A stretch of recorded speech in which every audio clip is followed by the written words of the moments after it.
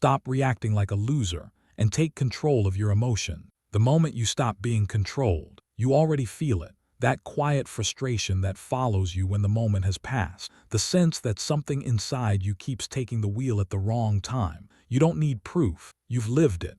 Conversations replay in your mind. Reactions echo longer than they should. You remember what you wanted to say, what you should have done, what you promised yourself you would handle differently next time. This is not judgment. This is awareness. And awareness is the beginning of power. You are not broken. You are not weak. You are not incapable. You are undisciplined. And that distinction changes everything. Broken things need fixing.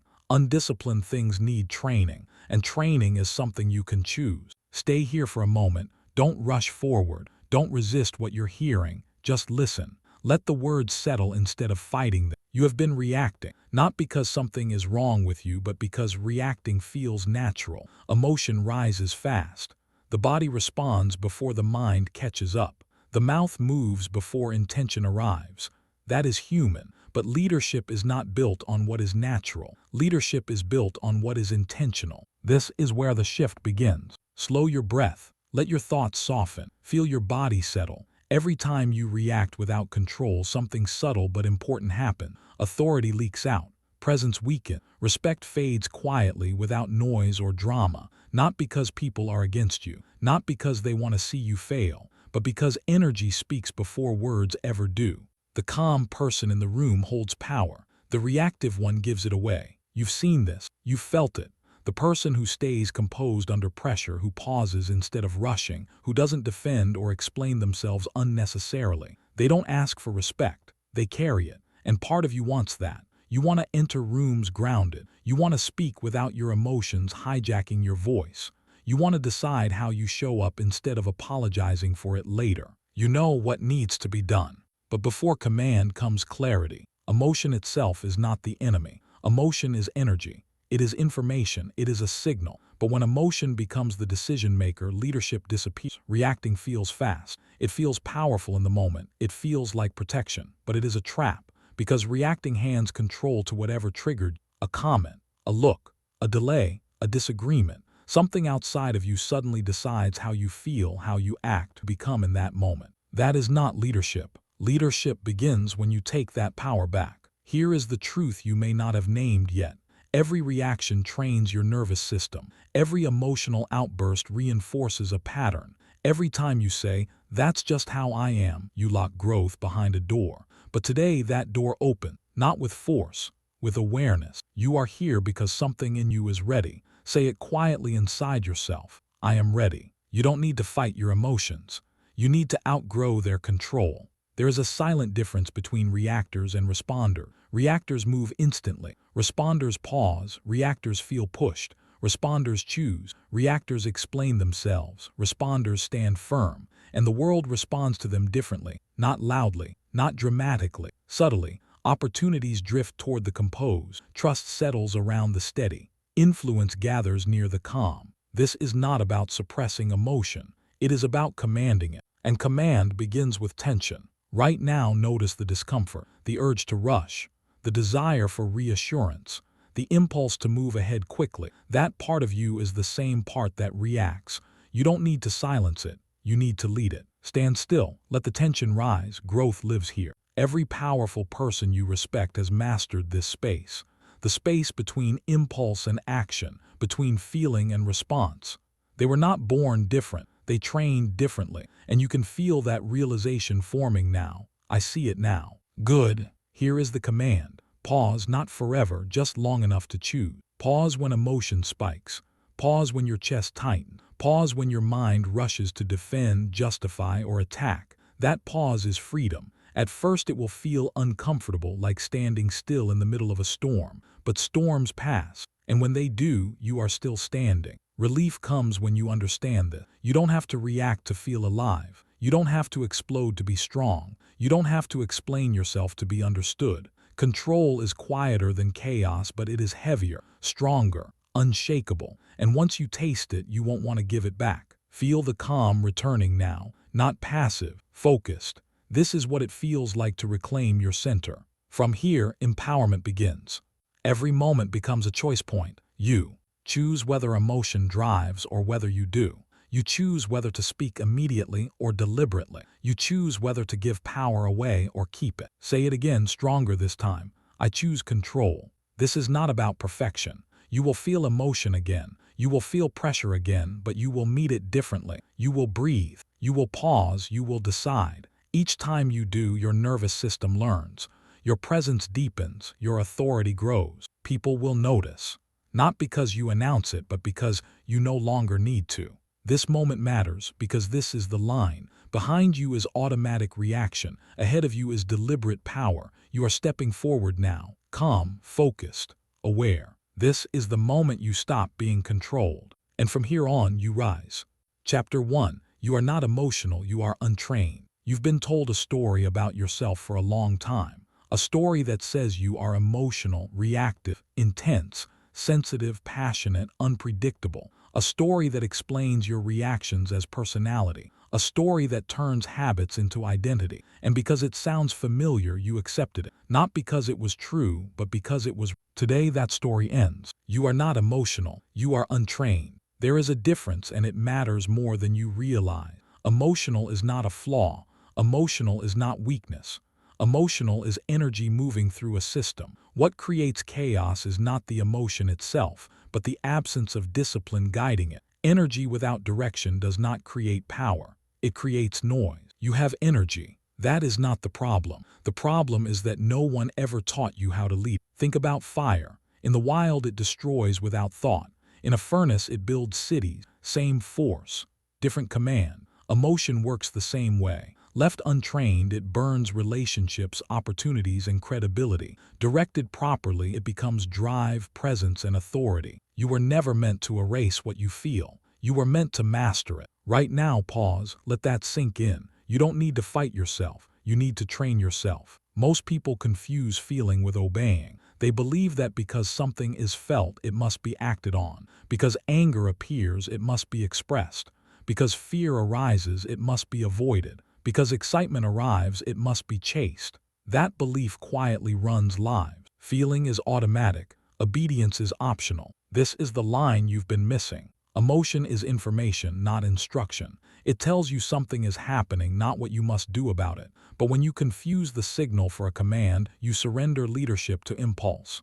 And impulse is a terrible ruler. It is short-sighted. It is loud. It is inconsistent. Leadership, real leadership, begins when you stop letting every internal signal issue order. Notice how your body reacts before your mind. Heart rate changes, muscles tighten, breath shorten, words rush forward. This is not failure. This is biology, but biology does not have to be destiny. You are not here to be ruled by reflexes. You are here to rise above them. Imagine a wild horse, powerful, fast, unstoppable in raw force, but without training it throws its rider. It bolts at shadows. It exhausts itself running nowhere. The power was never missing. Direction was. You are that horse. Strong, capable, full of energy, and until now largely untrained. Training does not diminish power. It multiplies it. Most people live like cities with no walls. Every emotion storms in. Every comment invades. Every opinion sets fires in the streets. Nothing is guarded. Nothing is filtered. Everything gets through. And then they wonder why they feel overwhelmed, reactive, and exhausted. An unguarded city is not peaceful. It is vulnerable. When you react without pause, you are opening the gates. You are letting the outside world decide your internal state. A single sentence can ruin your focus.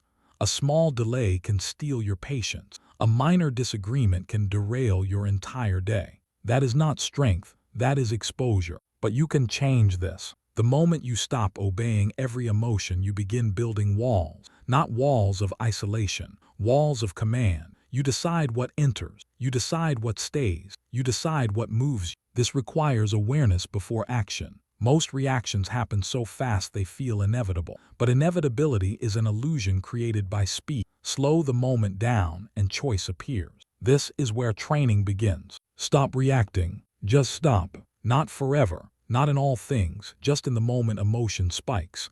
When you feel the surge, do not move yet. Do not speak yet. Do not decide yet. Pause.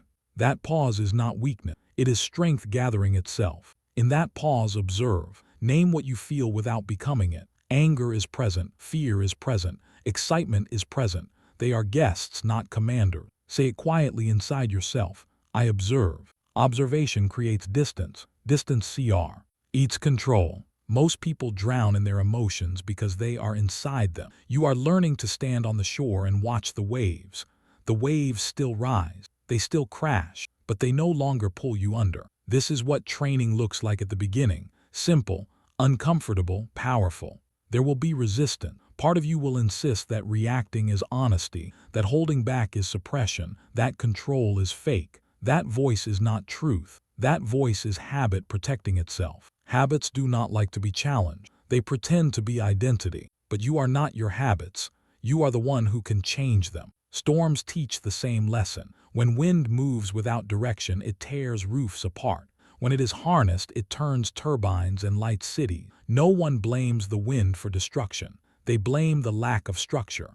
Emotion is no different. Your task is not to kill the storm. Your task is to build the structure. Stand still. Feel the urge to move. Feel the pressure to respond. Feel the tension in your body, and do nothing yet.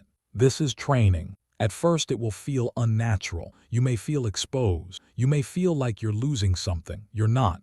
You're gaining time, time to choose, time to think, time to act with intention. Every second you delay reaction strengthens your leadership. Every moment you choose response over impulse builds authority inside you. Say it again. I do not obey impulse.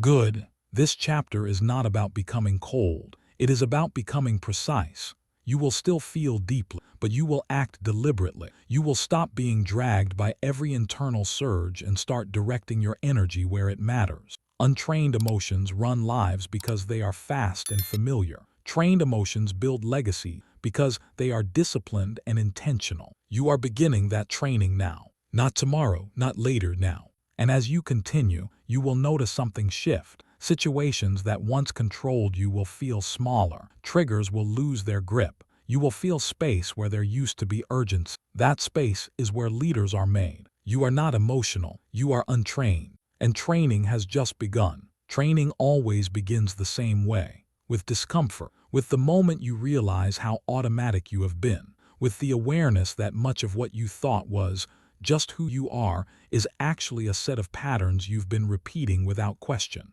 This is not failure. This is awakening. Untrained emotion feels like truth because it is loud. It demands attention. It creates urgency. When emotion surges, it insists on action right now. Speak now. Decide now. Defend now. Escape now. And because the sensation is intense, the mind assumes it must be obeyed. But intensity is not authority. Children feel emotions intensely. Animals feel emotions intensely. Intensity alone does not create leadership. Direction does. You were never taught how to separate the feeling from the order. No one sat you down and showed you how to let emotion pass through without letting it take the... So you learned by imitation. You copied what you saw. You reacted the way others reacted. You normalized chaos because it was familiar. Now you are learning something different. There is a moment, small but powerful, between feeling and doing. Most people never notice it because they rush past it. But that moment exists. And when you learn to live there, everything changes. That moment is choice.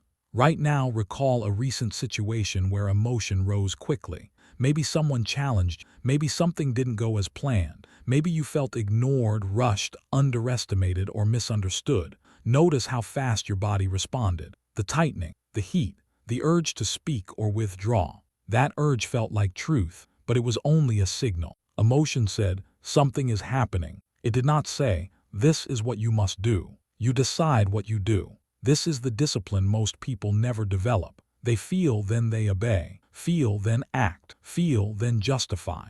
Over time, this creates a life that feels reactive and unstable, even when intentions are good. You do not need better intentions. You need better control. Control is not about dominance over others. It is dominance over yourself. It is the ability to remain steady while everything inside you wants to move. It is the courage to pause when reaction would be easier. This is why untrained emotion runs lives. It rewards speed. It feels alive. It creates the illusion of strength, but it also creates regret, apologies, missed opportunities, words that cannot be taken back. Trained emotion is quieter. It waits, it listens, it chooses. Picture a city again, one without guards, without gates, without structure. Anyone can enter. Anything can happen. Fires break out quickly. Panic spreads fast. Leaders are constantly responding to emergencies instead of building something lasting. Now imagine the same city with walls, gates, and watchtowers. Entry is controlled. Threats are assessed. Resources are protected. The city is calm not because nothing happens, but because what happens is managed. You are that city. Every thought, comment, or situation that affects you is attempting to enter. Training is deciding what gets access. Training is realizing that not everything deserves a response. Not everything requires your energy. Not everything should move you. This is where most people struggle. They believe that if they don't react, they are being passive. But passivity is not restraint. Passivity is avoidance.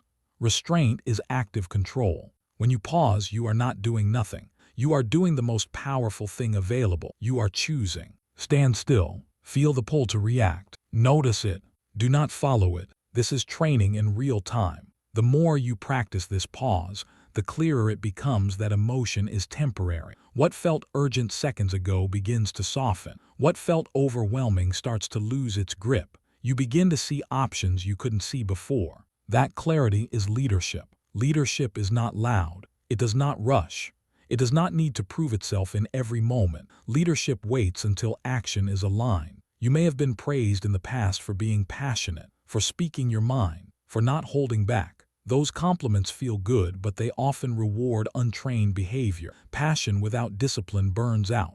Expression without control creates instability. Honesty without timing damages trust. You are learning timing. You are learning to let emotion inform you without instructing you. This requires patience with yourself. Old habits do not disappear overnight. Your nervous system has been trained for speed, for reaction, for immediacy. When you slow it down, it may resist. It may tell you something is wrong, that you're holding back, that you're losing yourself. You are not losing yourself. You are refining yourself. Say it quietly again. I observe. Observation creates space. Space creates choice. Choice creates power. As you continue this training, you will notice a shift in how others respond to you. Not because you changed your words, but because you changed your energy. People feel steadiness. They feel when someone is no longer easily moved. They feel when their words no longer control the room. You will speak less, but when you speak, it will land. This is the difference between reacting and responding.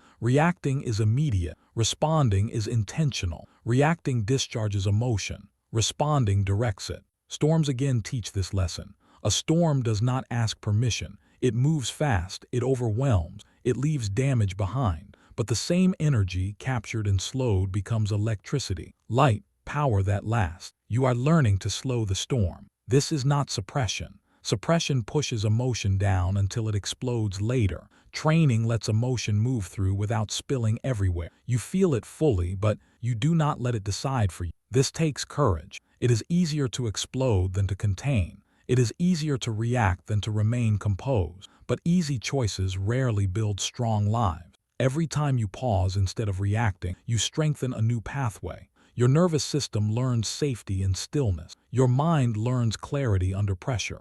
Your identity begins to shift. You stop seeing yourself as someone who just reacts. You start seeing yourself as someone who chooses. That identity matters. Identity drives behavior more than motivation ever will. When you believe you are someone who observes, you observe. When you believe you are someone who does not obey impulse, you don't. Say it again, steady and clear. I do not obey impulse. This is not a rule. It is a declaration. Training also requires forgiveness. You will catch yourself reacting again. When you do not attack yourself. Attacking yourself is just another reaction. Instead, notice it, learn from it, return to the pause. Progress is built through repetition, not perfection. Each time you choose awareness over impulse, you reinforce who you are becoming. Each time you stand still when everything in you wants to move, you gain something invisible but powerful. Self-trust. Self-trust grows when you prove to yourself that you can remain steady, that you don't have to be dragged by every feeling, that you can feel deeply without losing control. This is what separates those who feel overwhelmed by life from those who lead within it. You are not here to numb yourself. You are here to master yourself. As this chapter continues, you are laying a foundation. You are dismantling the lie that emotions define you. They do not. They inform you. They pass through, but they do not command you. Training is not about becoming someone else. It is about becoming more fully yourself without the chaos. Stand still again. Notice your breath. Notice your body. Notice the quiet strength forming. This is not temporary motivation. This is skill building. S is the slow construction of an inner structure that will support everything you want to build in your life. Untrained emotions create noise. Trained emotions create power. You are in training now, and this is only the beginning. Training reaches a deeper level when you begin to notice how often emotion has been deciding for you without permission. Not in dramatic moments only, but in small, quiet ones. The slight irritation that shifts your tone, the impatience that shortens your attention, the anxiety that pulls you away from what matters. These moments feel minor, but they shape your days, and days shape lives. This is where mastery is either built or avoided. Untrained emotion does not always explode. Sometimes it whispers. It convinces you to procrastinate, to avoid discomfort, to choose relief over growth, to seek distraction instead of direction. It feels harmless because it doesn't look dramatic, but over time it quietly erodes discipline. You begin to see that emotional control is not only about intense reactions. It is about consistency, about how you show up when no one is watching, about whether you follow through when motivation fades. This is why training matters. Emotion is energy. Energy wants movement. If you do not give it direction, it will choose the easiest path. Comfort, familiarity, escape. That path feels good in the moment and costly later. Leadership requires you to interrupt that pattern. Stand still. Feel the urge to drift. Notice the pull toward distraction. Do not follow it. This is also training. Most people think emotional discipline only matters in conflict, but it matters just as much in silence, in boredom, in routine. In the moments where nothing is pushing you except your own mind. Untrained emotion says, do what feels good now. Trained emotion asks, what serves who I am becoming? This question changes everything. You begin to feel the difference between emotion as weather and emotion as command. Weather passes, command directs. When you stop obeying the weather, you stop building your life around temporary states. Storms do not last, but the structures you build during calm do. This is where identity starts to solidify, not through big declarations, but through quiet consistency, through repeated moments of pause, through choosing intention over impulse again and again. At first, the pause feels heavy, like effort, like resistance. But over time, it becomes natural. Stillness becomes familiar. Control becomes your default. You stop feeling rushed from the inside, and something else happens. You begin to trust yourself more. Because you are no longer unpredictable to yourself. You are no longer surprised by your own reactions. You begin to feel steady in your own presence. That steadiness is rare, and it is powerful. Picture the wild horse again. Training does not remove its strength, it refines it. The horse still runs, still moves fast, but now it listens. Now it responds to direction. Now its power can be used instead of. This is what is happening to you. Your emotions are not being erased. They are being integrated. They become allies instead of liabilities, signals instead of saboteurs. You feel anger, and you recognize a boundary. You feel fear, and you recognize importance. You feel excitement, and you recognize opportunity. But you do not surrender control. Say it again, I observe. That statement keeps you above the current. It reminds you that you are not the wave. You are the one watching it rise and fall. Training also teaches you patience with others. When you stop being ruled by your own impulses, you stop being reactive to theirs. Other people's emotions lose their grip on you. Their urgency does not become your urgency. Their chaos does not become your chaos. You become steady ground, and steady ground attracts trust. This is how leadership begins to show on the outside, not through louder opinions, but through calmer presence, not through dominance, but through consistency. People feel safe around those who are not easily shaken. You do not have to announce this change. You live it. There will be moments where you feel tempted to go back, to react, to let the old patterns run. When that happens, remember this. Training is not about never falling back. It is about recovering faster. It is about noticing sooner. It is about choosing again. Each time you pause, even after reacting, you strengthen awareness. Each time you correct course, you reinforce identity. Say it clearly, I do not obey impulse. This is not denial. This is leadership. Untrained emotion chases relief. Trained emotion pursues alignment. Relief fades quickly. Alignment lasts. As this chapter closes, understand what you are building. You are building internal command. You are building the ability to feel deeply without being controlled. You are building the discipline to choose your response instead of being dragged by impulse. This foundation will support everything that follows: your decisions, your relationships, your leadership, your future. You are not emotional. You are untrained. And now you are training. Stand still.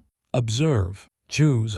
This is how power is built. Chapter 2. The cost of losing control. There is a cost you've been paying quietly, not all at once, not loudly, but consistently. A cost that doesn't show up on a bill or a statement, yet shapes the direction of your life more than you may want to admit. It is the cost of losing control in moments that mattered more than they seemed at the time. This is not about guilt. This is not about regret. This is about awareness, because you cannot change what you refuse to see, and you cannot reclaim power without understanding where it has been leaking. Slow down here. Let this chapter meet you calmly. There is no attack coming, only clarity. Every time emotion took the lead, something subtle shifted. A look changed, a tone hardened, a decision was rushed. A bridge weakened, not broken immediately, just weakened enough to matter later. Control is quiet, so is the cost of losing it. Respect is rarely lost in one dramatic moment. It fades in increments, in reactions that feel justified at the time, in words spoken too fast, in energy that feels unstable. People don't announce when they stop trusting your steadiness. They simply adjust how much weight they give your presence. You felt this before. A conversation where your words landed differently than you expected. A room where influence felt thinner. A moment where your position didn't carry the authority you thought it should. These are not accidents. They are signal. Respect follows consistency, and emotional reactivity interrupts consistency. This doesn't make you bad. It makes you human. But leadership requires more than humanity. It requires mastery. When emotions spill unchecked, they send a message. Not the message you intend, but the one that is felt. That message says, I am being moved by this moment. And when others feel that, they sense opportunity or instability, sometimes both. See the pattern. Think back, not to shame yourself, but to understand. Times when frustration spoke before intention. Times when defensiveness rose instead of curiosity. Times when urgency replaced patience. Each time something was lost. Maybe not immediately, but eventually. Missed opportunities often don't announce themselves either. They don't say, this was the moment. They slip away quietly. A deal that didn't progress. A partnership that cooled. A door that didn't open again.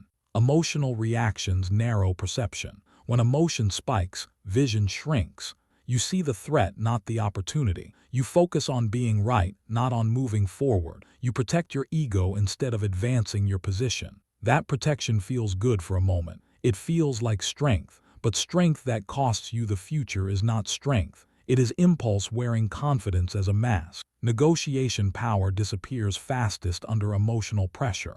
The moment you show urgency, impatience, or agitation, leverage shifts.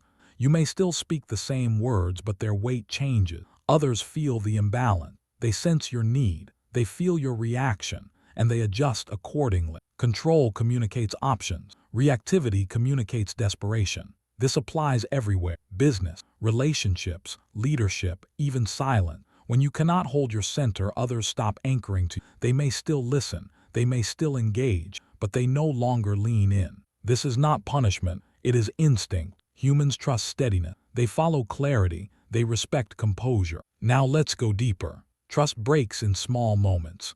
When words and energy don't align, when emotional responses feel unpredictable, when reactions feel personal instead of purposeful, people may not confront you. They may not explain what shifted. They simply recalibrate how close they stand. You may have felt this distance before. That subtle change in how someone responds, shorter answers, less openness, less willingness to engage deeply. That is the cost being paid. Again, not because you are wrong, but because control creates safety, and safety is the foundation of trust. This is where tension begins to rise, not to overwhelm you, to wake you up. You cannot lead others if you are constantly being led by your internal state. You cannot negotiate powerfully if emotion negotiates for you. You cannot build something lasting if every storm knocks you off center. See the pattern. This pattern does not define you, but it has shaped outcomes, and once you see it clearly, you gain something priceless: choice. Most people never get here. They stay busy blaming circumstances, people, timing, luck. They never pause long enough to see their own role. You are pausing now. That matters. Think of emotional reactions as small withdrawals from an account. Each one seems insignificant, but over time the balance drops. Respect withdraws, trust withdraws, opportunity withdraws, until one day you wonder why things feel harder than they should. The good news is simple and powerful. Anything that can be withdrawn can be rebuilt. Control is learnable. Presence is trainable. Authority can be restored. Feel the relief beginning here. Not relief from responsibility, but relief from helplessness. You are not stuck with this pattern. You are not doomed to repeat. You are becoming aware of it, and awareness changes everything. Stand still for a moment. Notice how your body feels reading this. The tightening, the recognition, the memories surfacing. Let them come without resistance. This is not punishment. This is alignment. Every moment you reacted was a moment you didn't yet have the skill. Skills can be learned. Patterns can be retrained. In the story that says, "That's just how I am," that story has cost you enough. End it now. This chapter is not here to break you down. It is here to show you the hidden bill so you can stop paying it, so you can redirect that energy toward building respect instead of repairing damage, toward creating opportunity instead of chasing it. As this first part closes, hold on to this truth. You did not lose control because you were incapable. You lost it because you were untrained, and training is already underway. See the pattern and prepare to change it. Once you begin to see the pattern, it becomes impossible to unsee. Not because it is dramatic, but because it is consistent. The cost of losing control is not paid in one loud failure. It is paid in small, repeated moments where emotion quietly replaces intention. This is where pressure builds, slowly, relentlessly. You start to recognize how often your inner state dictated your outer results, how decisions were shaped by mood instead of vision, how conversations were influenced by tone instead of clarity, how timing was sacrificed to urgency. Again, this is not blame. This is awareness. Awareness sharpens perception, and perception restores power. Think about the moments when you felt misunderstood, when you believed your message was clear, but the response you received told a different story. Often, it wasn't the content of your words that created distance. It was the emotional charge behind them. Emotion leaks into delivery. People feel it before they understand it. A tense voice creates resistance. A rushed response creates doubt. A defensive posture creates walls, even when the logic is sound. This is the hidden cost. You may have been right but still lost ground. You may have had the better idea but failed to gain support. You may have seen the opportunity clearly but closed the door with your reaction. Control is what allows truth to land. Without it, truth feels like pressure. Missed opportunities often come from this exact place. Not lack of talent, not lack of intelligence, but lack of emotional command in moments that required patience. An offer that needed calm negotiation. A conversation that required restraint. A situation that demanded listening more than speak. Emotion rushes you forward. Control holds you back just long enough to choose wisely. This is where negotiation power either grows or collapses. Negotiation is not about force. It is about leverage, and leverage comes from option. The moment emotion reveals that you need a specific outcome, your options shrink. Others feel it. They may not articulate it, but they sense your urgency, and urgency weakens position. Control communicates abundance. Reactivity communicates scarcity. When you lose control, you give away information you didn't intend to share. Your impatience says you're under pressure. Your frustration says you feel cornered. Your defensiveness says you feel threatened. You may never speak these words, but your energy does. See the pattern. The cost also shows up in trust you didn't realize you were eroding. Trust is not only about honesty, it is about predictability. People trust those whose reactions are measured, whose responses are steady, whose behavior does not swing wildly based on internal states. When emotional reactions dominate, others never know which version of you they'll meet. That uncertainty creates distance, not punishment, protection. They share less, they risk less, they invest less, not because they don't respect you, but because they don't feel safe relying on your steadiness. This can happen even when you care deep, even when your intentions are good. Control is not about caring less. It is about caring without chaos.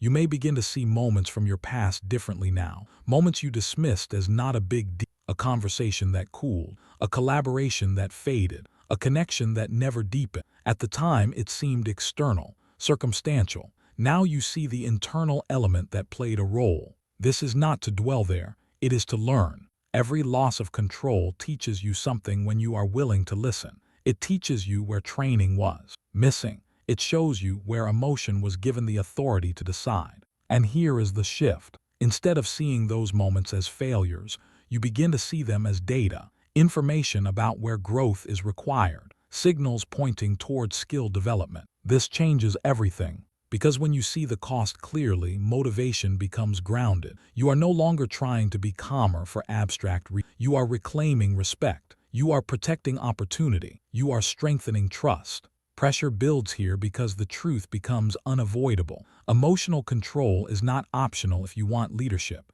It is foundational. You cannot inspire confidence while being internally unstable. You cannot negotiate powerfully while reacting impulsively. You cannot build long-term influence while leaking authority in the short term. See the pattern. Pause here. Let your mind walk through your past without judgment, just observation. Notice how often emotion decided timing. Notice how often urgency replaced strategy. Notice how often relief was chosen over alignment. This is not about regret. It is about reclaiming agency. Relief comes when you realize this pattern is not permanent. Control is not a personality trait. It is a skill. And skills can be learned. That realization should feel like a release in your body, a softening, a shift from heaviness to possibility, because now the future is no longer chained to the past. You are not condemned to repeat what you now understand. Training emotional control does not mean you become slow or passive. It means you become precise. It means your words land with intention. Your silence carries weight. Your decisions align with long-term vision instead of short-term emotion. As you develop this skill, something important happens. You stop paying the hidden cost. Respect stabilizes. Opportunities stay open longer. Negotiations shift in your favor. Trust begins to rebuild naturally, not because you demand it, because you embody it. This is where empowerment starts to rise. You realize you don't need to control others. You need to control yourself. You don't need to win every moment. You need to stay aligned with who you are becoming. And that alignment creates a different kind of confidence, a quieter one, a deeper one. Stand still again. Notice the difference between urgency and clarity. Urgency pushes, clarity waits. You are learning to wait. Waiting does not mean doing nothing. It means allowing the full picture to emerge before acting. It means letting emotion inform you without letting it decide for you. This is how leaders operate. This is how trust is built. This is how respect is maintained even under pressure. The cost of losing control is real. You have felt it, but so is the reward of regaining it. And now that you see the pattern, the next step becomes unavoidable. You don't manage emotion once. You train it daily. As this part closes, hold on to this truth. The price you paid in the past was not wasted. It bought awareness, and awareness is the foundation of mastery. See the pattern clearly, and prepare to end it. There comes a point when awareness stops being gentle and starts being firm, not harsh, not punishing, just undeniable. You can no longer pretend the cost wasn't there. You can no longer explain it away. You see it clearly now, not as a personal flaw, but as a pattern that has quietly shaped outcomes. This is where the pressure reaches its peak, because once you see the cost, continuing to pay it becomes a choice. Losing control does not always look dramatic. Often it looks reasonable. It looks like explaining yourself one more time. It looks like reacting just this once. It looks like urgency disguised as efficiency. It looks like emotional honesty without restraint. And each time something slips, you may have noticed how some people seem to move through life with fewer obstacles. Conversations go smoother. Negotiations feel balanced. Conflicts resolve without escalation. Opportunities stay open. This is not luck. This is regulation. They do not let the moment dictate their state. They decide their state first, then engage. That is the difference.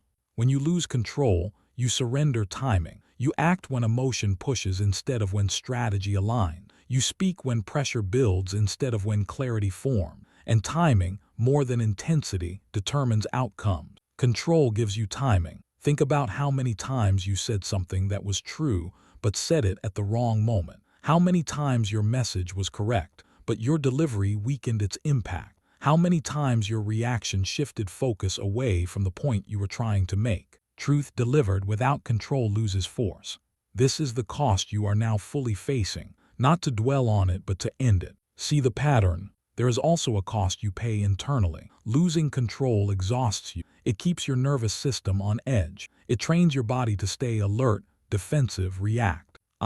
Over time, this creates fatigue that no amount of rest fully solves. You may have felt this as mental tiredness, emotional heaviness, a sense of being on all the time. This is not because life is too demanding. It is because your internal system has not been taught how to stand down. Control creates rest even in motion. Reactivity keeps you tense even in stillness. This is why emotional discipline is not restrictive. It is relieving. As you learn to hold your center, energy returns, focus sharpens, decisions feel cleaner. You stop wasting effort on emotional cleanup. Apologies become rare. Explanations become unnecessary. You simply move with intention. This is where empowerment becomes real. You realize that the power you were looking for externally was always internal. Not power over situations, but power over response. Not control over people, but control over self. This power does not announce itself. It does not need validation. It shows up as calm confidence, as patience under pressure, as the ability to stay grounded while others escalate. And others will escalate. The world does not become calmer because you do, but you stop being pulled into its turbulence. This is where leadership separates itself from noise. End it now. End the pattern where emotion decides before you do. End the habit of handing your authority to the moment. End the cycle of reacting first and reflecting later. Ending does not mean suppressing. It means choosing. You choose when to speak. You choose when to act. You choose when to wait. Waiting is no longer avoidance. It is strategy. Feel the relief in that realization. You are not behind. You are not late. You are right on time to change how you move forward. The cost you paid taught you something valuable. It showed you what happens without control. Now you get to experience what happens with it. As you train this skill, something shifts in how you see challenges. Pressure no longer feels threatening. It feels informative. Conflict no longer feels personal. It feels navigable. Delays no longer feel like rejection. They feel like space. Space to think. Space to choose. Space to lead. This space is where strong decisions are made. You may notice that people begin to respond differently to you. They may not comment on it. They may not explain it, but they feel it. They feel that you are not easily shaken, that you do not rush, that you do not collapse under emotional weight. This steadiness invites respect, not forced respect, natural respect, and trust follows, because trust lives where reactions are predictable and responses are intentional. You are no longer guessing how you will show up. You are deciding. Say it internally, steady and clear. I see the pattern. Good. Seeing is not enough by itself, but it is the doorway to change. This chapter closes with a commitment, not a promise of perfection. A commitment to awareness, to pause, to choice. You will still feel emotion. You will still feel pressure, but you will no longer let them decide for you without permission. That is the end of the cost. Not because life gets easier, but because you get stronger. You stop paying in lost respect. You stop paying in missed opportunities. You stop paying in weakened trust. You invest instead in control, in presence, in leadership. End it now and step forward with intention. Chapter 3: Power is quiet. Power rarely announces itself. It does not rush into the room. It does not demand attention. It does not explain who it is or why it matters. Real power settles. It observes. It waits. And because it waits, everything else begins to reveal itself. You have been taught to associate power with volume, with speed, with visible dominance. You have seen people who speak first, speak loudest, interrupt fastest, and assume they are leading. Sometimes they are followed. Often they are merely reacted to. That is not the same thing. Quiet power operates on a different frequency. It does not need to win every moment. It does not need to respond to every challenge. It does not need to prove itself through reaction. It simply is. This chapter asks you to recalibrate your understanding of strength, not to become passive, not to disappear, but to step into a form of control that does not leak energy. Because the strongest presence in any room is usually the calmest one. You have felt this before. Someone speaks less, yet their words carry more weight. Someone listens longer, yet seems to know more. Someone pauses before responding, and the entire pace of the interaction shifts around them. That is quiet power. It does not come from superiority. It comes from self-command. When you are internally noisy, you seek external validation. You rush to fill silence. You react to fill space. You speak to discharge pressure. But when your internal state is calm, silence becomes an asset. You no longer fear it, you use it. Silence makes others speak. Silence reveals information. Silence creates leverage. This is why power is quiet, not because it lacks force, but because it does not waste it. Think of deep water. On the surface, waves crash and collide. Beneath that surface, everything moves slowly, steadily, with immense pressure. That pressure shapes landscape. It carves stone. It lasts. You are learning to move beneath the surface. This begins with restraint. Restraint is misunderstood. It is often mistaken for weakness, but restraint is strength under control. It is the ability to hold energy without releasing it prematurely. It is choosing not to react, not because you cannot, but because you decide not to. Stand still here. Notice how often you have equated immediacy with confidence. How often you felt compelled to respond quickly to appear capable. How often you believed that speed signaled certainty. In reality, speed often signals insecurity. Certainty waits. Quiet power waits because it trusts itself. It trusts its timing. It trusts that it does not need to rush to be relevant. This trust changes your posture, your breathing, your tone. You stop leaning forward emotionally. You stop reaching. You begin to stand. And when you stand, others adjust. They listen more carefully. They choose their words more deliberately. They sense that you are not easily moved. This is not intimidation. It is presence. Presence is felt, not forced. Many people speak loudly because they are trying to convince themselves. Quiet power speaks when there is something worth saying. Until then, it observes. Observation is not passivity. It is preparation. When you observe, you see patterns. You notice inconsistency. You detect emotional currents others are caught in. You gather information while they are busy expressing. This is where advantage is built. The reactive person gives away information. Their emotions reveal priorities, fears, urgency. The composed person receives information. They learn where the pressure points are without exposing their own. See the difference? One leaks power. One accumulates it. Quiet power also understands that not every emotion deserves expression. Feeling something does not require announcing it. Experiencing pressure does not require displaying it. Awareness does not need an audience. You become selective. You choose when to speak and when to remain silent, when to act and when to wait, when to engage and when to let others exhaust themselves. This selectivity sharpens you. In conversations, you stop interrupting. You stop over-explaining. You stop defending positions that don't need defense. You allow others to finish. You allow pauses to stretch. Those pauses do important work. They slow the pace. They reset the rhythm. They subtly place you in control of timing. Timing is power. Those who control timing control outcomes. This does not mean manipulating others. It means managing yourself so effectively that others naturally adjust to your pace. You may notice discomfort arise when you begin practice. Silence can feel heavy at first. Stillness can feel exposed. That discomfort is the residue of old habits dissolving. Let it pass. You are not losing influence. You are consolidating it. Quiet power also changes how you handle conflict. Instead of escalating, you de-escalate. Instead of reacting to emotion, you respond to content. You separate the message from the delivery. This is difficult for people who rely on emotional intensity. They expect reactions. They are accustomed to pushing buttons and watching movement. When you don't move, when you don't escalate, when you don't mirror their energy, they lose footing. You remain steady. Steadiness is disarming, not because it dominates, but because it removes friction. This is why quiet power often wins negotiations. While others reveal urgency, you reveal patience.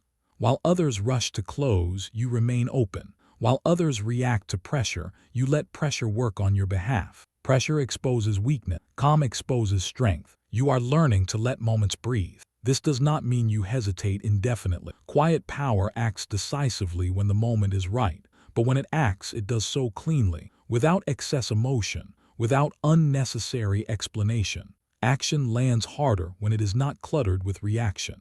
As you begin to embody this, you may notice a shift inside yourself, a sense of groundedness, a reduction in internal noise. You no longer feel pulled in multiple directions emotionally. You feel centered. That center becomes your anchor. From that anchor, you can engage fully without losing yourself. You can care without being consumed. You can lead without shouting. This is the beginning of true authority. Authority that does not need permission. Authority that does not seek approval. Authority that stands quietly and is recognized. This chapter is inviting you to release the belief that power must be loud to be. It is inviting you to step into a deeper form of control, one that conserves energy, one that commands respect without demanding it. You are not shrinking. You are concentrating. Stand still again. Feel the calm beneath the surface. Feel the strength in restraint. Feel the clarity that comes when you stop reacting. This is quiet power, and you are learning how to hold it.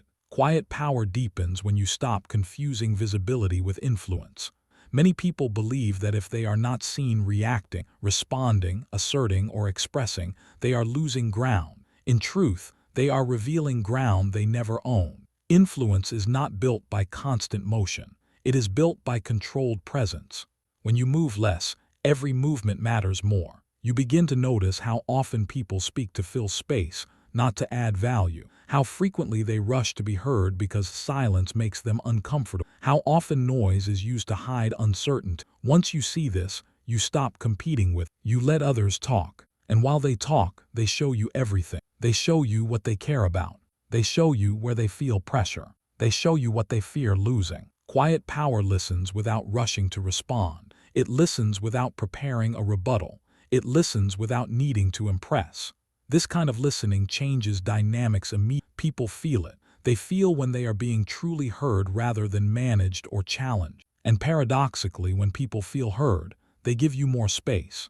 Space to think, space to decide, space to lead. This is how calm becomes commanding without raising its voice. When you are quiet internally, you stop needing to control conversations externally. You no longer steer aggressively. You allow the discussion to unfold. And in that unfolding, you see paths that were invisible before. Most mistakes happen because people act before the full picture reveals itself. Quiet power waits for the picture to complete. Waiting does not mean hesitation. It means patience with purpose. There is a strength in holding back that most people never experience.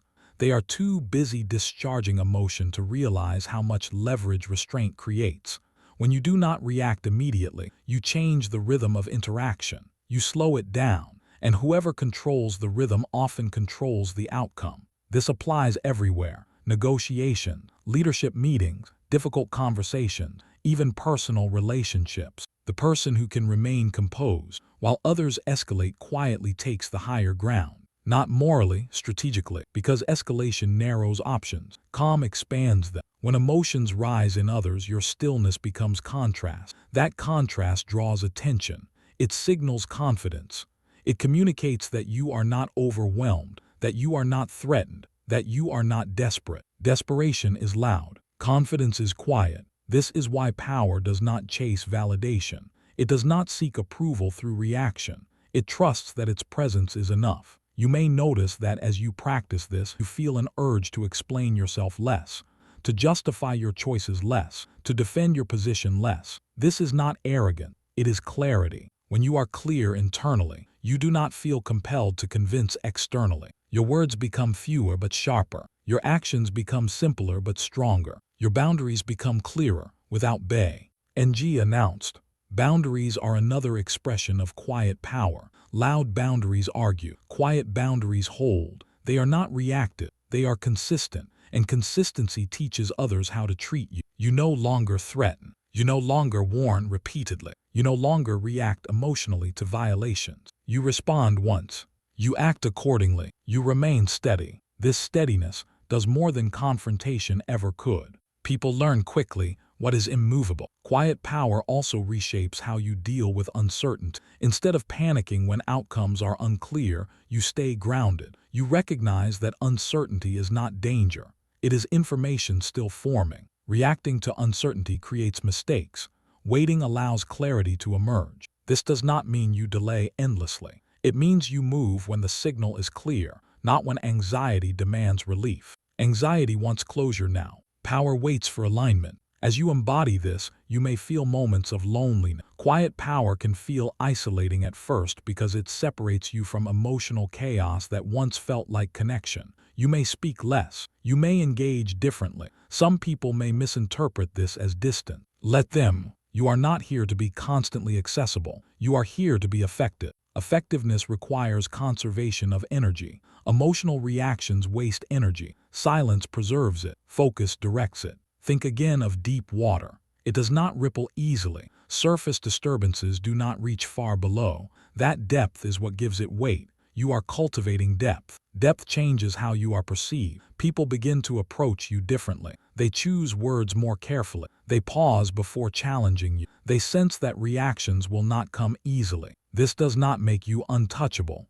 It makes you respected. Respect grows where predictability and composure meet. Another truth begins to surface here. Loud people are often controlled by the room. Quiet people often control the room without trying. Not because they dominate, but because they are not dominated. They do not mirror energy. They do not absorb chaos.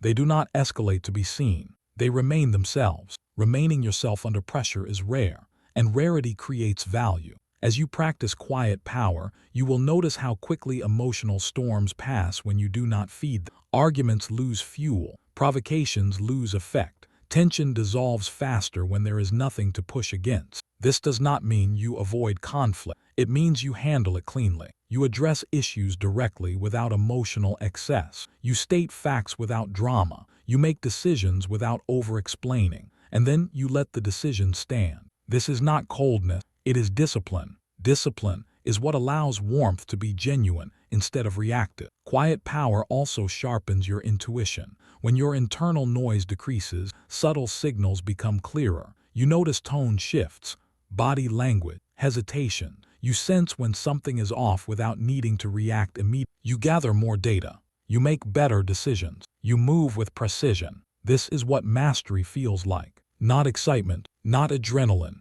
Clarity. Clarity under pressure is one of the most valuable traits a leader can possess. It allows you to see past emotional fog. It allows you to guide others without being swept up in their urgency. People look for this instinctively. They gravitate toward those who remain calm when things are unclear. They trust those who do not panic. They follow those who hold steady. Quiet power attracts responsibility. Responsibility finds those who can carry it without being overwhelmed. As this part of the chapter unfolds, you may notice an internal shift from wanting to be impressive to wanting to be effective, from wanting to be heard to wanting to be understood, from wanting to react to wanting to choose. This is growth. You are not becoming passive. You are becoming deliberate. Stand still again. Notice how different this feels from suppression. Suppression is tight. Quiet power is relaxed.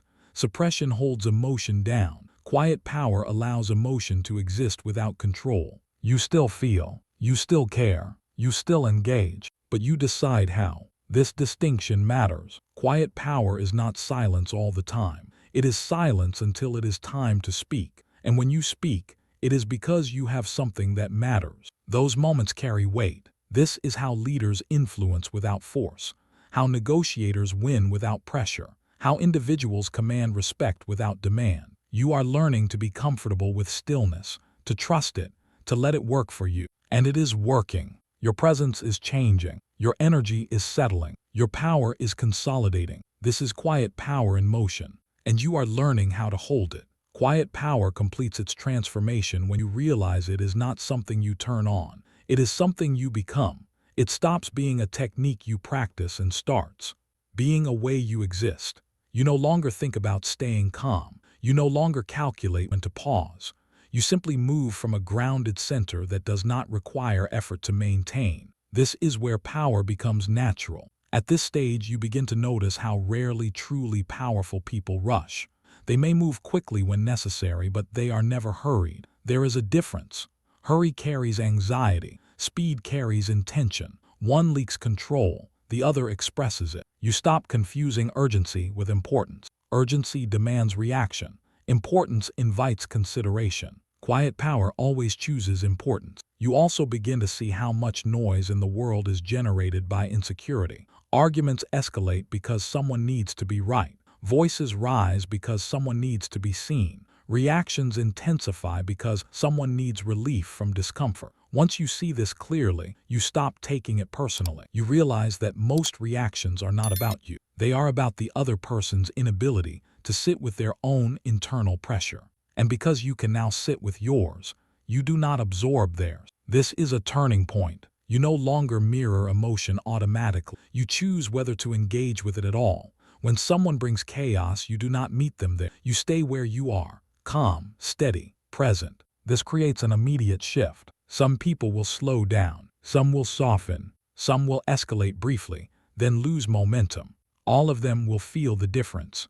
Quiet power does not resist emotion. It allows it to exhaust itself. This is why restraint is so effective. Emotional intensity cannot sustain itself without resistance. When you remove resistance, the storm collapses inward. What remains is clarity. You may notice that difficult conversations become shorter, not because you avoid them, but because you do not prolong them with reaction. You address the point. You set the boundary. You make the decision. And then you stop. No extra words. No emotional aftershocks. No unnecessary explanations. This economy of energy is one of the clearest signs of mastery. When you speak less, people listen more. Not because you demand attention, but because your words are no longer diluted by excess. You may also feel a shift in how you experience confidence. It becomes less performative, less tied to outcome. You no longer feel the need to win every interaction. You are more interested in alignment than dominance. Alignment is powerful because it is sustainable. Dominance requires constant reinforcement. Alignment holds itself. This is why quiet power lasts. As you move through life with this internal stability, you will notice that challenges no longer feel like threats to your identity. They become situations to navigate, problems to solve, information to work with. You stop reacting to events as reflections of your worth. This is freedom. Freedom from emotional over-identification. Freedom from the need to defend yourself constantly. Freedom from being pulled off center by external conditions. Freedom does not mean nothing affects you. It means nothing controls you. Quiet power also deepens your sense of self-respect. You trust yourself more because you see yourself handle pressure with grace. You watch yourself choose restraint when reaction would. You notice how often you remain steady where you once would have escalated. That trust compounds. Self-respect grows when your actions align with your values even under stress, when you do not abandon yourself in moments of discomfort, when you stay present instead of escaping through reaction. This kind of self-respect is unshakable. It does not depend on praise. It does not collapse under criticism. It does not need constant reinforcement. It simply exists. From this place, leadership becomes less about control and more about example. Others begin to mirror your pace. Your calm becomes contagious. Your presence sets the tone without effort. You do not manage people's emotions. You manage your own. And that does the work for you. You may notice that you attract more responsibility, not because you ask for it, but because people sense you can carry it. They trust you to remain composed when things are unclear. They trust you to decide without panic. They trust you not to create drama where none is needed. Trust follows quiet power, and with trust comes influence. Influence that does not require force.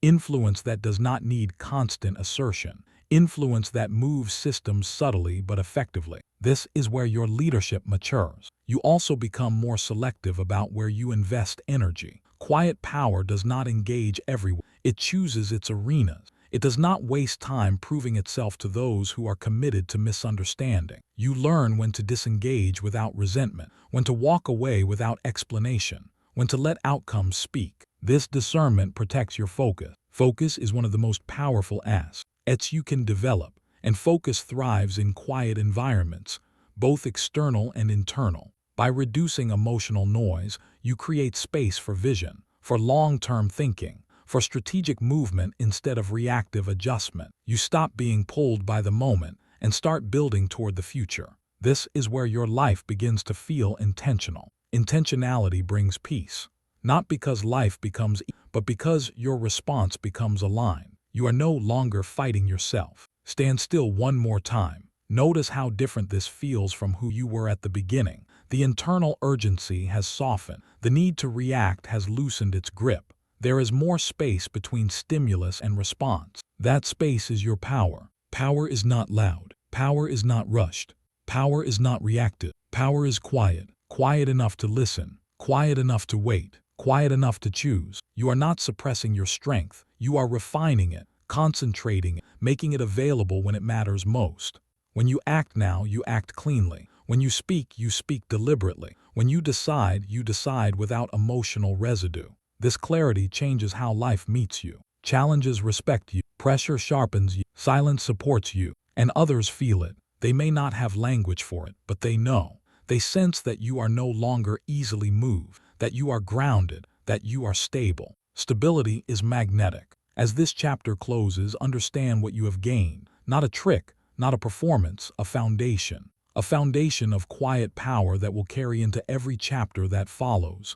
Into conflict, into leadership, into discipline, into mastery. You do not need to announce this power. You embody it. And because you embody it, it speaks for you. Quietly, clearly, completely. Chapter 4, Triggered, is a choice. There is a belief you have carried for a long time, often without realizing it. A belief that says your reactions are automatic, that when something pushes the right button, you have no option but to respond the way you do. That being triggered is something that happens to you, not something you participate in. That belief has shaped your life more than you know. And now it ends. This chapter begins where comfort ends, not with blame, with truth, because transformation does not begin with kindness alone. It begins with clarity. You have been telling yourself a story that says certain people, situations, or words make you react, that they cause your anger, your anxiety, your defensiveness, your withdrawal. The story feels convincing because the emotional surge feels immediate. But immediate does not mean inevitable. Here is the truth you may resist at first. Nothing triggers you without your participation. That sentence is not an accusation. It is a doorway. Stay with it. When something happens outside of you, a stimulus appears, a comment, a delay, a look, a tone. That stimulus hits your nervous system. Sensation rises, emotion follows. This part is automatic. This part is human. But what happens next is where choice lives. Between what happens and what you do, there is a gap. That gap is small at first, almost invisible, but it exists. And everything you are becoming depends on what you do with it. Most people live as if the gap does not exist. They move straight from stimulus to reaction, straight from feeling to action. They never slow the moment down enough to see that something else is possible. This is why triggers feel powerful. Speed creates the illusion of force. Slow it down and the illusion breaks. Right now, pause. Think of a recent moment when you felt triggered, not the most dramatic one, a small one, something that irritated, something that made you tense, something that pulled you off center. Notice how fast it happened. Now notice this. There was a moment, however brief, where you could have chosen differently. That moment was the gap. You may not have known how to use it yet, but it was there. This chapter is about expanding that gap until it becomes undeniable. Because when the gap expands, reaction loses its grip. Triggered behavior is not caused by the outside world. It is caused by unconscious obedience to internal signal. The signal says danger, threat, disrespect, loss, and the body prepares to act. But preparation is not obligation. The problem has never been that you feel. The problem is that you move before you decide. Automatic behavior feels honest. It feels real. It feels like just being yourself. But automatic behavior is not authenticity. It is conditioning. Conditioning can be changed. You have already changed countless conditioned behaviors in your life. You didn't always know how to drive, or read, or regulate your schedule. You learned. Emotional regulation is no different. But first, you must accept responsibility for the gap. Responsibility is not guilt. Responsibility is power reclaimed. When you say, "They made me react," you give your power away. When you say, "I reacted," you take it back. This is where transformation begins. Stay calm here. This is not about self-criticism. It is about self-command. Triggers only work when you step into them. Imagine a trap laid on the ground. It does nothing until you step on it. The trap is not chasing you. It is waiting. When you step into it, it closes. Triggers work the same way. The stimulus exists. The opportunity to react exists, but you choose whether to step in. This may feel uncomfortable to accept because it removes excuses, and excuses feel protective, but they also keep you stuck. You are not here to stay comfortable. You are here to become powerful. Power begins when you stop outsourcing control. Right now, breathe. Slow, deep. Notice how breathing alone creates space. That space is the gap in action. Breathe. The gap widens when you slow the body. The body always moves before the mind. If you want to change the response, you must interrupt the body first. That is why this work is physical as much as mental. Emotion lives in sensation. Tight chest, clenched jaw, shallow breath, racing heart. When you learn to notice these signals without obeying them, you step out of automatic behavior. Most people feel the sensation and immediately move to action. You are learning to feel and stay. Stay here. Hold. This is the moment most people escape. They distract. They justify. They react. They release the pressure quickly because pressure feels unbearable. But pressure is not danger. Pressure is information. Pressure tells you something matters, that a boundary is present, that a value is being touched, but it does not tell you how to respond. You decide that. Triggered reactions often feel personal, as if the moment is about your worth, your status, your safety. That is why the reaction feels urgent. But urgency is rarely accurate. Urgency is a survival response misapplied to modern life. Your nervous system is doing its job, but you are now learning to take over the role of decision maker. This is leadership of the self. Leadership begins when you can feel intensity without surrendering to it. Triggered people feel controlled because they are moving at the speed of emotion. Trained people feel grounded because they slow the moment down. You are training now. The gap between stimulus and response is not something you eliminate. It is something you widen. At first, it may be only a breath. That is enough. Breathe, then another breath. Hold. Notice the thought that wants to rush you. The thought that says, "Say something now, do something now, fix this now." That thought is not an order. It is a suggestion. You do not have to accept it. Choose. Choice may feel weak at first, because you are used to reaction feeling powerful, but reaction is loud power. Choice is quiet power, and quiet power lasts. As you practice widening the gap, you will notice something surprising. The intensity fades on its own. What felt overwhelming begins to soften. The emotion does not disappear, but it loses its authority. That loss of authority is freedom. You begin to realize that you can feel anger without acting angry. You can feel fear without fleeing. You can feel discomfort without explaining yourself. This is a radical shift. It is also deeply empowering. Automatic behavior has been running your life in subtle ways, not just in conflict but in habits, procrastination, avoidance, overthinking, emotional eating, distraction. These are also reactions to internal triggers. The same gap exists there too. Stimulus, sensation, thought, urge, action. You are learning to interrupt this sequence, not by force, by awareness. Awareness slows the chain. This is why this chapter marks the beginning of transformation. Because once you see the gap, you can never fully unsee it. Once you feel choice where you thought there was none, your relationship with emotion changes. You stop feeling like a victim of your reactions. You start feeling like the author of your responses. This does not make life easier immediately. It makes it clearer. Clarity brings responsibility. Responsibility brings power. This is the trade. Stay with it. You may feel resistance. A part of you may want to argue, to explain why some triggers are justified, why some reactions are necessary, why some situations deserve a response. Let that part speak without obeying it. You are not removing your right to respond. You are reclaiming your right to choose how. That is the difference. Triggered behavior is fast, loud, and costly. Chosen behavior is calm, deliberate, and effective. Transformation begins when you stop asking, "Why does this trigger me?" and start asking, "What am I choosing in this moment?" That question changes everything. Breathe, hold, choose. This is not a one-time decision. It is a practice, a repetition, a training of the nervous system and the mind to recognize space where there used to be none. As this first part closes, understand this clearly. You are not trying to eliminate triggers. You are learning to stop participating in. You are not becoming less human. You are becoming more conscious.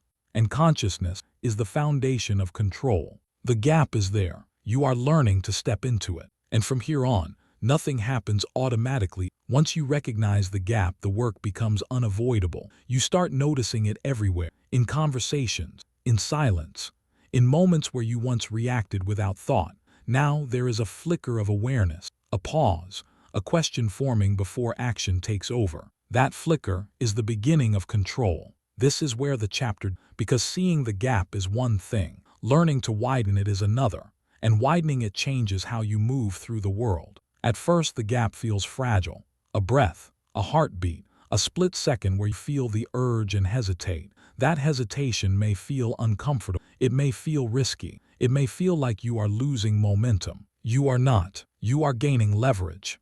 Most people mistake momentum for speed, but real momentum comes from direction, and direction requires space to choose. Triggers thrive in narrow gaps. They rely on speed. They rely on you moving before awareness arrives. When you slow the moment down, the trigger loses its advantage. This is why the body comes first. Emotion hits the body before it reaches the mind. Tight shoulders, clenched jaw, shallow breath, heat in the chest. These sensations are not orders, they are signals. Signals can be observed. When you feel the body tighten, do not rush to fix it. Do not rush to express it. Do not rush to explain it. Breathe, deep, slow. Breathing tells the nervous system that there is no immediate danger. It sends a message of safety. And when the body feels safer, the mind regains access to choice. This is not theory, this is practice. You widen the gap by slowing the body. Then you slow the mind. The mind will try to narrate the trigger. It will create stories. This is disrespect. This is unfair. This always happens. I can't let this slide. These thoughts arrive fast and feel convincing because they ride on emotion. But thoughts are not facts. They are interpretations. You do not have to argue with them. You do not have to agree with them. You can observe them. Say it internally, "I see the thought." That statement alone creates distance. Distance weakens compulsion. As the gap widens, you begin to notice that many triggers are familiar. They repeat. Same situations, same themes, same emotional charge, different day. This is not coincidence. This is conditioning. Your nervous system learned these patterns long ago, often before you had language for them, often in environments where reacting made sense, where it protected you, where it kept you safe. Honor that, then update it. What once protected you may now be limiting you. Automatic reactions are outdated strategies, running in a new environment. You are here to update the system. This requires patience, not force. Forcing yourself not to react creates tension. Awareness creates space. Space allows new responses to form naturally. You will notice moments where you catch yourself mid-reaction. Words forming, then stopping. Body tensing, then releasing. That is progress. Do not rush past it. Hold. That holding is strength. The urge may spike. Emotion may rise higher for a moment. This is normal. The nervous system does not like losing control. It will test you. It will push harder, asking, "Are we really not doing this?" Stay with it. Breathe. Hold. Choose. Choice does not mean inaction. It means aligned action. Sometimes the aligned action is silence. Sometimes it is a calm statement. Sometimes it is walking away. Sometimes it is engagement without heat. The key is that you decide. As the gap widens, you start seeing options where before there was only impulse. You realize you can delay a response. You can ask a question instead of making a statement. You can acknowledge without agreeing. You can disengage without guilt. These options were always there. You just couldn't see them through the speed of reaction. Triggers also lose power when you stop personalizing everything. Many situations are not about you. They are about stress, habit, fear, or limitation in someone else. When you slow down, this becomes obvious. Personalization fuels triggers. Perspective dissolves them. Perspective requires space. That space is the gap. Another shift happens here. You stop chasing relief. Reacting often feels relieving. It discharges energy. It releases pressure. But that relief is temporary, and it often creates new problems that require more energy to fix. Choosing a response may feel uncomfortable in the moment, but it creates long-term ease. It prevents cleanup. It preserves relationships. It protects credibility. This is delayed gratification applied to emotion. You are choosing future stability over immediate release. The choice is leadership. This work also reveals how often you trigger yourself. Through imagination, through memory, through anticipation, you replay conversations, you predict outcomes, you react internally to things that have not even happened. The same gap exists here too. Stimulus does not have to be external. A thought can be a stimulus. A memory can be a trigger. You can practice the same steps. Notice, breathe, hold, choose. You are not required to finish every mental argument. You are not required to react to every internal narrative. You can let thoughts pass without following. This is a powerful realization. As the gap widens, you may notice a sense of control returning that you did not realize you had lost. You feel steadier, less reactive, less exhausted by emotional swings. You begin to trust yourself more. That trust changes how you approach challenges. You are no longer afraid of being triggered because you know you have options. You know you can handle intensity without losing yourself. This confidence is quiet but profound. You stop fearing emotion. You stop fighting it. You stop letting it run the show. Emotion becomes a signal you can work with, not a force you must obey. This is the heart of transformation. Triggers lose their power not because the world changes, but because your participation changes. You may still feel the surge. You may still feel the pull, but you no longer step into it automatically. You pause.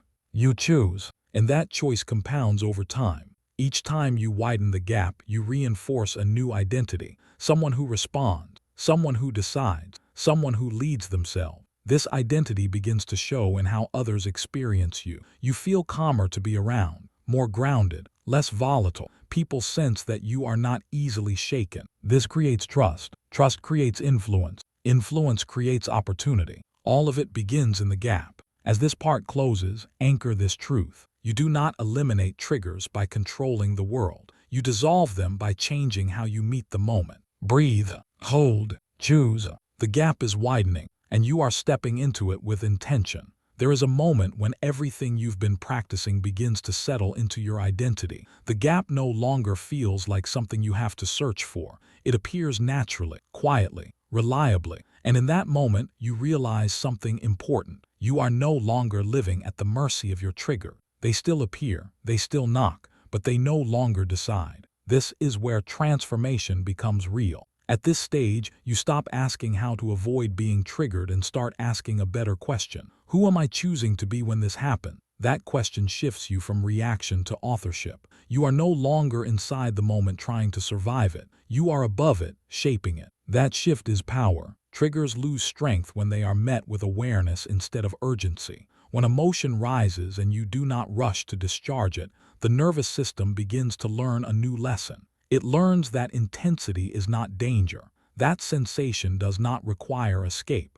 that you are capable of staying present. This rewiring takes repetition. Each time you feel the surge and pause, you are teaching your body something new. Each time you breathe instead of react, you are training resilience. Each time you hold instead of explode, you are expanding your capacity. Capacity is what allows leaders to carry pressure without breaking. Pressure does not disappear as you grow. It increases. Responsibility increases. Expectations increase. Stakes increase. What changes is your relationship to intensity. You stop fearing it. You stop resisting it. You stop letting it decide for you. This is why triggered behavior is a choice. Not because the feeling is chosen, but because participation is. When you stop participating, the trigger loses fuel. Imagine a fire. It does not go out because you yell at it.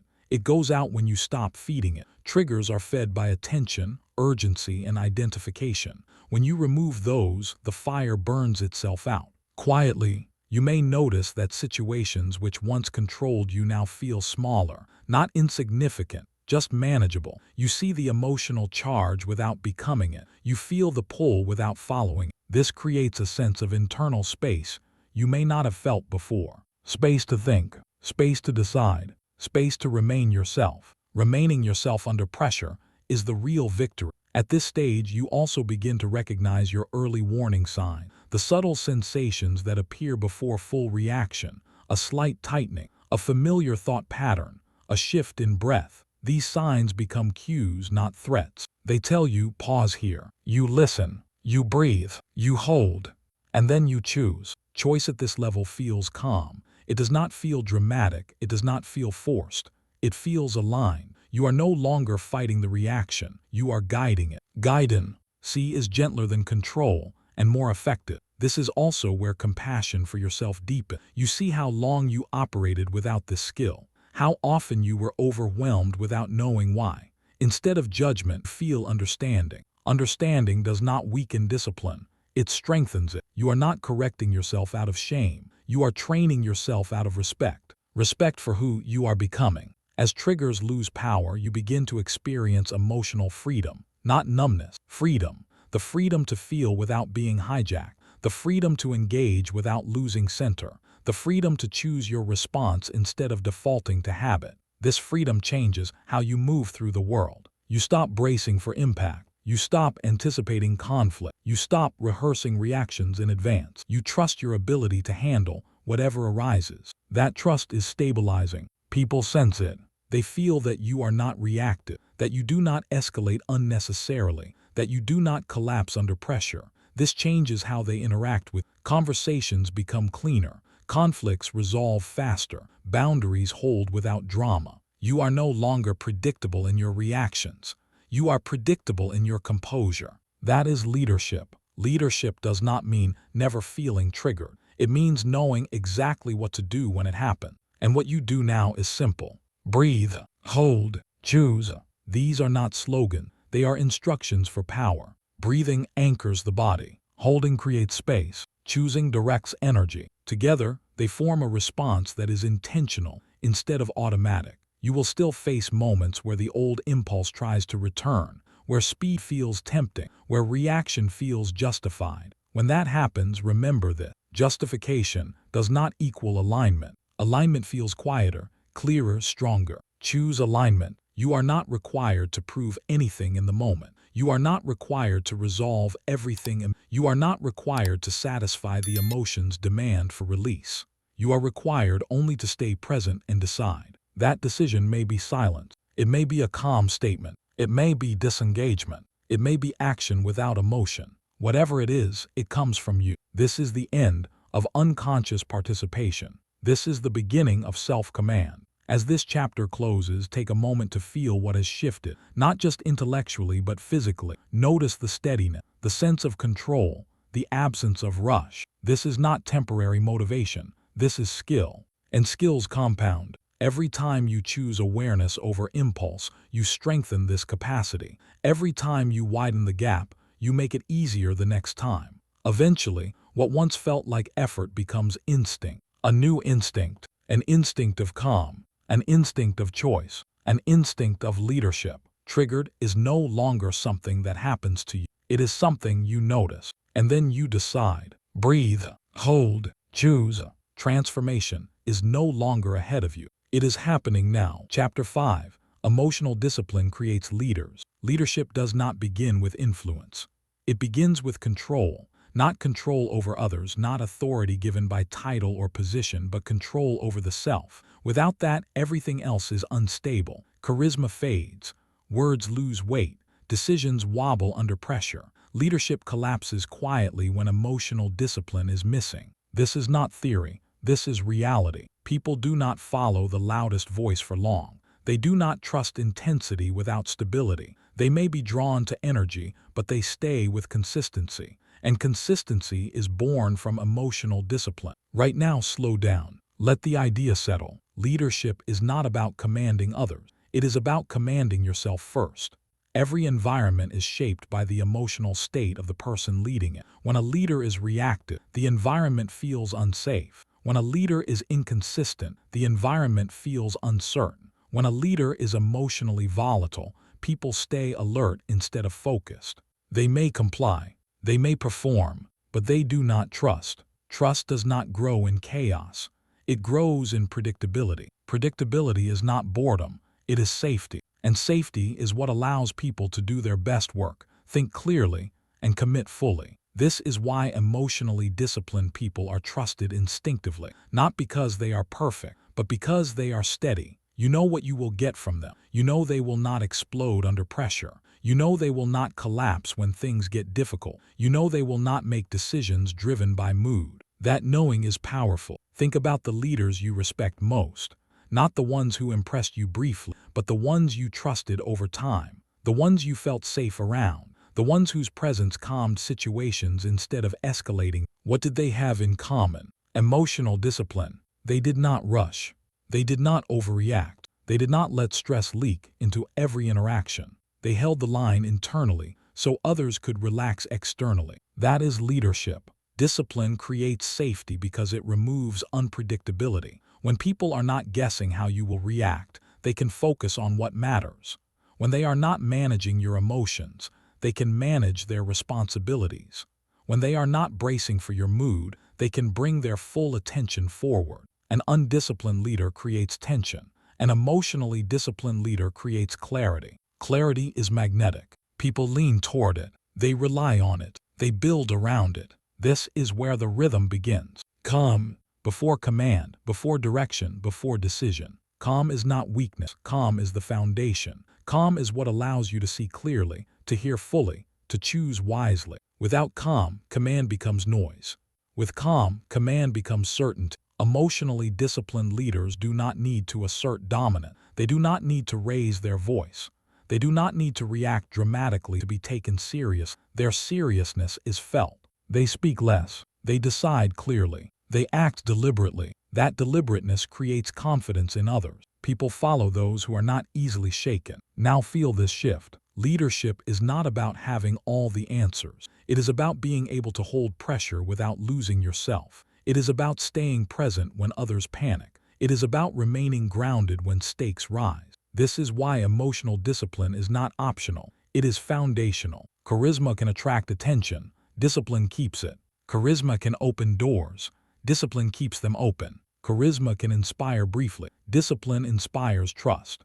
Trust lasts longer than inspiration. Trust is built when your reactions are measured, when your tone stays, when your decisions do not swing wildly based on how you feel in the moment. Consistency beats charisma every time. Consistency tells people they can rely on you. Charisma tells them you might impress them. Those are not the same. Consistency does not mean rigidity. It means alignment. It means your values do not disappear under pressure. It means your behavior does not contradict your words. It means your presence does not shift unpredictably. Consistency is emotional discipline expressed over time. This discipline creates relief in others. Relief because they are not carrying emotional weight that is not theirs. Relief because they are not adjusting themselves around your volatility. Relief because they can trust the environment you create. That relief increases performance. People do better work when they feel safe. They take smart risks. They speak honestly. They commit fully. They stay. This is why emotionally disciplined leaders retain people. Not through fear, through stability. Command comes next. Command is not shouting. It is not control through force. Command is clarity expressed with confidence. When you are emotionally disciplined, command feels natural. You do not hesitate. You do not second-guess unnecessarily. You do not explain yourself repeatedly. You state direction calmly and allow it to stand. This calm command is deeply reassuring. People want direction. They want to know where things are going. They want to know someone is steering. But they only trust direction when it comes from someone who is not emotionally reactive. Reactive command feels dangerous. Disciplined command feels safe. This is the difference. You do not lead by overpowering emotion. You lead by regulating it. Now feel the relief. Relief comes when you realize you do not need to be impressive to be effective. You do not need to be intense to be respected. You do not need to react to prove you care. Caring shows in consistency. Caring shows in follow-through. Caring shows in discipline. Empowerment begins when you accept this fully. You stop trying to perform leadership. You start embodying it. You focus inward before outward. You train your responses before directing others. You lead your internal state before you say it quietly inside yourself. I lead myself. That affirmation is not symbolic. It is literal. When you lead yourself, others feel it. They sense alignment. They sense steadiness. They sense that you are not asking them to go somewhere you cannot go yourself. This creates credibility. Credibility is the currency of leadership. It is earned slowly. It is lost quickly. It is protected through discipline. As this chapter opens, you are stepping into a deeper understanding of leadership, not as a role, but as a responsibility to regulate yourself so others do not have to. This is where leaders are made, not in moments of applause, not in moments of recognition, but in moments of restraint. Calm, command, relief, empower. This rhythm is not just for others, it is for you. And it begins with emotional discipline. As emotional discipline deepens, leadership stops feeling like something you do and starts feeling like something you carry. You carry it into rooms before you speak. You carry it into decisions before you decide. You carry it into conflict before anyone raises their voice. This is not accidental. This is the result of self-command practiced repeatedly under pressure. People feel this immediately. They may not name it, but they sense when someone is internally stable. They sense when someone is not ruled by mood, impulse, or emotional swing. That sense creates trust before words are exchanged. Trust forms not because you promise safety, but because you embody it. Emotionally disciplined leaders create safety without announcing it. Safety does not come from perfection. It comes from predictability, from knowing that the person leading will not change direction suddenly because of frustration, that they will not punish unpredictably, that they will not collapse when pressure rises. This predictability is calming. When people feel calm, they think clearly. When they think clearly, they perform better. When they perform better, results follow naturally. This is how discipline multiplies impact. You may notice that in environments led by undisciplined emotion, people become cautious. They measure their words. They hide mistakes. They wait for moods to pass. Energy is spent managing reactions instead of building outcomes. That environment drains potential. Emotionally disciplined leadership reverses this. When people are not bracing for emotional fallout, they speak honestly. They take responsibility. They engage fully. They feel safe enough to bring problems forward before they grow. This is why discipline creates strength in others, not just in you. Now notice the contrast with charisma. Charisma attracts attention quickly. It excites. It energizes. But charisma without discipline is unstable. It rises and falls. It depends on mood. It requires constant reinforcement. Charisma says, "Follow me now." Discipline says, "You can rely on me over time." Reliability builds trust faster than excitement ever will. Consistency beats charisma because consistency removes uncertainty. People know what to expect from you. They know your standard. They know your responses. They know your decisions will not be driven by emotion in the moment. This consistency does not make you rigid. It makes you grounded. Grounded leaders do not need to entertain. They do not need to impress. They do not need to perform confidence. Their confidence is structural. It is built into how they show up every day. This kind of confidence does not fade when things go wrong. When mistakes happen, emotionally disciplined leaders respond instead of react. They assess instead of accuse. They correct without shaming. They maintain direction without creating fear. This response builds loyalty. People stay loyal to leaders who do not emotionally abandon them under stress. Leadership is tested when things are difficult, not when things are easy. Anyone can be composed when there is no pressure. Ional discipline reveals itself when stakes rise and outcomes matter. This is where command becomes clear. Command from an emotionally disciplined leader is calm and direct. It is not layered with frustration. It is not diluted by uncertainty. It does not need to be repeated excessively. It lands because it is not competing with emotional noise. People listen when command is clear. Clear command reduces anxiety. Anxiety thrives in ambiguity. When direction is vague or emotionally charged, people feel uncertain. When direction is calm and consistent, people align. Alignment creates momentum. Momentum does not come from pushing harder. It comes from removing friction. Emotional discipline removes friction by stabilizing the emotional climate. This is why discipline creates relief. Relief for others because they are not carrying emotional weight that belongs to leadership. Relief because they are not anticipating reactions. Relief because they can focus on execution instead of emotional navigation. You may notice this relief in how people interact with conversations become smoother, decisions happen faster, resistance soften, not because you force compliance, but because your steadiness invites cooperation. This is empowerment spreading outward. Empowerment does not mean giving away control. It means creating conditions where others can perform at their best. Emotional discipline creates those conditions naturally. You empower others by staying regulated. This requires ongoing commitment. Emotional discipline is not a one-time achievement. It is a daily practice, a choice made repeatedly, a standard held even when it would be easier to release pressure through reaction. The ease of reaction is tempting. It offers immediate relief, but it always comes with cost.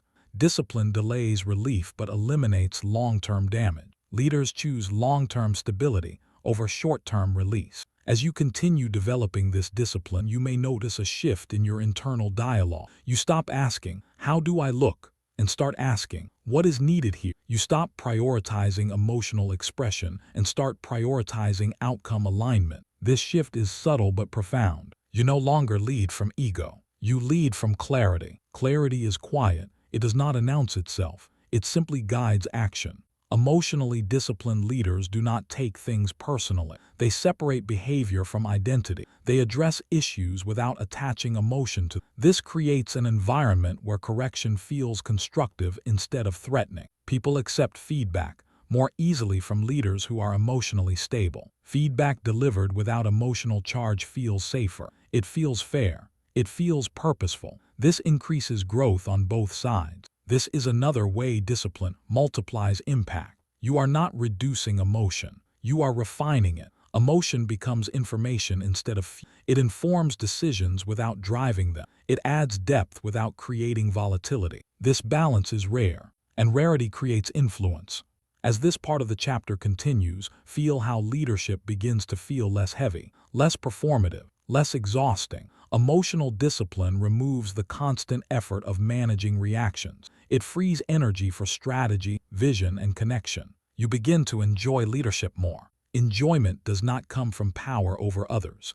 It comes from alignment within yourself, from knowing you can handle pressure without losing your center. This confidence is quiet but strong. Say it again internally. I lead myself. This affirmation anchors everything, because when you lead yourself, others do not need to lead around you. They do not need to compensate for instability. They do not need to guess. They follow, not because you demand it, because they trust it. As this section closes, understand what is being built. Emotional discipline is not limiting your leadership. It is expanding it. It is making it sustainable. It is making it trustworthy. The calm remains. The command strengthens. The relief spreads. The empowerment grows. And leadership becomes who you are, not what you perform. At a certain point, emotional discipline stops feeling like effort and starts feeling like identity. You are no longer reminding yourself to stay calm. You are no longer forcing restraint. You are simply grounded, steady, present. This is where leadership becomes embodied instead of practice. This is where people begin to follow you without being told to. Not because you are louder, not because you are more forceful, but because you are consistent. Consistency is what allows others to relax around you. They know what to expect. They know your reactions will not surprise them. They know your decisions will not swing wildly based on emotion. That knowing creates trust, and trust is the foundation of influence. Influence earned through discipline lasts longer than influence earned through charisma. Charisma shines quickly, disciple. It holds steadily. You may have seen charismatic figures who inspire in bursts. They motivate, excite, energize. But when pressure rises, when situations become complex, when outcomes are uncertain, their influence weakens. Emotion leaks. Inconsistency appears. Confidence turns brittle. Discipline does not crack under pressure. It deepens. Emotionally disciplined leaders grow stronger when stakes rise because they are not fighting themselves internally. Their energy is not divided. Their focus is not scattered by reaction. They can think, decide, and act with clarity while others are overwhelmed. This is why consistency beats charisma. Consistency builds credibility. Credibility builds trust. Trust builds loyalty. Loyalty is not loud. It is quiet commitment over time. This is also where emotional discipline creates something essential for leadership: fairness. When your emotions do not dictate your responses, people feel treated consistently. Feedback does not depend on your mood. Decisions do not depend on your stress level. Expectations do not shift unpredictably. Fairness creates safety. Safety allows people to bring their best forward. They stop hiding mistakes. They stop posturing. They stop protecting themselves from your reactions. Instead, they engage honestly. Honesty improves outcomes faster than any motivational speech ever could. This is the hidden strength of emotionally disciplined leadership. It does not just regulate you, it elevates everyone around you. As you embody this discipline, you may notice a subtle change in how people speak to you. Their tones soften. Their words become more deliberate. They pause more. They listen more. Not because they are intimidated, but because they sense presence. Presence is the currency of leadership. Presence is felt when you are fully here, not pulled by emotion, not distracted by internal storms. When you are present, people feel seen. When people feel seen, they feel valued. When they feel valued, they commit. Commitment cannot be forced. It must be invited. Emotional discipline is that invitation. It says without words, this space is stable. You can bring your full attention here. This stability also changes how you experience authority. Authority no longer feels like something you have to defend. You stop proving yourself. You stop reacting to challenges as threats. You address issues without emotional charge. You correct calmly. You decide clearly. You move forward. And because you do not attach your identity to being right, you can adjust without losing confidence. Flexibility becomes a strength instead of a vulnerability. Emotionally disciplined leaders are not rigid. They are adaptable without being reactive. This adaptability is critical. The world changes, circumstances shift, pressure evolves. Leaders who rely on emotional intensity struggle when conditions change. Leaders grounded in discipline adapt smoothly. They are not shaken by uncertainty. They are informed by it. This creates resilience. Resilience is not toughness. It is recovery. It is the ability to remain effective after disruption. Emotional discipline gives you this ability by preventing emotional damage before it accumulates. You recover faster because you do not overreact in the first place.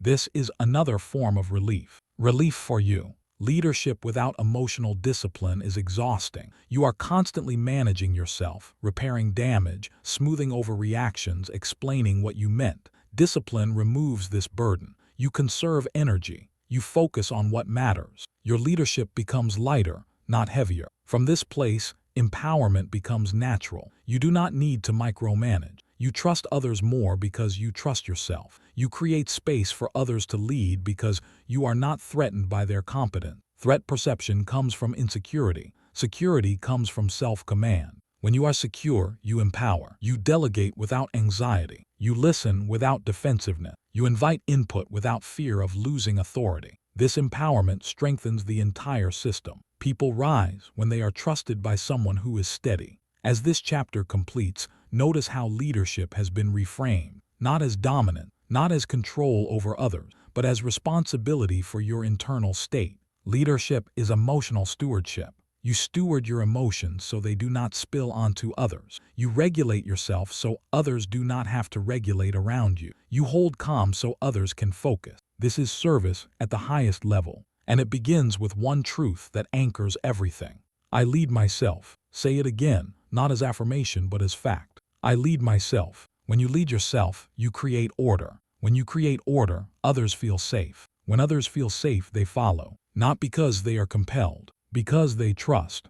This is how emotionally disciplined leaders are made. Not overnight, not through performance, through daily commitment. T to self-command. Calm remains your foundation. Command becomes clean and clear. Relief spreads through those you lead. Empowerment multiplies beyond you. This is leadership that lasts. And this is who you are becoming. Chapter 6. The old you fights back. The moment you begin to change, something inside you resists. Not quietly, not politely. It resists with force, with emotion, with urgency. It questions your direction. It pulls you toward comfort. It tells you that what you are doing is unnecessary, extreme, or unsustainable. That voice is not your enemy. It is your old self, and it will fight. This chapter is not about external obstacles.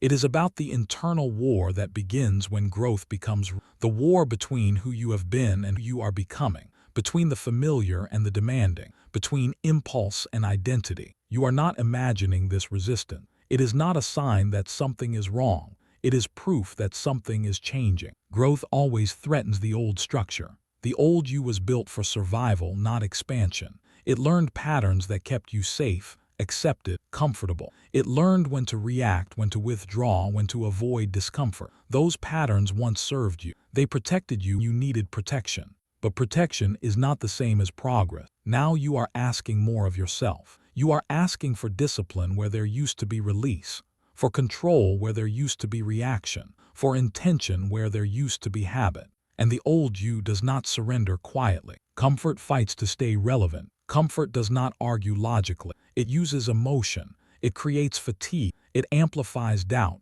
It whispers, "You've done enough," and you have not.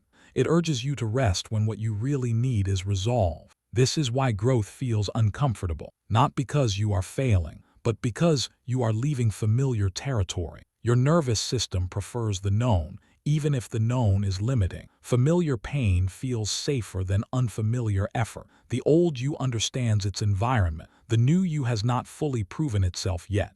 So the old you resists. It creates emotional pressure. It triggers old habits. It pulls you toward distraction. It reminds you of past failure. It tempts you with relief. Relief is the currency of comfort, but relief is temporary, and temporary relief often costs long-term strength. This is the internal war. You versus your old patterns. Comfort versus control. Impulse versus identity. Impulse is fast. Identity is built slowly. Impulse feels convincing in the moment. Identity holds when the moment passes. You are now choosing identity. That choice will be challenged. There will be days when discipline feels heavy, when staying steady feels exhausting, when the old ways seem easier, faster, more natural. Those are not signs to stop. Those are signs you are in the middle of transformation. Do not quit. Hear that clearly. Do not quit when resistance appears. Resistance is not a signal to turn back. It is confirmation that you are moving forward. The old you is fighting because it senses replacement. This fight is not emotional only. It is physical. Your body will crave familiar dopamine loops, quick rewards, emotional release, distraction. The new discipline delays gratification. It demands patience. It asks you to sit with discomfort without escaping it. That is a threat to old conditioning. So the body reacts. You feel restless, irritated, tired without reason. You feel pulled toward habits you thought you had outgrown. You question why you are doing this at all. Stay here. This moment is critical. Most people turn back here, not because they lack ability, but because they misinterpret discomfort as danger. They believe that if something feels this hard, it must be wrong. That belief keeps lives small. Discomfort is not danger. It is adaptation. Your system is recalibrating. Think of muscle growth. It only happens under resistance. Without resistance, there is no strengthening. Emotional and identity growth follow the same rule. Without internal resistance, there is no expansion. The old you is the resistance, and resistance builds strength. You are not fighting yourself. You are outgrowing a version of yourself. This distinction matters. The old you is not evil. It is outdated. It was built for a different level of life, a different set of demands, a different version of you. Now you are asking for more. More discipline, more control, more responsibility. And the old you says, why? It asks that question because it is afraid of losing relevance. The old you thrives on impulse, on reaction, on immediate relief. The new you thrives on intention, on restraint, on long-term vision. These two cannot coexist comfortably. One must lead. Right now, notice where the pressure shows up for you. In what moments does the urge to quit appear? When does discipline feel hardest?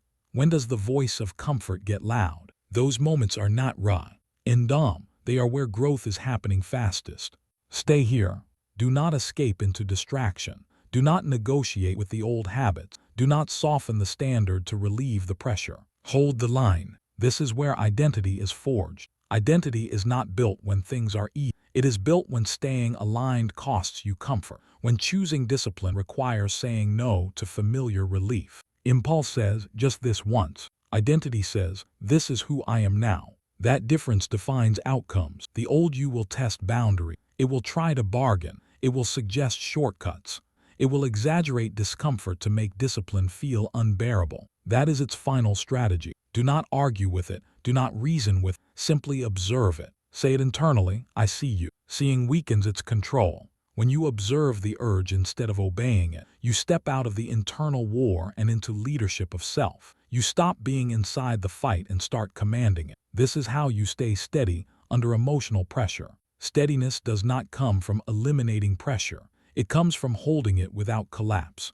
Pressure will rise, emotion will spike, doubt will surface. That is not failure, that is the training ground. Stay here. Breathe. Notice that the pressure does not kill you. Notice that the urge does not control you unless you let it. Notice that discomfort peaks and then fades when you do not act on it. This teaches your system a new lesson. You are stronger than the urge. Each time you stay, the old pattern weakens. Each time you choose control over comfort, the new identity gains ground. Identity is built through repetition, not through declarations, not through motivation, through action under pressure. This is why this chapter matters. This is the moment where many people stall, where progress slows, where old habits resurface with force, where the temptation to return to what is known becomes intense. Do not quit. Say it again. Do not quit. Quitting here does not look like giving up entirely. It looks like small compromise, lowered standard, rationalized exceptions. Those are how the old you survives. In that cycle, you are not here to become slightly better. You are here to become different. Different requires discomfort. Different requires staying when you want to leave. Different requires becoming more. Hold that phrase. Become more. This is not about being harsh with yourself. It is about being honest. Honest about what growth costs. Honest about what comfort steals. Honest about the fact that the old you will not step aside willingly, but it will step aside eventually. Not because you defeat it violently, because you outgrow it consistently. As this first part closes, understand where you are. You are in the middle of the internal war. That is exactly where you should be. Stay here. When the old you realizes you are not quitting, it changes strategy. It stops being loud and becomes subtle. It no longer shouts resistance. It whispers doubt. It suggests moderation where discipline is required. It frames retreat as balance. It tells you that easing up is wisdom, not avoidance. This is where many people get confused. The old you rarely says, stop growing. It says, slow down. Relax. You deserve a break. Do this later. These phrases sound reasonable. That is why they work. Comfort is intelligent. It knows how to disguise itself as self-care. It knows how to use logic to protect familiar patterns. It knows how to frame discipline as rigidity and impulse as authenticity. Do not underestimate this phase. This is where identity is tested most deeply. Growth feels uncomfortable because it destabilizes what feels normal. Your nervous system has been calibrated for a certain range of behavior. When you step outside that range, it reacts. Not because you are wrong, but because it is unfamiliar. Unfamiliar feels unsafe to the old system, so it pulls you back. This pull can feel emotional, mental, or physical. You may feel inexplicably tired. Your motivation dips. Focus scatters. Old habits suddenly feel appealing again, not because you want them, but because your system wants certainty. Certainty is the enemy of growth. Growth requires temporary instability. This is the truth few people tell you. Becoming more requires you to feel less comfortable for a while. There is no version of real transformation that feels smooth the entire time. If it feels smooth, you are not changing enough. This does not mean forcing yourself into suffering. It means recognizing that discomfort is not a signal to stop. It is a signal that adaptation is happening. The old you resists discipline because discipline threatens its shortcuts. Impulse thrives on immediacy. Discipline delays reward. Impulse wants relief. Discipline asks you to hold pressure for a greater outcome later. Impulse feels alive. Discipline feels quiet. That quiet can feel empty at first. When you remove old coping mechanisms, there is space. Tha. Space can feel uncomfortable because it is unfamiliar. You are used to filling it with reaction, distraction, or escape. Now you are learning to sit in it. Stay here. This is not emptiness. This is potential. The space left by old habits is where new identity forms. Identity does not appear fully formed. It emerges gradually through repeated choices, through consistency under pressure, through staying aligned when no one is watching. The old you hates this process because it removes drama. It removes emotional highs and lows. It removes familiar chaos. And chaos, for all its pain, feels alive. Discipline feels quiet at first. Quiet can feel like boredom to an untrained system. That boredom is a test. It asks, can you stay without stimulation? Can you remain steady without reward? Can you choose identity over impulse even when nothing exciting is happening? This is where most people fall back, not because they cannot handle pain, but because they cannot handle quiet. Quiet removes distraction. It forces you to face yourself without noise. The old you will try to reintroduce noise. It will encourage you to overthink, to replay old stories, to create emotional friction where none is needed, to seek intensity to feel alive again. Do not follow it. Intensity is not aliveness. Presence is. You are learning to stay present without needing emotional spikes.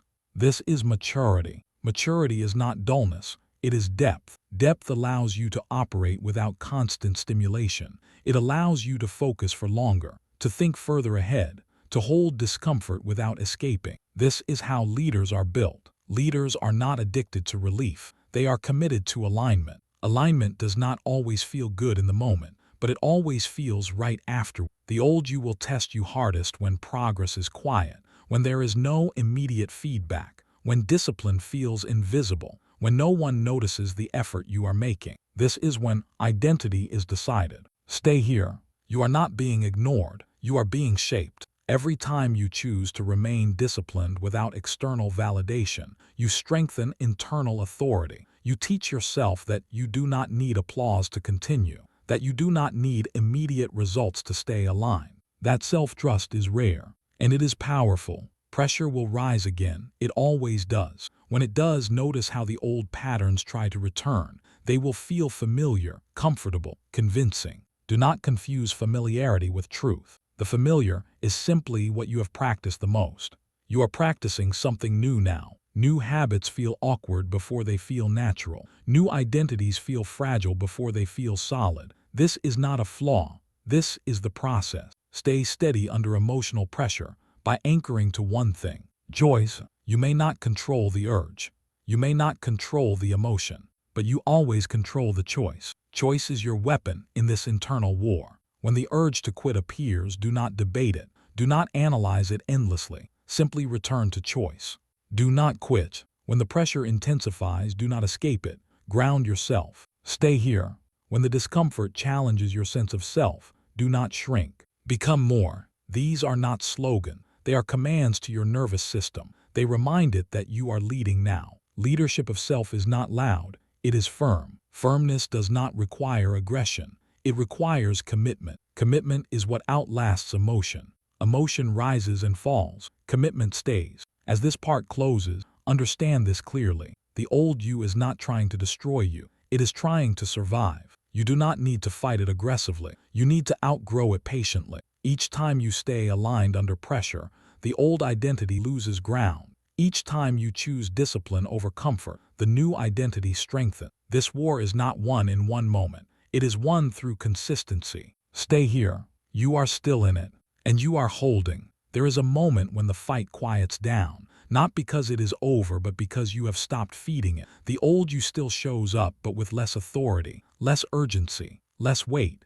You notice it the way you notice background noise. Present, but no longer commanding. This is progress. At this stage, the internal war changes shape. It is no longer loud resistance. It is endurance.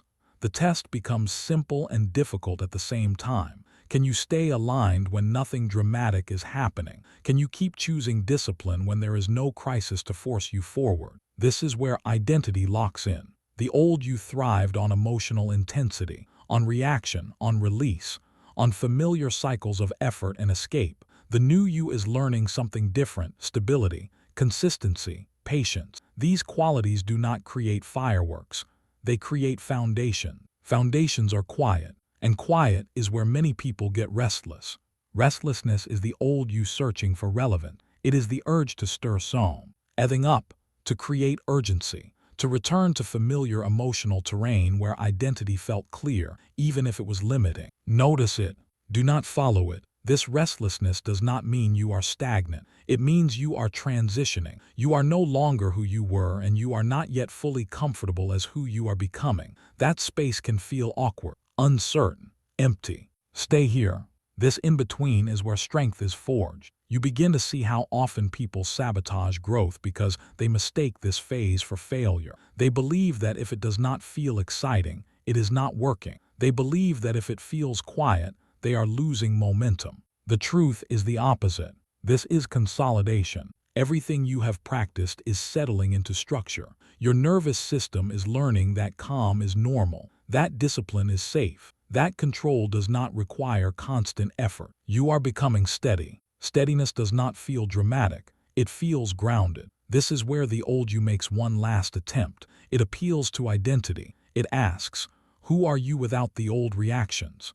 Who are you without the familiar intensity? Who are you without the habits that defined you? These questions can feel unsettling. Answer them with action, not thought. You are someone who chooses. That is enough. Identity does not need a long explanation. It needs consistent behavior. Over time, behavior becomes belief. Belief becomes self-trust. Self-trust becomes authority. Authority over yourself is the highest form of power. As you continue, pressure will return in new forms. Higher stakes, bigger responsibilities, more visible challenges. This is not coincidence. Growth attracts demand. When you become more capable, life asks more of you. This is why the old you fought so hard. Comfort does not want responsibility. Impulse does not want accountability. Old identity does not want expansion. But you do. You are choosing a path that requires more of you, more restraint, more patience, more clarity, and because of that you will be trusted with more. This is the trade. When pressure rises now, you handle it differently. You do not panic. You do not collapse. You do not rush to escape. You breathe, you hold, you stay present. You let the pressure sharpen you instead of breaking you. This is mastery under emotional load. The urge to quit may still appear from time to time, not as a demand but as a suggestion. It may say, you've changed enough. This is good enough. You can ease up now. Recognize that voice. It is not asking what is best for you. It is asking what is easiest. Ease has its place, but ease is not the goal. Alignment is. Alignment sometimes requires you to continue even when the old excitement is gone, even when discipline feels ordinary, even when progress is not immediately visible. This is where becoming more is decided. Do not quit. Say it with clarity. Do not quit, not because quitting is failure, but because staying is growth. Stay here. Staying does not mean forcing yourself through pain. It means remaining present, remaining committed, remaining aligned with the direction you chose when you were clear. You chose this path for a reason. Remember that reason. It was not comfort. It was not ease. It was not approval. It was growth. Growth that demands more of you because you are capable of more. As the old you fades, something else becomes noticeable. Space. Mental space. Emotional space. You are no longer constantly managing internal conflict. You are no longer negotiating with impulses all day. Energy that was once spent fighting yourself is now available. This energy feels clean. You use it to focus, to build, to decide. Life begins to feel more intentional. Not easier, but clearer. Clarity reduces wasted motion. It reduces regret. It reduces the need to recover from your own reactions. You move forward with fewer emotional detours. This is relief. Relief not because challenges disappear, but because you stop creating extra ones. Empowerment follows. Empowerment is not excitement. It is confidence born from consistency. It is the quiet knowledge that you can stay aligned under pressure, that you can handle discomfort without losing yourself, that you can choose identity over impulse repeatedly. That confidence cannot be taken from you. It is earned. Earned by staying when leaving would be easier. Earned by holding standards when lowering them would bring relief. earned by becoming more when becoming less would feel safer. This chapter closes with standing differently inside yourself. The old you is still there. It always will be, but it no longer leads. It no longer decides. It no longer sets direction. You do. And when the internal war flares again, because it will, you know exactly what to do. Do not quit. Stay here. Become more. These are not words you repeat to feel strong. They are actions you take to be strong. You are not finished. You are forged. And the person you are becoming is stronger than the one you were. Stay aligned. The old you is fading, and the new you is holding. Chapter 7. Detachment is strength. There is a misunderstanding that has shaped how you relate to effort, ambition, and care. A belief that says detachment means indifference. That letting go means you do not care enough. That staying calm means you are disconnected from the outcome. That belief has kept many people trapped, because true detachment is not weakness. It is strength refined. Detachment does not mean you stop caring. It means you stop being controlled. This chapter brings relief because it releases a weight you may not have realized you were carrying. The weight of needing outcomes to define you. The weight of needing approval to confirm your worth. The weight of emotional attachment that turns effort into tension. You can care deeply and remain steady. You can pursue excellence without gripping it tightly. You can want something without being owned by it. This is freedom. Most people confuse attachment with commitment. They believe that the more emotionally invested they are, the more powerful their effort becomes. In reality, excessive attachment clouds judgment. It narrows perception. It turns every obstacle into a personal threat. When outcomes become identity, clarity disappears. Detachment restores clarity. Clarity allows you to see what is actually happening instead of what you fear might happen. It allows you to respond instead of react. It allows you to act with precision rather than desperation. Right now, slow down. Feel how this idea lands.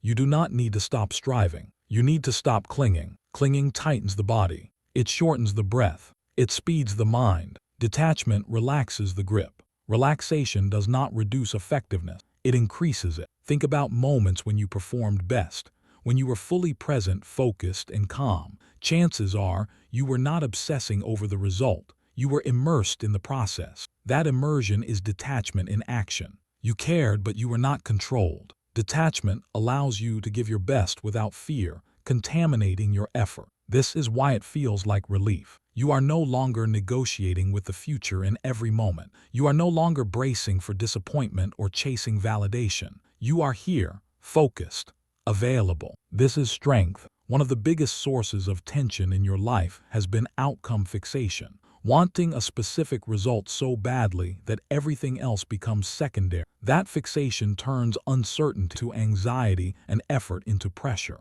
Pressure does not sharpen performance. Clarity does. When you detach from outcomes, you shift your attention to what you can control. Your preparation, your behavior, your response, your consistency. Outcomes become feedback, not verdicts. This changes how you experience success and failure. Success no longer inflates you. Failure no longer collapses you. Both become information. Information keeps you moving forward. This is how leaders stay steady. They do not rise with praise or fall with criticism. They remain centered because their identity is not tied to external reaction. This is where validation addiction begins to loosen its grip. Validation addiction is subtle. It hides behind ambition. It disguises itself as drive, but at its core, it is dependence. Dependence on others to confirm your value, to tell you that you are doing well, to reassure you that you belong. That dependence is exhausting. It keeps you scanning faces, reading tone, interpreting silence.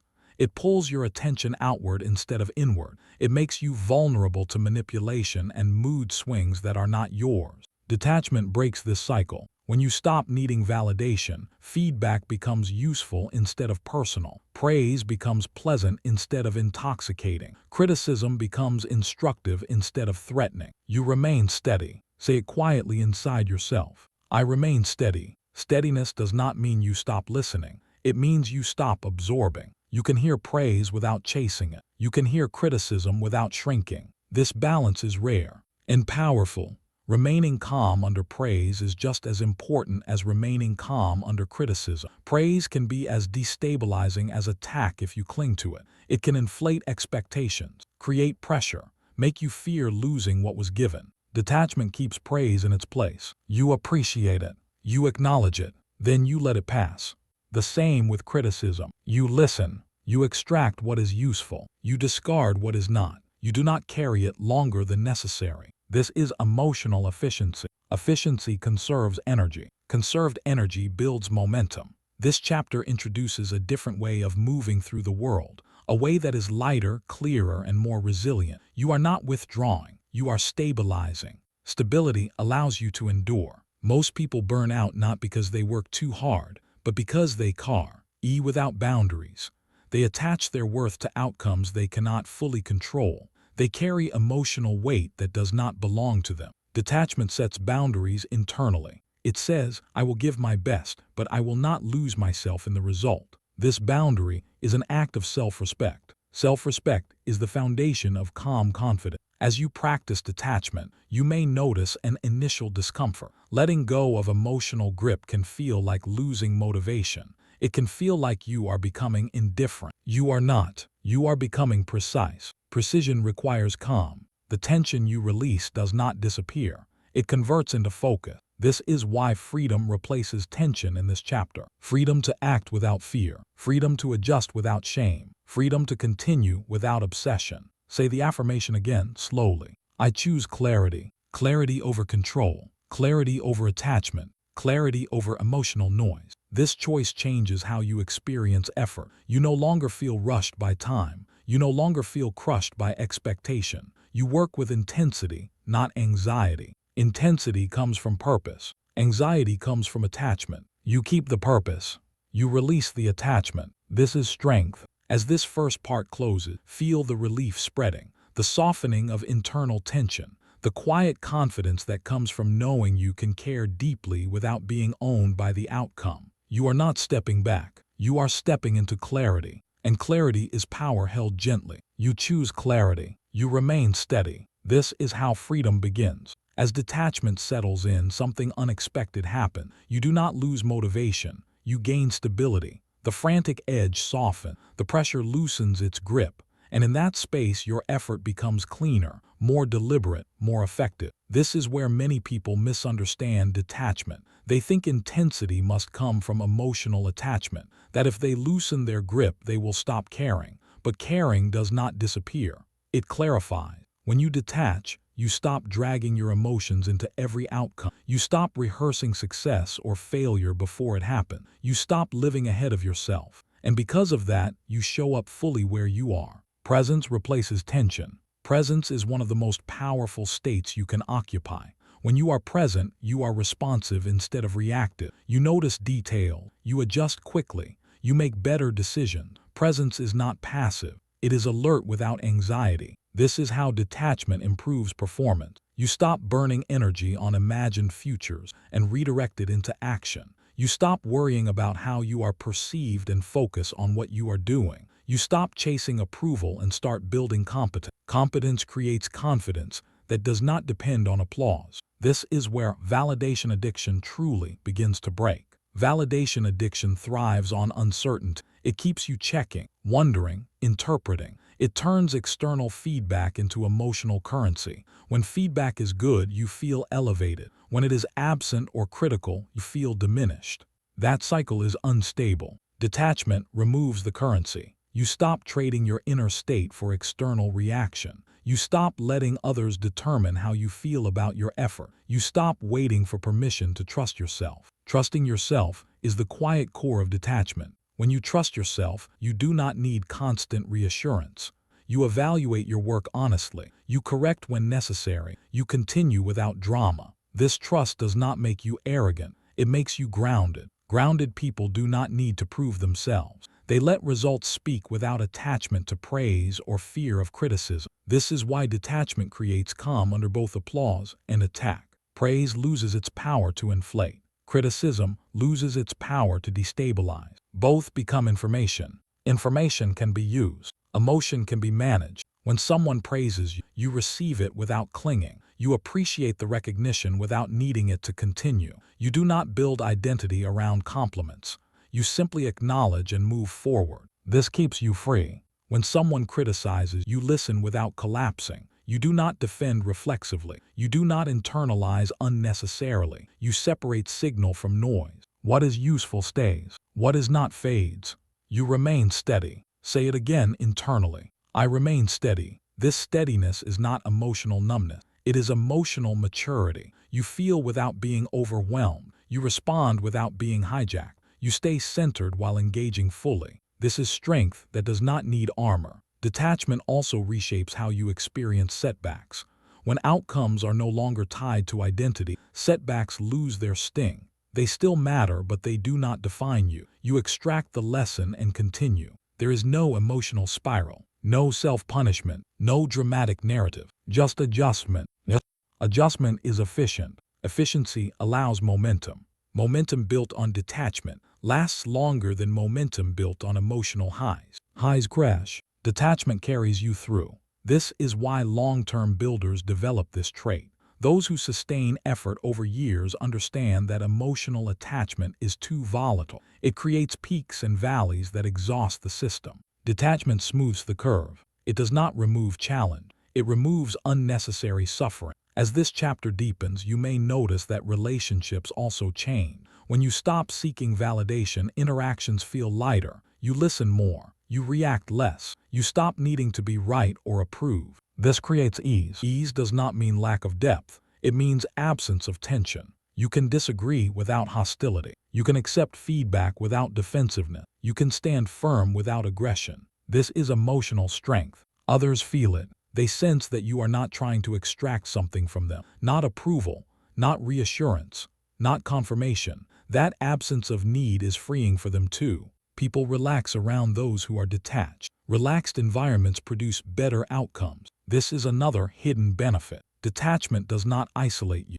It stabilizes you. Stability allows deeper connection because there is no emotional transaction happening underneath. Connection becomes honest. You are not performing. You are not pleasing. You are present. Presence builds trust. Trust builds influence. This influence is quiet. It does not seek attention. It does not announce itself. It simply works.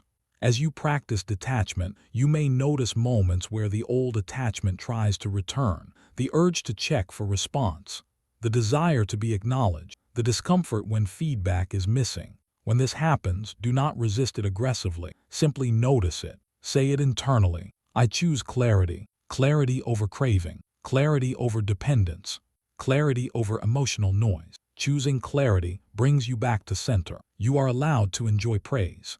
You are allowed to feel disappointment. You are allowed to care. Detachment does not deny emotion. It contextualizes. Emotion passes. Clarity stays. This is why detachment feels like relief. You are no longer at the mercy of fluctuating reactions. You no longer ride emotional waves that exhaust you. You remain upright, even as conditions change. That uprightness is dignity. Dignity is a form of strength that does not need to announce itself. As this second part closes, feel how your internal world is reorganized. Less urgency, less grasping, less fear of loss, more space, more calm, more control. You are not losing intensity. You are gaining freedom. Freedom to act without attachment. Freedom to care without control. Freedom to remain steady, no matter the response. You choose clarity. You remain steady. And with each choice, strength becomes quieter and deeper. There is a moment when detachment stops feeling like something you are practicing and starts feeling like how you live.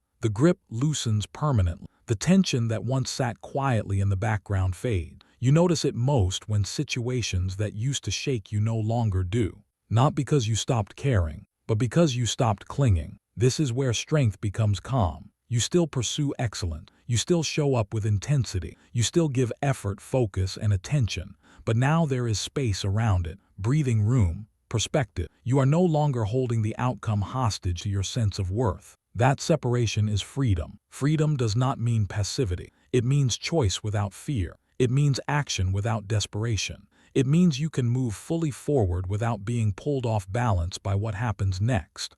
At this stage, you realize something important. Attachment was never the source of your drive. Purpose was. Meaning was. Identity was. Attachment simply added pressure. Now that the pressure is gone, the drive remains. Cleaner, stronger, sustainable. This is the relief promised in this chapter. You begin to experience effort without anxiety. You work without constantly checking for results.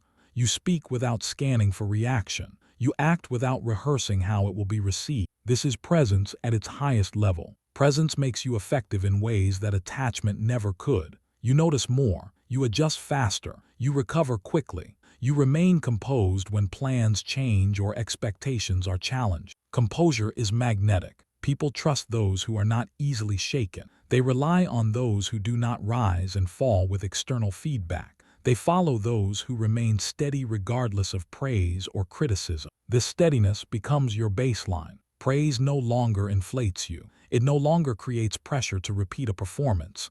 You enjoy it, then let it pass. You do not build a story around it. You do not chase it. You remain steady. Criticism no longer threatens you. It no longer feels like an attack on your identity. You listen. You assess. You extract what is useful, then you release the rest. You remain steady. This balance is what allows growth to continue without emotional exhaustion. You are no longer burning energy proving yourself or protecting yourself. That energy is now available for thinking, building, and leading. Leadership thrives in this state. Leaders who are attached create unstable environments.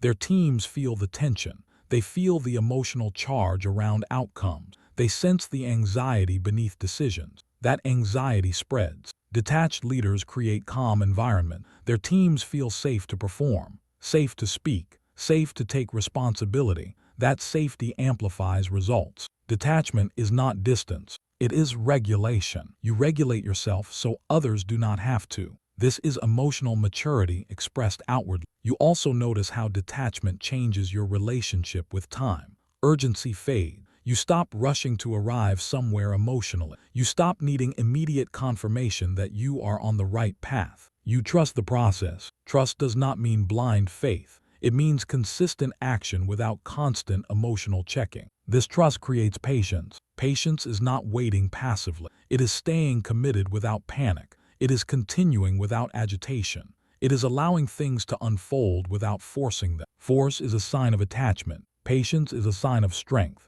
As you continue, you may notice that detachment brings a quiet confidence that is different from bravado. It is not loud. It does not need to announce itself. It does not seek comparison. It simply knows. You know that you will respond well no matter what happens. You know that outcomes do not define you. You know that you can adjust without losing yourself. That knowledge is grounding. It allows you to take risks without fear of collapse. It allows you to pursue goals without being consumed by them. It allows you to fail without spiraling and succeed without clinging. This balance is rare, and it is built, not gifted. Built through repeated choices to release what you cannot control and focus on what you can. Built through choosing clarity over craving. Built through staying steady when emotion wants to attach. Say the affirmation again, not as a reminder but as a description. I choose clarity. Clarity does not mean certainty. It means seeing what is real, seeing what is in your control, seeing what is not. You let go of the rest. Letting go does not weaken you. It frees you. Freedom creates responsiveness. You are no longer locked into one outcome or one narrative. You adapt without resistance. You pivot without panic. You continue without resentment. This adaptability is strength under pressure. Pressure will still come.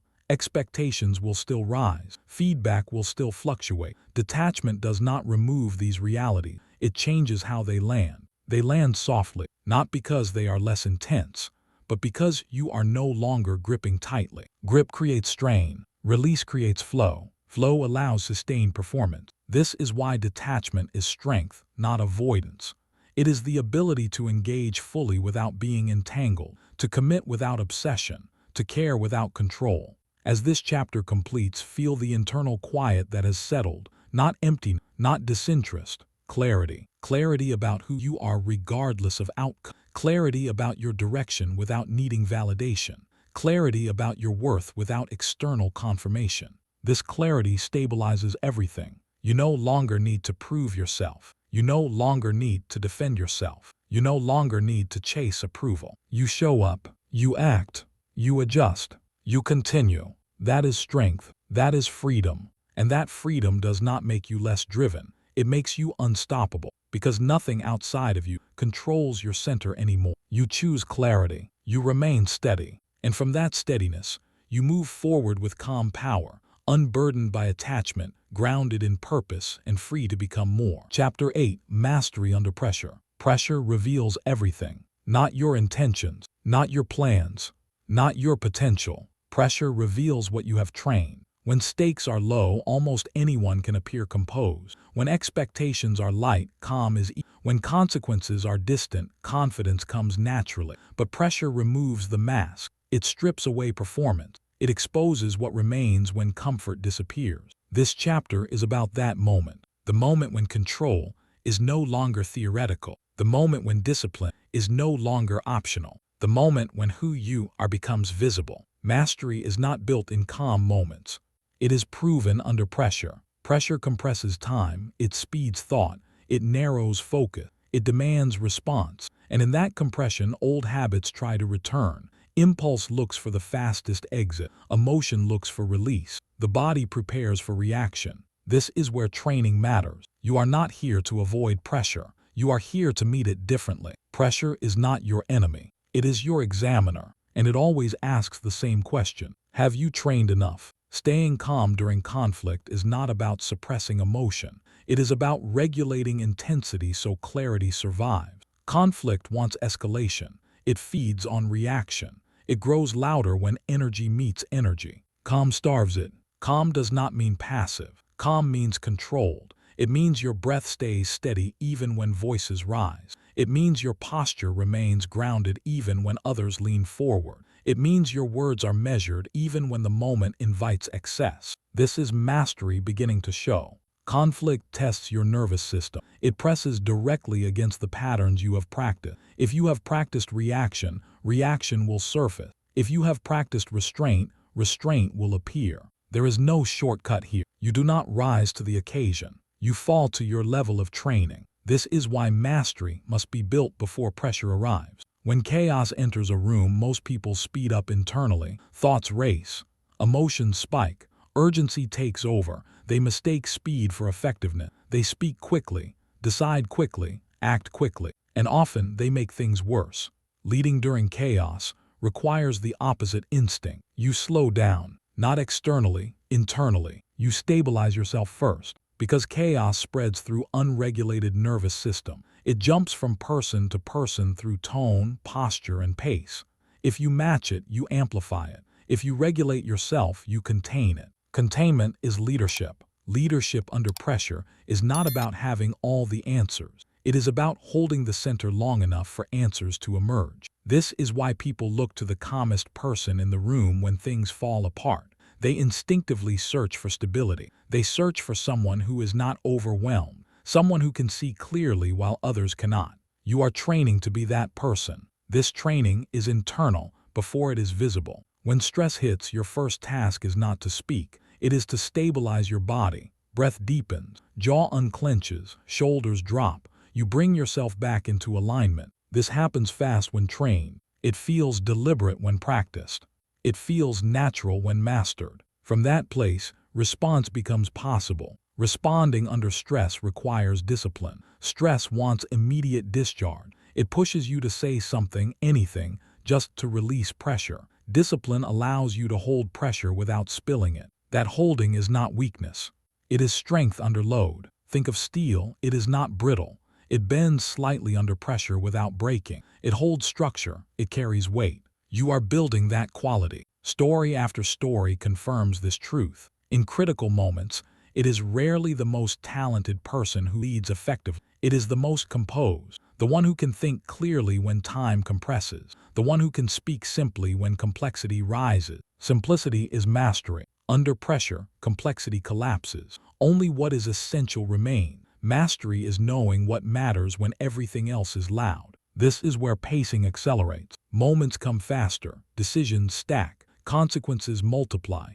There is no time for emotional process. There is only time for action. Your training carries you. Stay focused. Focus is the ability to keep attention on what matters despite noise. Noise will always be present. Opinions, emotions, Urgency, distractions, focus filters. Focus says, this matters, that does not. This filtering is not intellectual, it is trained. When pressure rises, focus narrows by default. The question is what it narrows onto: fear or task, emotion or solution, ego or outcome. You choose through training. Hold the line. Holding the line means maintaining standards under pressure, not lowering them for convenience, not abandoning them for speed. It means staying aligned when compromise would feel easier. Pressure will tempt you to cut corners, to soften boundaries, to make decisions you will later have to repair. Mastery resists that temptation. Repair costs more than restraint. You are learning to pay the cost up front. Chaos often reveals who has been leading themselves and who has been performing leadership. Performers collapse under pressure because they rely on appearance. Those with self-command adapt because they rely on structure. Structure holds when emotion surges. This is why discipline matters more than motivation here. Motivation fluctuates. Discipline remains. Motivation fades under stress. Discipline activates. When stakes are high, you do not ask how you feel. You act from what you have trained. This chapter is not about avoiding stress.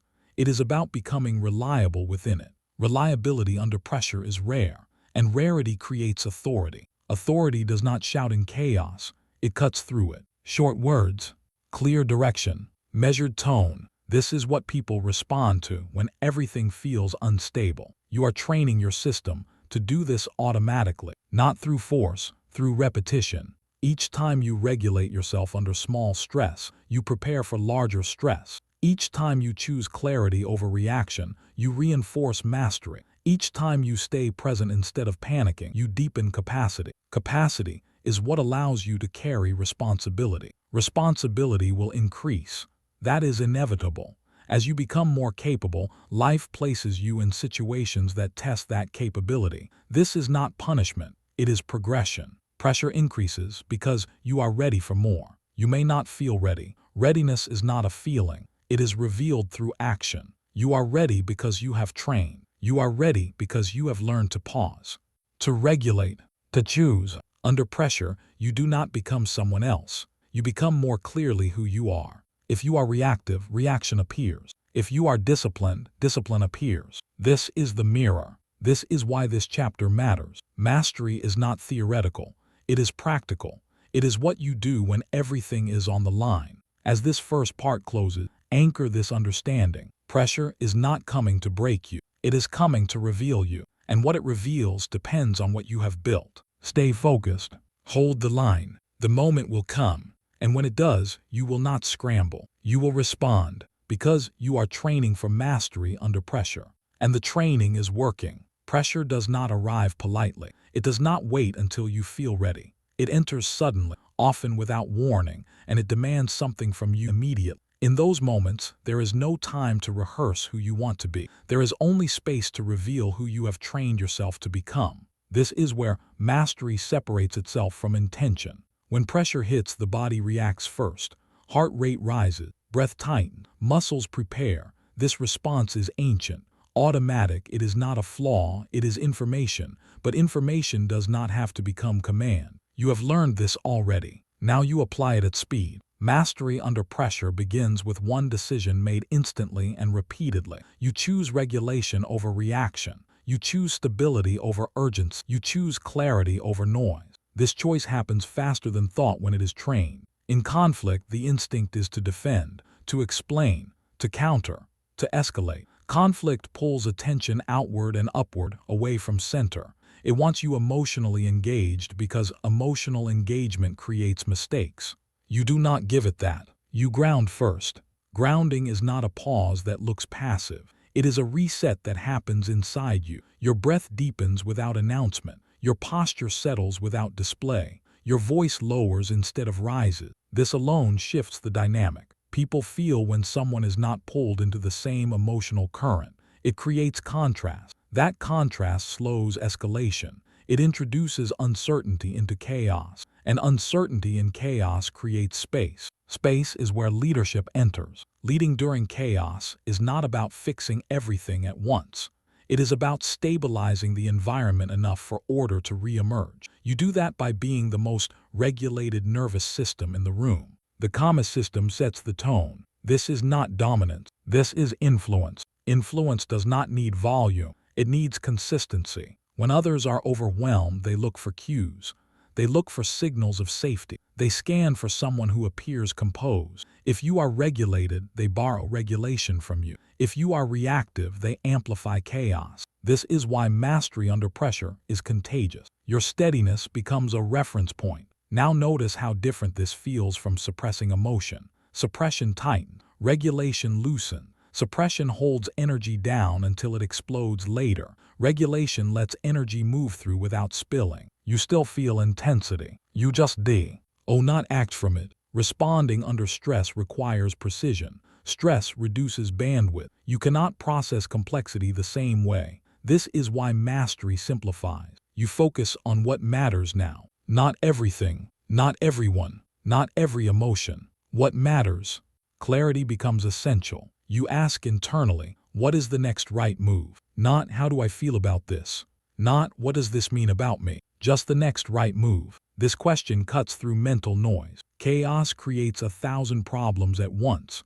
Mastery addresses one at a time. It prioritizes, it sequences. It does not rush to solve everything. It stabilizes first. This is where pacing accelerates without panic. You move decisively, not frantically. People confuse decisiveness with speed. Decisiveness is not about moving fast. It is about moving clearly. Clear movement feels fast because there is no hesitation, no emotional backtracking, no second-guessing mid-action. This clarity comes from preparation. You have prepared by learning to pause under stress, by learning to breathe under pressure, by learning to choose under emotion. Now you trust that preparation. Trusting your training is critical here. Doubt under pressure is dangerous. It fractures attention. It splits focus between action and self-questioning. Mastery commits. You commit to your response and adjust if needed. You do not freeze waiting for certainty. You do not thrash reacting to uncertainty. You act, observe, adjust. This cycle is calm and fast.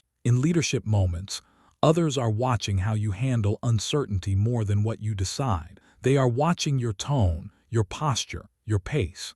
These cues tell them whether the situation is manageable or out of control. Your calm communicates manageability. This is why mastery under pressure builds trust quickly. Trust is accelerated when people see that you are not shaken by difficulty, that you are not overwhelmed by complexity, that you are not hijacked by emotion. They feel safer following someone who remains steady. Now feel the commands begin to sharpen. Stay focused. Focus is not tunnel vision. It is selective attention. You do not ignore information. You filter it. You keep your attention on what moves the situation forward. Distractions will try to pull you. Side arguments, emotional reactions, irrelevant details. You acknowledge them without engaging. You stay focused. Hold the line. Holding the line means maintaining values and standards when pressure tries to lower them. It means not abandoning principles for convenience. It means not sacrificing long-term integrity for short-term relief. Pressure often invites compromise disguised as efficiency. Just this once. We'll fix it later. There's no time. Mastery resists this. You understand that what you do under pressure defines culture. It sets precedent. It teaches others what matters when things are hard. You hold the line because you know that lowering standards now creates bigger problems later. This holding is quiet but firm. No dramatics, no speeches, just consistency. Consistency under pressure is rare, and rarity commands respect. You are ready. Read that again. You are ready. Readiness is not about confidence. It is about capacity. You have built capacity by staying present under smaller pressures, by practicing discipline when stakes were lower. That practice compounds. Now when stakes rise, capacity reveals itself. You may feel fear. Readiness does not eliminate fear. It prevents fear from controlling action. You may feel urgency. Readiness channels urgency into focus instead of panic. This is mastery under pressure. Stories of effective leadership often highlight decisive moments, but what they rarely show is the quiet preparation that made those moments possible. The countless times someone chose restraint, chose clarity, chose discipline when no one was watching. That preparation is invisible. until pressure arrives. Then it becomes obvious. You are not improvising in these moments. You are executing training. You are applying structure to chaos. You are doing what you have already practiced. This is why mastery feels almost calm, even when things are intense. Not because the situation is easy, but because you are ready for it. Now notice how this changes your internal dialogue. Instead of "this is too much," you think, "I know how to handle this." Instead of "I can't mess this up," you think, "stay present." That shift is everything. Presence keeps you here. Fear pulls you into imagined outcomes. Presence gives you access to choice. You choose response over reaction again and again. As this part progresses, the pace continues to tighten. Moments stack. Decisions matter. You move from awareness into execution. Your words become shorter. Your movements more deliberate. Your energy more contained. This containment is power. Power that does not leak. Power that does not scatter. Power that holds. When pressure peaks, you do not rise emotionally, you drop deeper into focus. You simplify further. You reduce input. You increase clarity. This is where transformation begins to crest. You are no longer proving discipline. You are using it. You are no longer learning control. You are applying it. And as you apply it, something shifts in how you see yourself. You are not surviving pressure. You are mastering it. That realization is quiet but profound. As this second part closes, anchor these commands internally. Stay focused. Hold the line. You are ready. These are not motivational phrases. They are instructions your system understands. You have trained for this. And pressure is about to show you how far you've come. This is where everything converges. All the pauses you practiced. All the restraint you built. All the discipline you chose when no one was watching. Pressure does not ask politely if you are ready. It arrives and demands proof. And now you feel it clearly. The moment is tighter. The room is louder. The stakes are visible. This is the peak. And you are still here. Most people lose themselves. Their breath shortens. Their thoughts scatter. Their emotions rush forward looking for release. They try to do more, say more, fix everything at once. You do the opposite. You become smaller inside, quieter, sharper. This is mastery. Mastery under pressure is not dramatic. It is precise. It does not expand. It concentrates. You strip away everything unnecessary. You focus on what matters now, not later, not hypothetically. Now, your body knows what to do. You have trained it. Breath steady, jaw relaxed, eyes clear. Your nervous system does not panic because it recognizes this state. It has been here before in training. You are not shocked by pressure anymore. You are familiar with it. Familiarity removes fear. Fear thrives in the unknown. You have made pressure known. When conflict escalates around you, you do not mirror it. You do not absorb it. You do not escalate to match it. You let others expend energy while you conserve yours. This is leadership in its purest form. You speak when it matters. You move when it matters. You decide when it matters. Nothing is wasted. In chaos, this feels almost unnatural to others. They expect urgency. They expect reaction. When they do not get it from you, the dynamic shifts. The room slows, not because everyone calms down immediately, but because chaos has lost its anchor. Without emotional fuel from you, it cannot sustain itself. You become the reference point. People look to you, they wait, they listen. This is not because you demanded authority. It is because you demonstrated it. Authority under pressure is earned in silence. Your words now carry more weight because there are fewer of them. Each sentence is clean. Each instruction is simple. There is no emotional residue clinging to your language. Clarity cuts through noise. This is where leadership becomes unmistakable. You do not need to convince anyone. You do not need to justify yourself. You do not need to prove control. You embody it. Stress no longer scrambles you. It sharpens you. Under stress, many people lose access to higher thinking. They become reactive, narrow, impulsive. You have trained to do the opposite. You remain connected to choice. Choice under stress is rare, and it is powerful. This is the transformation peak. Everything tightens. Everything matters. Everything is visible. Stay focused. That focus is not forced. It is anchored. Your attention does not bounce. It locks. You see the problem clearly. You see the next step clearly. You do not get pulled into side noise. Focus is what keeps you effective when others become overwhelmed. Hold the line. The temptation to compromise is strongest, to bend standards for speed, to soften boundaries for relief, to choose what is instead of what is right. You do not. You understand something others forget in pressure. What you do now becomes the standard later. What you tolerate now becomes the culture. What you excuse now repeats. So you hold, firmly, quietly, without aggression. Holding the line does not mean being rigid. It means being aligned. You adjust tactics, not principles. You adapt execution, not values. This steadiness creates trust instantly. People feel it in their bodies before they understand it intellectually. They sense that you are not panicking, that you are not cutting corners, that you are not abandoning structure. They relax, not fully, but enough. Enough to listen, enough to follow, enough to move together instead of scattering. You are ready. That readiness is no longer a thought.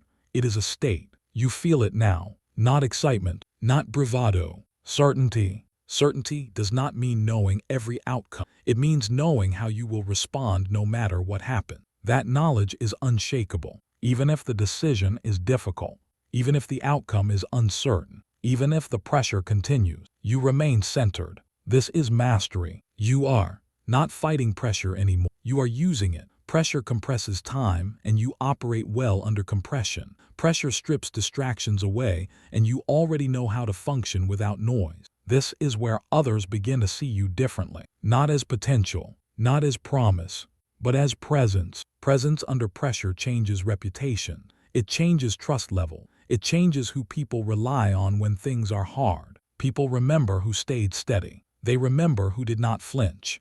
They remember who held the line. Those memories last. This is how authority is built without announcement. You did not rise emotionally in this moment. You did not collapse. You did not disappear. You stood. That standing rewires something inside you. You no longer question whether you can handle pressure. You have evidence now. You have lived it. Confidence born from experience replaces doubt. This confidence is quiet. It does not seek validation. It does not need reinforcement. It is internal and stable. You carry it forward. The next time pressure arrives, it will feel familiar again. Not because it is easy, but because you know how to meet it. This is the shift. Pressure is no longer something you fear. It is something you respect. Respect keeps you sharp. Fear makes you reactive. You choose respect. As this chapter closes, feel what has changed. You are no longer practicing mastery. You are expressing it. You are no longer preparing for pressure. You are operating within it. And you are still steady. Stay focused. Hold the line. You are ready. This is not the end of pressure. It is the beginning of trust in yourself. Trust that you can lead when things are hardest. Trust that you can respond when others react. Trust that you can remain clear when the world is loud. This trust changes everything that comes next. Mastery under pressure is no longer something you admire. It is something you live. Chapter 9. Emotional control creates wealth. Wealth is rarely lost in one reckless moment. It leaks away quietly, decision by decision, reaction by reaction, emotion by emotion. Most people never see the connection because money feels external while emotion feels internal, but they are tied together more tightly than almost anything else. Emotional control is the foundation of wealth. Not luck, not intelligence, not hustle. Control. Every financial outcome you experience is shaped by how you handle pressure, delay, uncertainty, and desire. Money does not reward intensity. It rewards patience. It does not reward impulse. It rewards restraint. This is why reactivity costs money, and why control builds empires. Look closely at how most people make financial decisions. They react to fear. They react to excitement. They react to urgency. They react to comparison. Markets move, emotions spike, and action follows without thought. Buy because everyone is buying. Sell because everyone is panicking. Spend because it feels good now. Avoid because it feels uncomfortable now. Emotion leads, money follows, loss appears later. This pattern is everywhere. Emotional reactions shorten time horizon. When emotion is in control, the future shrinks. Everything becomes about now. Relief now, gain now, escape now, validation now. But wealth is built in the future. Wealth belongs to those who can think beyond the moment. That requires emotional discipline. Long-term thinking is not a mindset you adopt once. It is a behavior you practice daily. It is the ability to delay gratification without resentment, to tolerate boredom without distraction, to endure uncertainty without panic. Most people cannot do this consistently. That is why most people do not build lasting wealth. They confuse activity with progress. They mistake urgency for opportunity. They let emotion rush them into decisions that feel good in the moment and cost them later. Control slows you down just enough to see clearly. Clear thinking creates leverage. Leverage is not only financial, it is psychological. When you are not emotionally attached to immediate outcomes, you gain option. When you are not desperate, you negotiate better. When you are not panicked, you hold positions longer. When you are not impulsive, you accumulate instead of leak. This is the difference between builders and spenders. Builders feel desire and wait. Spenders feel desire and act. Builders feel fear and assess. Spenders feel fear and retreat. Builders allow time to work for them. Spenders try to outrun time. Time rewards the calm. Every major financial mistake can be traced back to emotional loss of control, panic selling, over-leveraging, lifestyle inflation, chasing status, ignoring compounding, breaking strategy because of discomfort. Discomfort is the price of growth. Emotionally controlled people pay it. Emotionally reactive people avoid it. Avoidance is expensive. It shows up as missed compounding, as abandoned plans, as opportunities sold early, as capital spent soothing emotion, instead of building structure. This is not about greed. It is about alignment. You cannot build something large if you cannot sit with delayed reward. Wealth does not arrive fast. It arrives quietly, incrementally, through consistency. Consistency is emotional discipline expressed over time. This is why emotional mastery belongs at the center of wealth creation. You are not building money first. You are building the capacity to handle money without destroying it. Many people make money and lose it because their emotional system cannot hold it. They spend to regulate mood. They take risks to feel alive. They sabotage stability because calm feels unfamiliar. Control changes that. Control allows you to let money be money instead of therapy. Control allows you to let strategy guide action instead of emotion. Control allows you to think in decades instead of days. Say the affirmation quietly inside. I think long-term. That statement is not optimistic. It is disciplined. Thinking long-term means accepting that boredom is part of success, that waiting is part of winning, that nothing dramatic happening is often a sign that things are working. Most people quit in quiet phases. They need stimulation. They need feedback. They need proof now. Long-term thinkers do not. They build in silence. They understand that markets fluctuate, people react, and noise cycles endlessly. They do not need to participate in every movement. They choose when to act. Choice is leverage. When you are emotionally regulated, you are not forced to act by headlines, opinions, or pressure. You move when conditions align with strategy. You do not confuse motion with progress. This restraint is rare. Rare traits create rare outcomes. Delayed gratification is the most misunderstood skill in wealth building. People assume it means suffering, deprivation, denial. It does not. Delayed gratification means choosing a better reward later over a smaller one now. It is not pain. It is preference. You prefer stability over excitement. You prefer compounding over consumption. You prefer ownership over appearance. Those preferences are emotional decisions before they are financial ones. When you see someone living beyond their means, you are not witnessing a money problem. You are witnessing an emotional regulation problem. Spending is being used to manage feeling. Status spending soothes insecurity. Impulse buying soothes stress. Overindulgence soothes boredom. None of these build wealth. They leak it. Emotional control plugs the leaks. When you stop using money to regulate emotion, money becomes free to do its real work. It begins to compound, to create options, to buy time instead of distraction. Time is the real currency. Long-term thinkers understand this. They protect time. They invest in assets that grow quietly. They avoid decisions that steal future freedom for present comfort. This requires saying no when yes feels good. It requires restraint when indulgence feels deserved. It requires clarity when comparison tries to rush you. Comparison is one of the most expensive emotional triggers in finance. Seeing others spend, upgrade, or display success creates urgency. It whispers that you are behind, that you must act now to catch up. This urgency is artificial. Wealth is not a race you win by speed. It is a structure you build by patience. Reacting to comparison costs money. Control neutralizes comparison. When you are emotionally disciplined, you stop measuring yourself against appearances. You measure against your plan, your timeline, your value. This steadiness protects you. Protection is not fear-based. It is strategy-based. You do not avoid risk. You manage it. Emotionally reactive people avoid risk when they should take it and take risk when they should not. Emotionally controlled people do the opposite. They take calculated risks aligned with long-term vision and avoid impulsive ones driven by feeling. This inversion is powerful.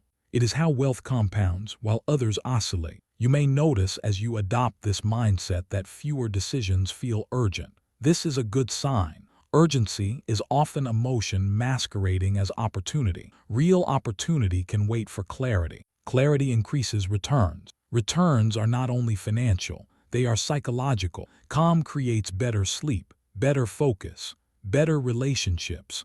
Wealth built with emotional control does not come with constant anxiety. This matters. Money that costs peace is expensive. Control ensures that wealth adds to your life instead of consuming it. As this chapter opens, you are being asked to see money differently, not as a scoreboard, not as validation, not as a tool for emotional relief, but as a system that responds to discipline. Discipline in thinking, discipline in timing, discipline in restraint. This discipline is learned. You have already been training it. Every pause you practiced, every reaction you withheld, every long-term choice you made, it all transfers here. Wealth is simply one domain where emotional control shows its full power. And as this first part closes, hold this truth clearly. Reactivity costs money. Control builds empires. Say it again, grounded and calm. I think long-term. This is not a slogan. It is how wealth is created. Once you see the connection between emotion and money, you cannot unsee. Every financial decision begins to reveal its emotional roots.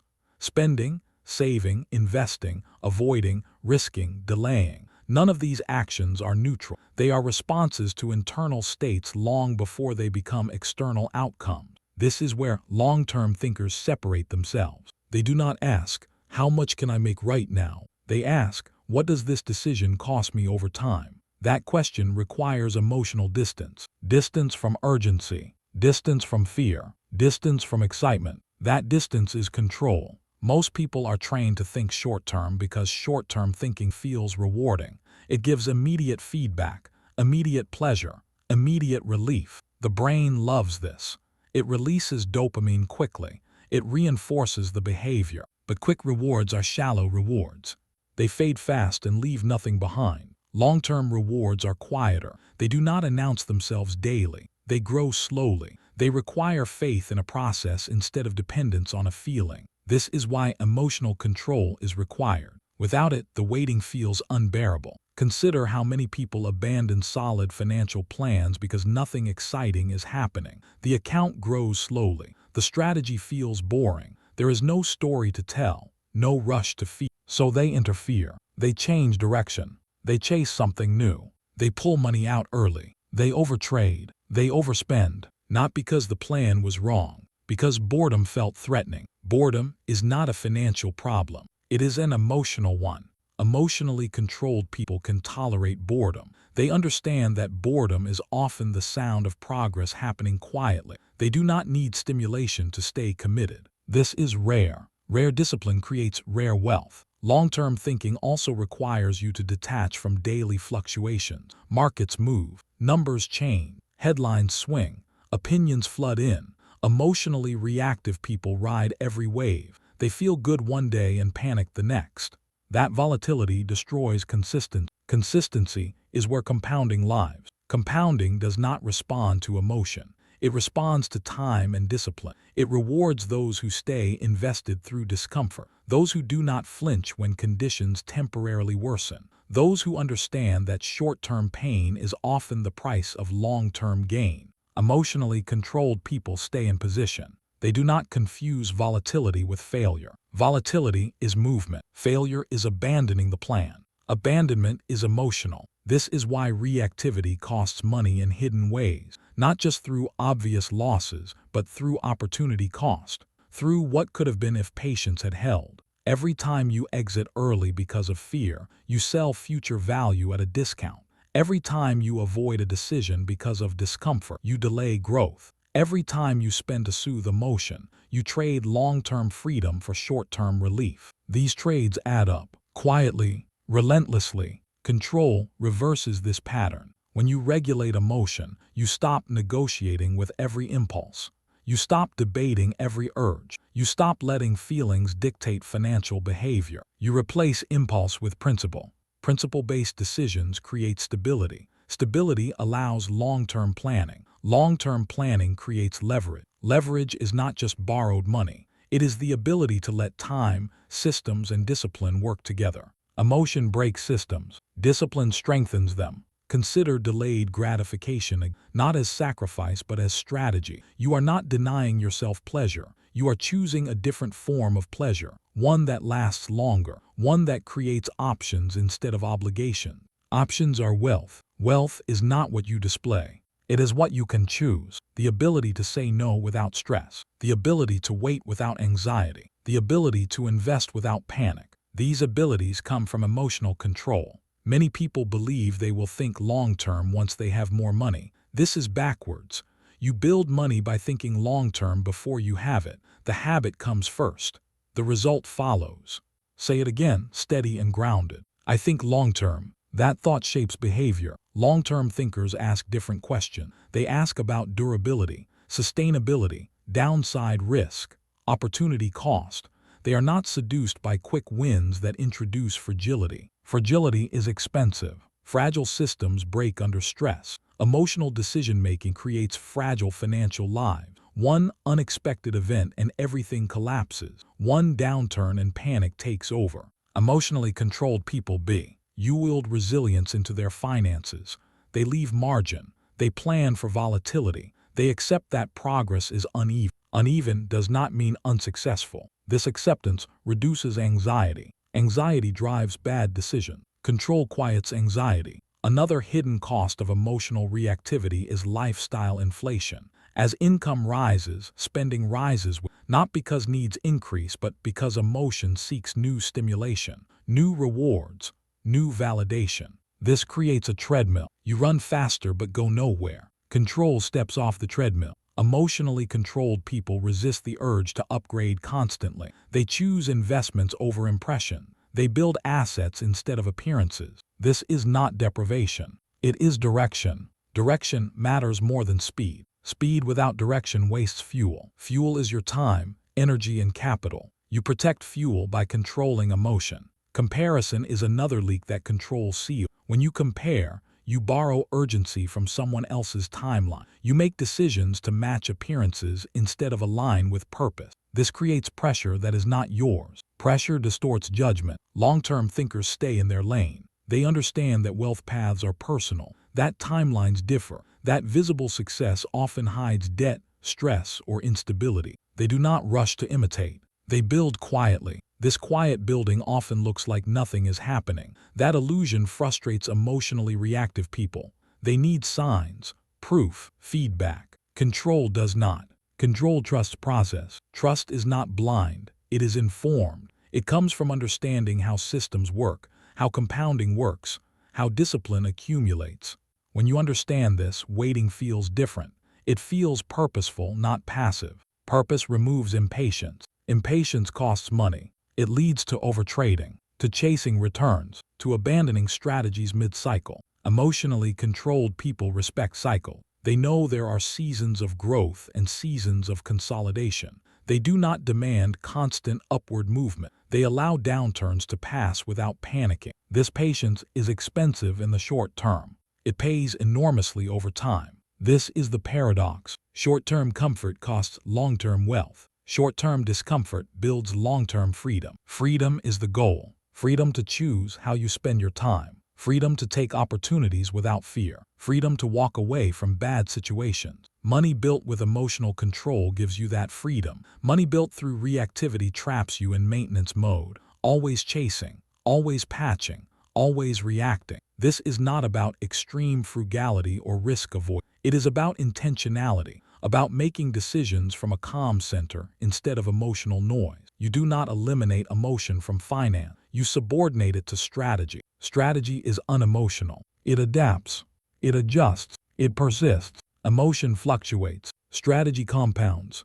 As this part closes, feel how your thinking is stretching beyond immediate gratification, beyond daily wins and losses, toward structure, toward patience, toward ownership. You are not becoming slower. You are becoming deliberate. Deliberateness is power in financial life. Say the affirmation again, quietly but firmly. I think long-term. This is how wealth stops leaking and starts building. At some point, the pattern becomes undeniable. You begin to see how often money follows emotion and how rarely emotion leads somewhere stable. The noise fades. The lessons sharpen. Wealth is not created by moments of brilliance.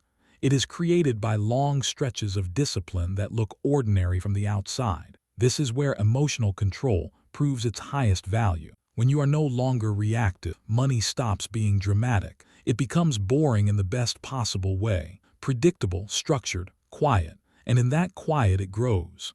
Most people never reach this stage because they mistake boredom for stagnation. They believe something must feel intense to be valuable. They crave excitement in their financial life the same way they crave it emotionally. Excitement is expensive. It leads to chasing trends. It leads to impulsive risks. It leads to decisions made for stimulation instead of strategy. Control removes the need for excitement. When you are emotionally regulated, you do not need money to entertain you. You need it to work for you. You let it do its job while you do yours.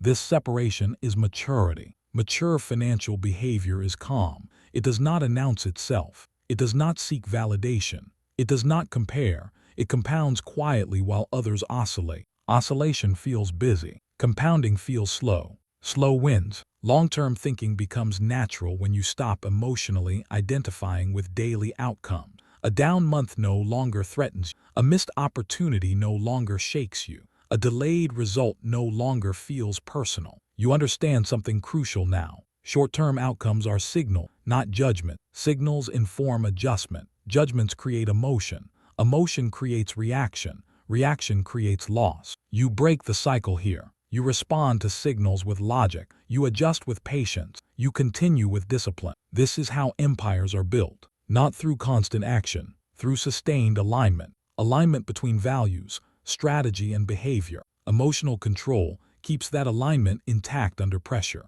When markets fall, emotionally reactive people sell to escape discomfort. Emotionally controlled people assess. They ask what has changed fundamentally and what has not. They separate noise from signal. That separation saves fortunes. When opportunities appear, emotionally reactive people rush in out of fear of missing out. Emotionally controlled people evaluate. They ask whether the opportunity fits their long-term plan. They wait if clarity is missing. Waiting preserves capital. Capital preserved is capital that can grow. This restraint feels counterintuitive in a culture that celebrates speed. But speed without direction is waste. Wealth rewards direction over speed every time. You now understand why emotional control creates leverage in negotiation, investment, and business. You do not need to close every deal. You do not need to accept every term. You do not need to act from urgency. Urgency weakens position. Calm strengthens it. When you are not emotionally attached to outcomes, you negotiate better. You walk away when alignment is missing. You wait for conditions that favor you. You do not force momentum. Force is expensive. Patience is profitable. This mindset also changes how you approach earning. You stop chasing quick income that costs long-term stability. You prioritize skills, systems, and assets that grow over time. You invest in durability instead of flash. Durability compounds. Flash fades. Emotionally controlled people build things that last because they are not constantly chasing the next hit of validation. They accept that real wealth grows quietly, often unnoticed, until it becomes undeniable. This is why control builds empires. Empires are not built on impulse. They are built on structure. Structure requires delayed gratification. It requires saying no to distractions. It requires enduring phases where effort does not immediately pay off. Emotionally reactive people cannot tolerate these phases. They interfere. They abandon. They pivot constantly. Emotionally controlled people stay. Staying is underrated. Staying allows learning. Staying allows refinement. Staying allows compounding to do its work. As you stay, confidence shifts. You stop needing constant proof. You trust your process. You trust your timeline. You trust your discipline. That trust reduces stress. Stress clouds judgment. Clear judgment creates wealth. Another subtle shift happens. You stop tying self-worth to financial fluctuations. Your identity stabilizes. You are no longer elevated by gains or diminished by losses. You remain steady. This steadiness allows you to take calculated risks without emotional distortion. You are not reckless. You are not timid. You are deliberate. Deliberateness creates asymmetric outcomes. You risk when upside outweighs downside. You wait when it does not. Emotionally reactive people reverse this. They take big risks when fear is low and avoid risk when fear is high. This is the worst possible pattern. Control flips it. You become comfortable acting when others hesitate and waiting when others rush. This inversion is powerful. It is how fortunes are quietly accumulated. You also stop using money as a measure of comparison. You no longer need to look richer, faster, or ahead. You measure progress against your own plan. Plans remove emotional chaos. A clear plan gives you something to return to when emotion rises. It anchors you. It reminds you why you are doing what you are doing. It protects you from impulsive deviation. Deviation is expensive. Staying the course is profitable. As this chapter completes, feel how your relationship with money has changed. Less tension, less urgency, less emotional charge, more clarity, more patience, more control. This is not detachment from ambition. It is refinement of ambition. You still want more. You just want it built correctly. Correctly means sustainably. Sustainably means calmly. Wealth built in emotional chaos is fragile. Wealth built with emotional control is resilient. It survives downturns. It adapts to change. It lasts. This is the kind of wealth that buys freedom instead of anxiety. Freedom to choose your time. Freedom to move without fear. Freedom to think beyond survival. Say the affirmation one final time, grounded and clear. I think long-term. That thought now lives in your behavior, in your restraint, in your patience, in your ability to wait while others react. Reactivity costs money. Control builds empires. You are no longer guessing which path you are on. You are building deliberately, quietly, relentlessly, and the results will speak for themselves.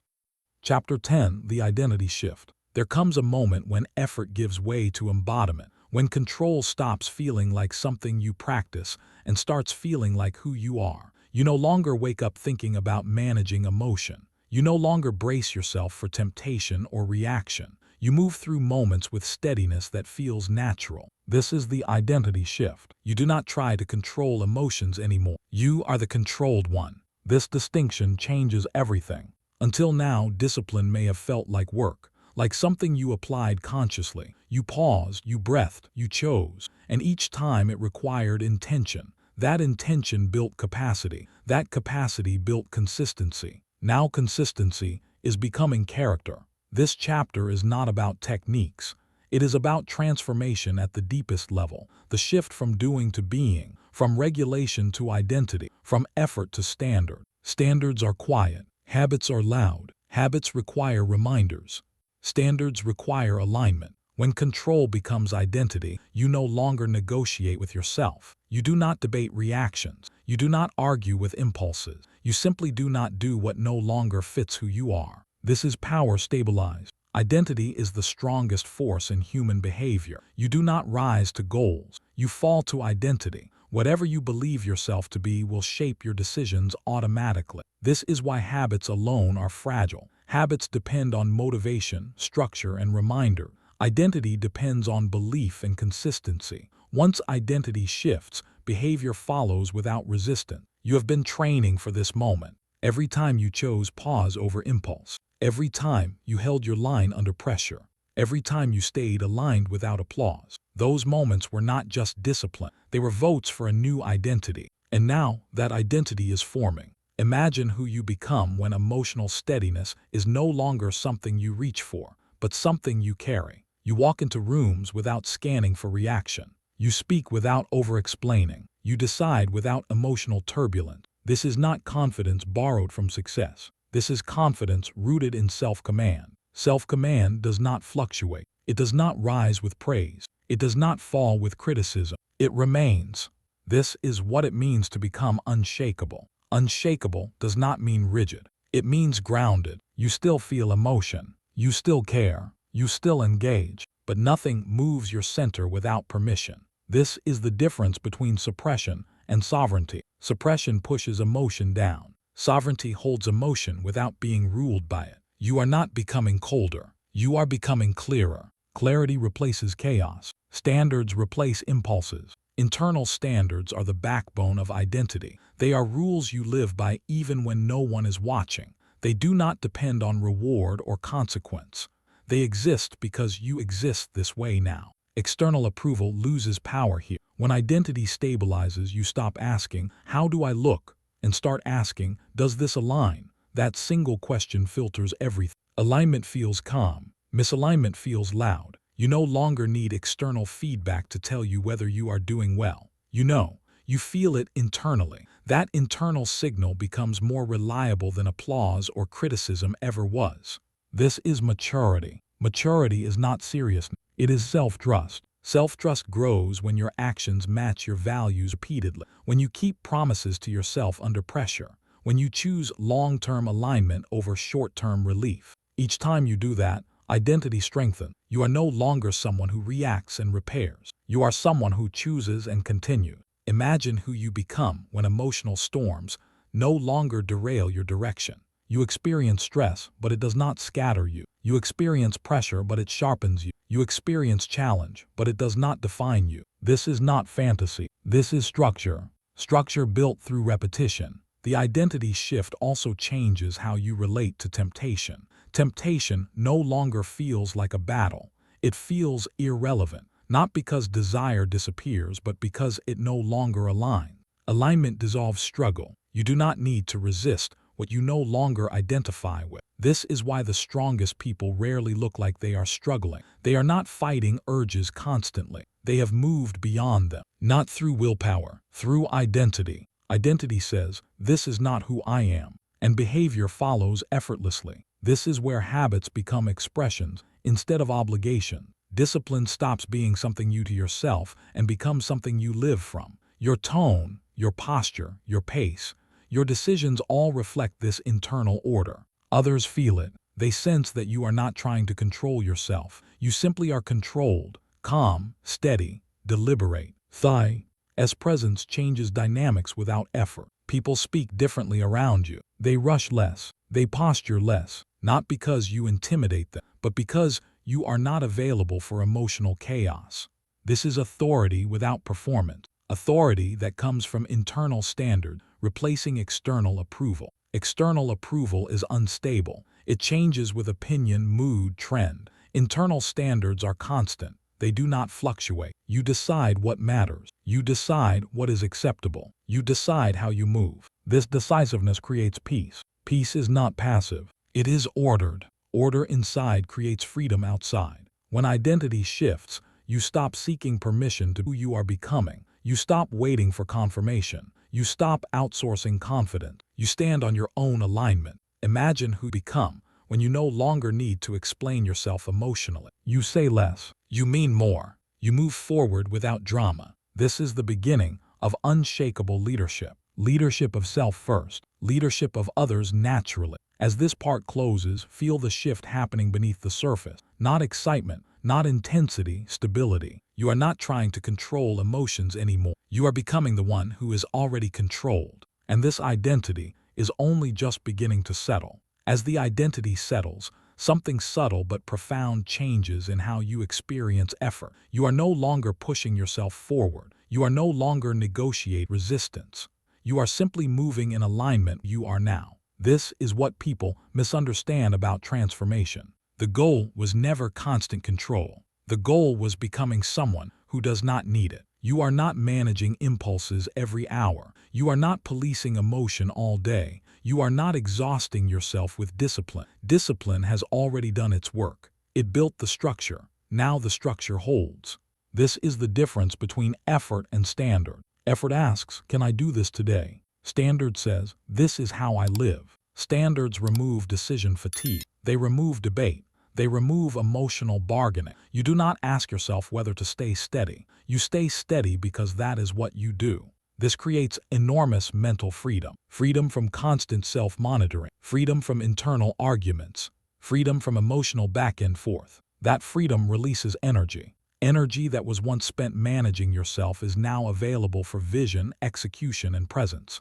You think more clearly. You listen more fully. You respond more precisely. This is what becoming unshakable actually looks like. Not rigidity, not intensity, consistency. Consistency across environment, across stress level, across success and setback. The unshakable person does not change personalities under pressure. They do not become someone else when challenged. Their tone remains familiar. Their posture remains grounded. Their decisions remain aligned. This reliability builds trust instantly. People trust what they can predict. They trust what does not surprise them emotionally. When you are unshakable, others know where they stand with you. That knowing creates safety. Safety is the invisible force behind influence. When people feel safe, they stop guarding themselves. They stop posturing. They stop bracing. They engage honestly. This honesty improves outcomes everywhere you go. The identity shift makes this natural. You are no longer performing stability. You are stable.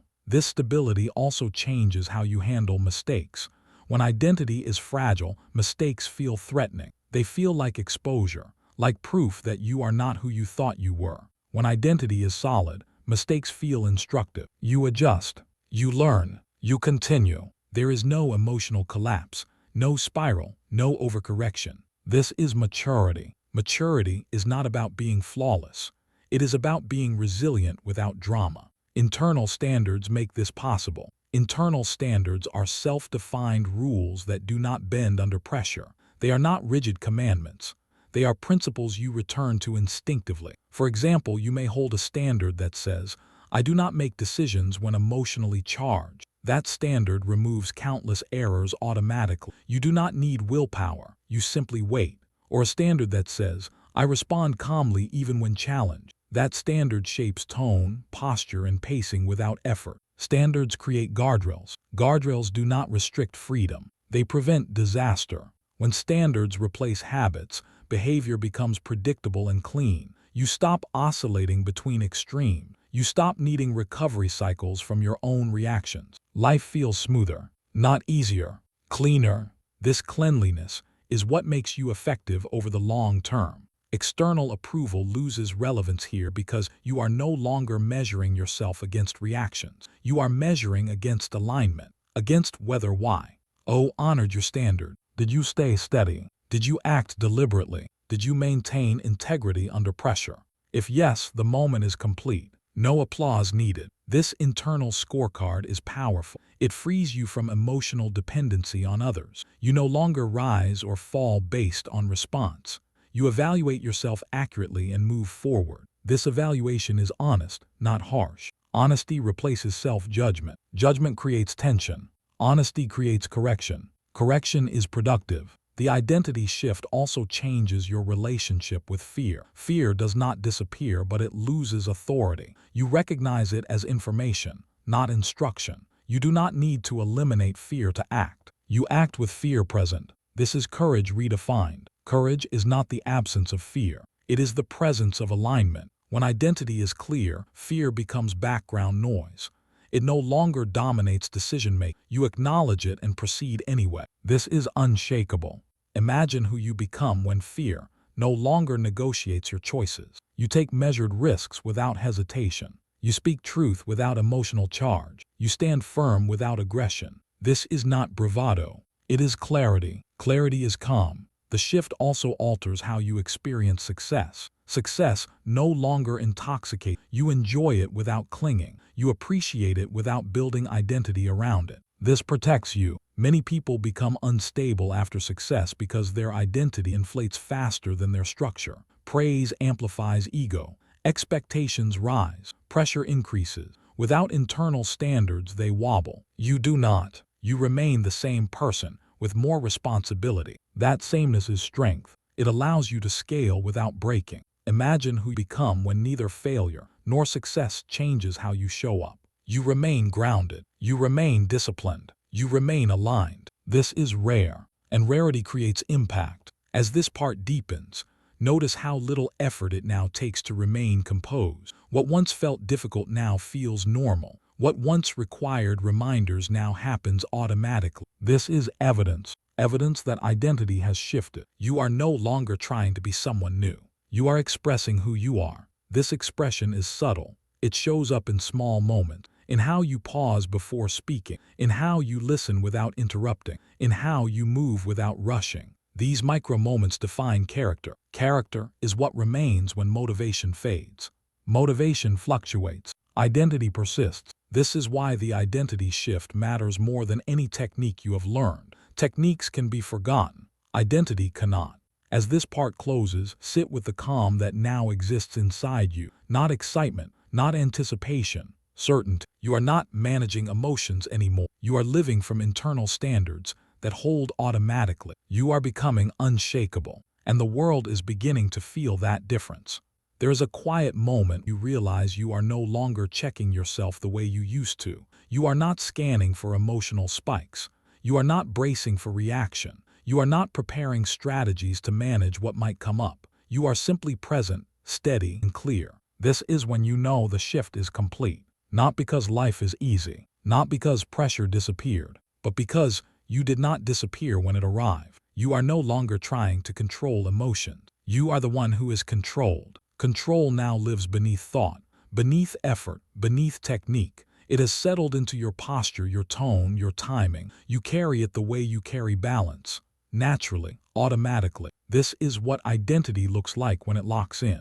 The world still moves fast. People still react. Situations still escalate. Outcomes still change. None of that stopped. What stopped was the internal instability that once followed those things. You are not pulled anymore. You choose. Choice has become instinct. This is the final evolution of discipline. Discipline was the bridge. Identity is the ground on the other side. You crossed by choosing alignment again and again. Now alignment chooses. This is why the effort feels lighter. You are no longer swimming upstream against yourself. Your actions flow in the same direction as your standards. There is no internal friction, no argument, no delay. Friction is exhausting. Alignment is efficient. Efficiency frees energy. That energy now moves into vision, into execution, into presence. You see further ahead because you are no longer consumed by managing emotion in the moment. Future pacing becomes natural here. Imagine who you become when your internal state no longer depends on external conditions. You wake up steady. You move through challenge steady. You end days steady. Not numb, not detached. Grounded. Grounded people think clearly about the future because they are not constantly repairing the present. They plan, they build, they invest effort where it matters most.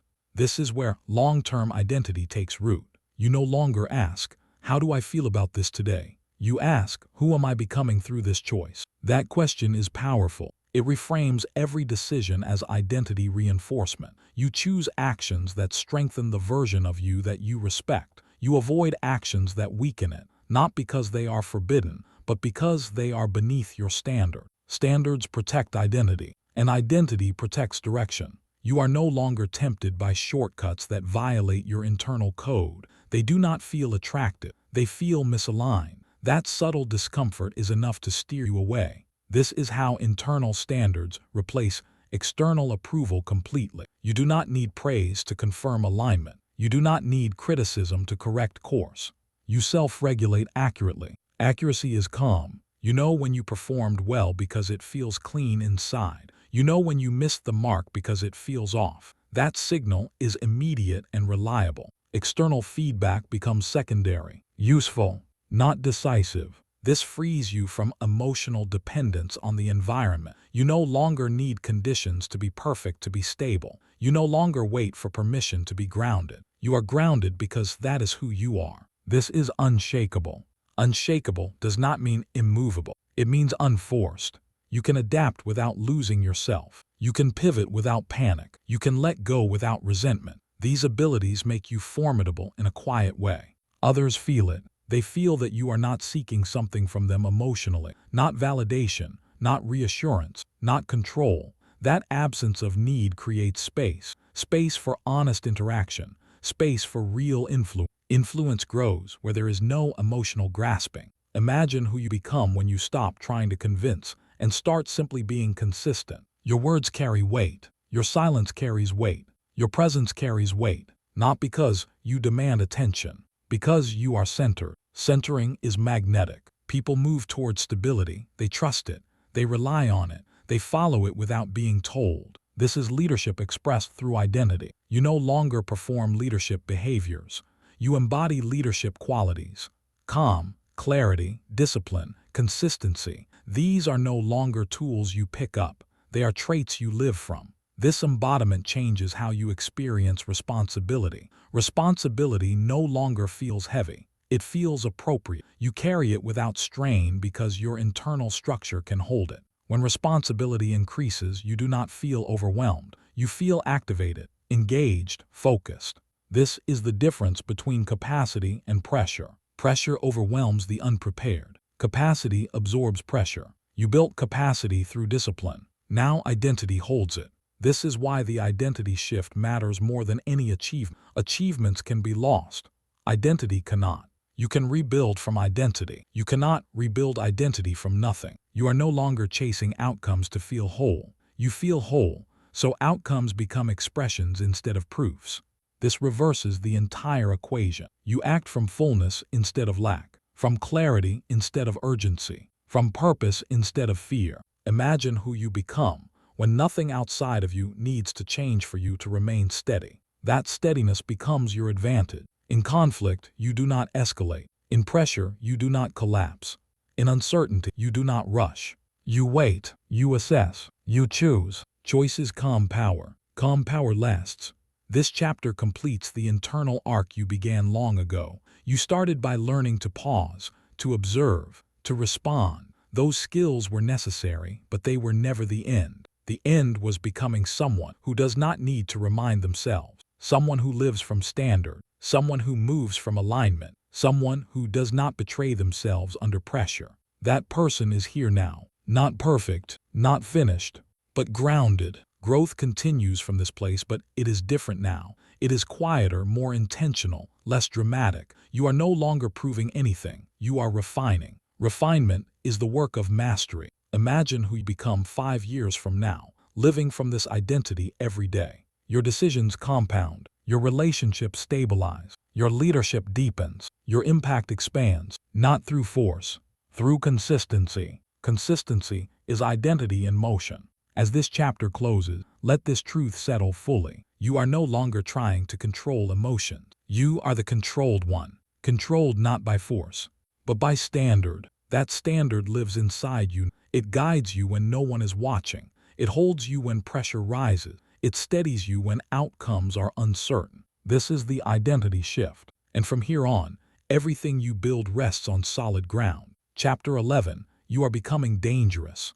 In the best way. There is a moment when strength stops trying to be seen. It settles, it sharpens, it becomes quiet. You have reached that moment. You are not loud anymore. You are not reactive. You are not pulled. You are calm, focused, unmovable. This is where danger begins. Not reckless danger, not chaotic danger, disciplined danger. The kind that does not announce itself. The kind that does not rush.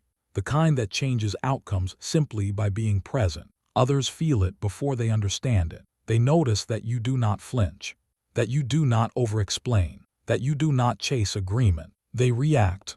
You decide. This is the shift. For a long time, strength may have looked like intensity to you, like effort, like visible struggle, but that was before structure, before control, before identity settled. Now strength looks different. It looks like stillness under pressure, like silence instead of argument, like choice instead of impulse. This is dangerous because you cannot be manipulated easily anymore. Emotional manipulation relies on urgency, on reaction, on pulling you into someone else's frame. It needs you to explain yourself, to defend, to justify. You do not. You let others spend energy. You conserve yours. This conservation is power. Power is not how much force you use. It is how little you need. When people push emotionally and you do not move, they feel it.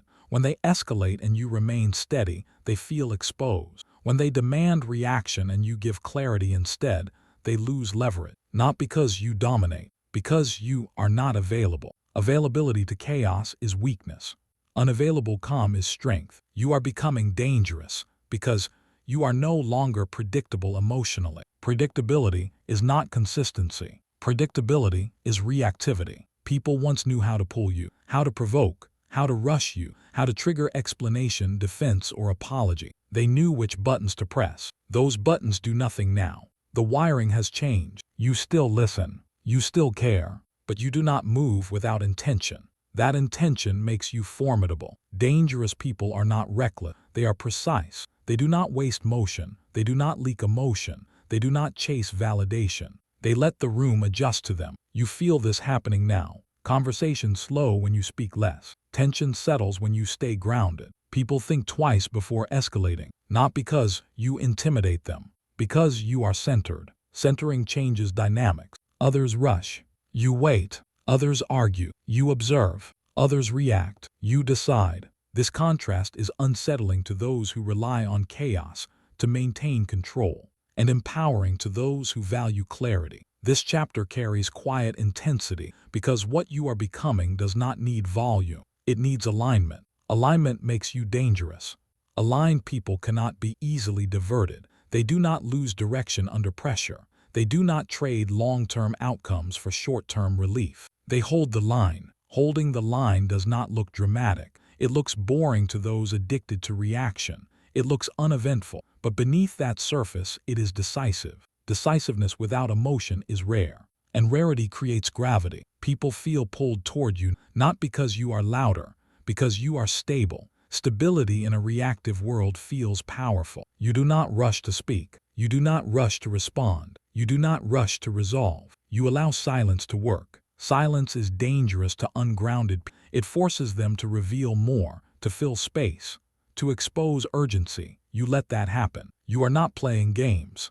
You are simply not interfering. This non-interference gives you information. Information gives you advantage. An advantage, when held calmly, becomes authority. Authority does not demand compliance.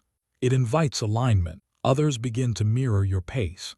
They slow down. They choose words more carefully. They sense that emotional tactics will not work. This is the effect of quiet danger. You are not aggressive. You are anchored. Anchored people do not drift. Drifting people react to currents. Anchored people let currents pass around them. The water moves. They remain. That steadiness is unsettling to those who live by momentum. Momentum without direction is chaos. You have direction now. Direction makes you patient. Patience makes you calm. Calm makes you dangerous because you do not need to win the moment. You are building something larger. You no longer explain yourself to feel understood. You no longer argue to feel justified. You no longer react to feel powerful. You simply act when it is time, and when you act, it lands. This is where intensity becomes internal. Others mistake quiet for weakness. They assume silence means uncertainty. They push harder. You do not respond immediately. You let them finish. You let them spend energy. Then you choose. That choice carries weight. This is how leaders emerge without trying to lead. You are not seeking dominance. You are demonstrating control. Control is dangerous because it cannot be rushed. People who rely on speed cannot compete with patience. People who rely on pressure cannot move those who do not yield. You do not yield emotionally anymore. You may still adjust. You may still compromise strategically, but you do not bend internally. Internal firmness creates external flexibility. This paradox is important. Rigid people break. Firm people adapt. You are firm. Firm in values. Firm in standards. Firm in self-command. That firmness allows you to move freely without losing yourself. Others notice. They notice you do not overreact to praise. They notice you do not shrink under criticism. They notice you do not rush to clarify or justify. They sense that you are not fragile. Fragility invites control. Strength repels it. This is why you are becoming dangerous. Not because you seek conflict, but because conflict no longer controls you. When emotions rise in others, you do not mirror them. When stakes rise, you do not panic. When tension fills the space, you remain composed. This composure does something powerful. It exposes the situation for what it is. Noise without substance. Urgency without direction. Emotion without strategy. And once exposed, it loses power. You are not fighting chaos. You are outlasting it. Outlasting chaos requires endurance. Endurance comes from identity. Identity comes from standard. You have standards now. Standards that say you do not explain yourself emotionally. Standards that say you do not react to be liked. Standards that say you do not abandon your center. These standards make you reliable to yourself. Self-reliability is dangerous because you cannot be coerced by fear of losing approval. You cannot be rushed by artificial deadline. You cannot be baited into arguments that do not matter. You choose what matters. Choice is your weapon now, a weapon that does not need to be shown. You are not becoming cold. You are becoming precise. Precision cuts cleanly. Chaos flails. Others flail. You remain. This is the quiet intensity of this chapter. No shouting, no dramatics, just presence. Presence that holds. As this first part closes, feel the difference in how you stand internally. Less movement, less noise, more certainty. You are calm. You are focused. You are unmovable. Others react. You decide. And this is only the beginning of what that makes possible. Danger does not come from aggression. It comes from certainty, from knowing who you are and refusing to be moved off that position by noise, emotion, or pressure. This is the phase you are entering now, where your presence alone alters outcomes. You are no longer trying to prove strength. You are no longer seeking validation. You are no longer negotiating your center. You are simply there. And that is unsettling to people who rely on reaction to maintain control. When you were reactive, the world could predict you. People could anticipate how you would respond. They could pull you into urgency. They could rush you with tone, pressure, or expectation. They could force explanation. Those levers no longer work. This is what makes you dangerous. You have stepped out of the emotional economy. You no longer trade reactions for approval. You no longer exchange calm for acceptance. You no longer give away leverage by explaining yourself when clarity already exists. Explanation is often a concession. Silence is often a boundary. You are learning when not to speak. That restraint changes everything. Most people talk too much because they are uncomfortable with uncertainty. They fill space to relieve internal tension. They explain to reassure themselves. They defend to protect identity. You do not. You allow uncertainty to exist without rushing to resolve it emotionally. You allow silence to stretch. You allow others to reveal themselves. This is not manipulation. This is patience. Patience is dangerous because it cannot be pressured. When others demand immediacy, you slow the moment down. When they escalate emotionally, you remain steady. When they attempt to provoke reaction, you give them none. This exposes motive. People who need you to react often need control. When they cannot get it, they grow uncomfortable. That discomfort makes them reveal more. Their urgency, their insecurity, their agenda. You watch. You listen.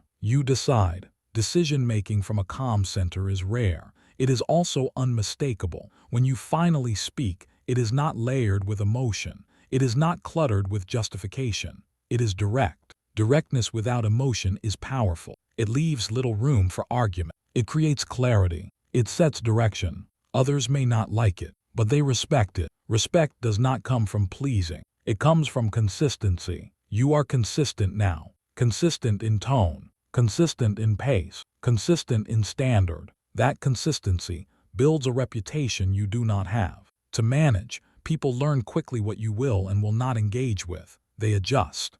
This adjustment is not fear-based. It is alignment-based.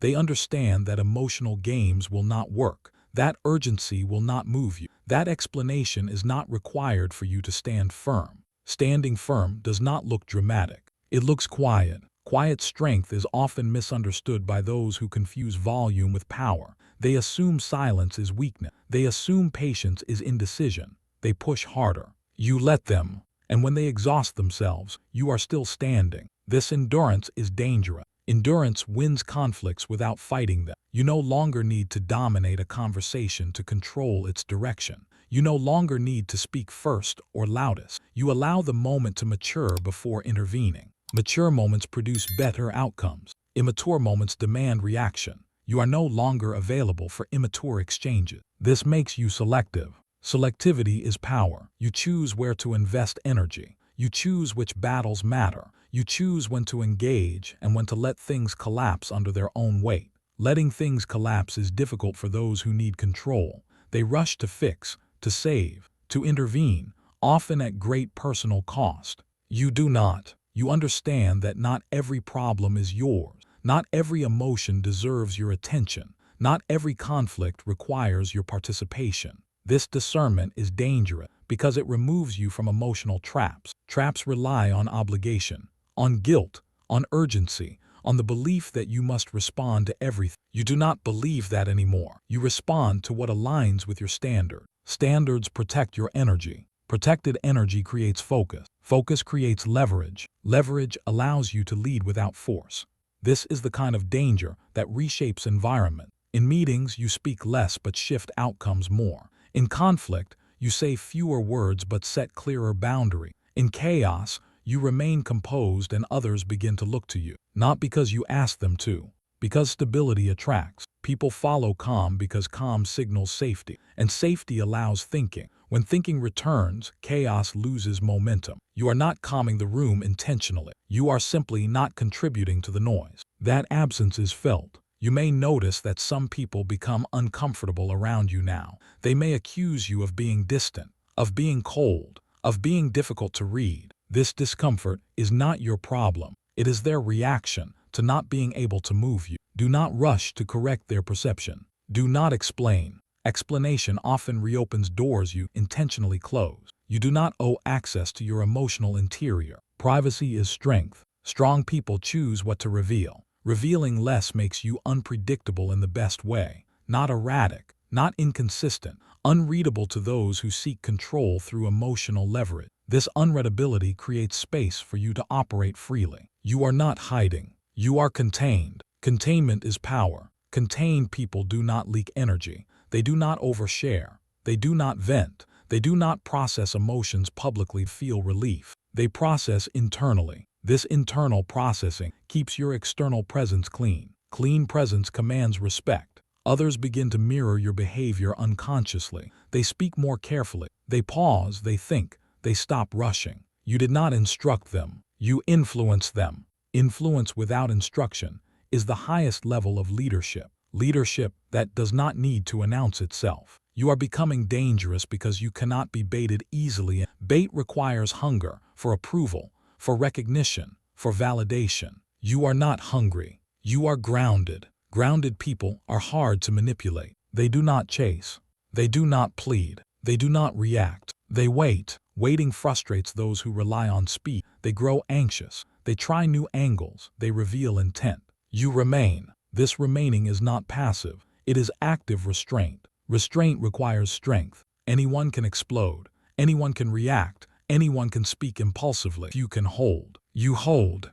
Holding the line becomes your default. You do not need to announce boundary. Your behavior enforces them. When someone crosses a line, you do not escalate emotionally. You respond decisively. Decisive response without emotion is dangerous. It removes drama. It removes argument. It removes leverage.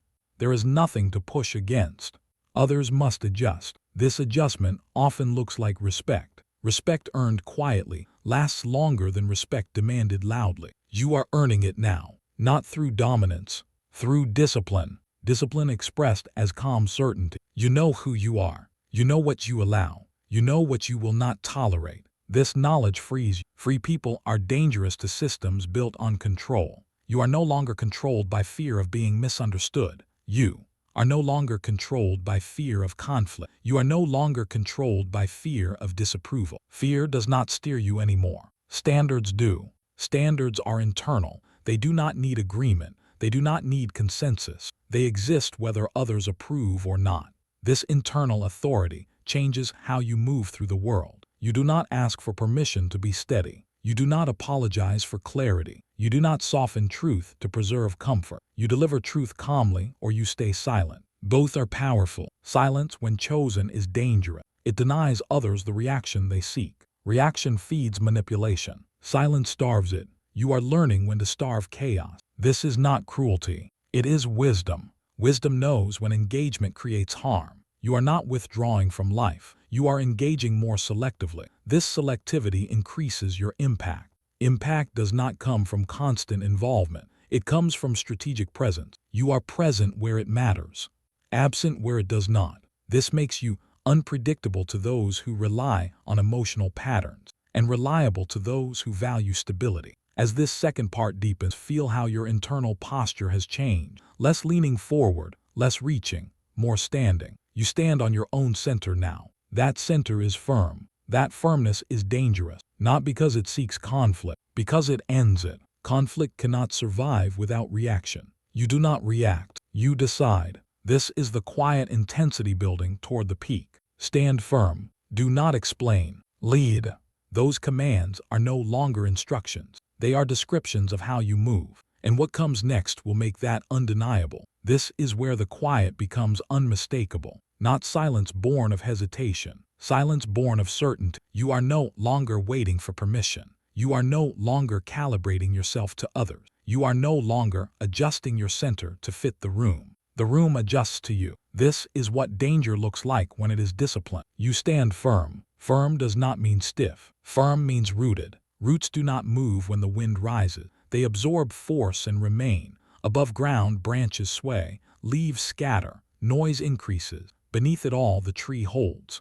You are holding your line when opinions surge, holding your pace when urgency screams, holding your standards when compromise is tempting.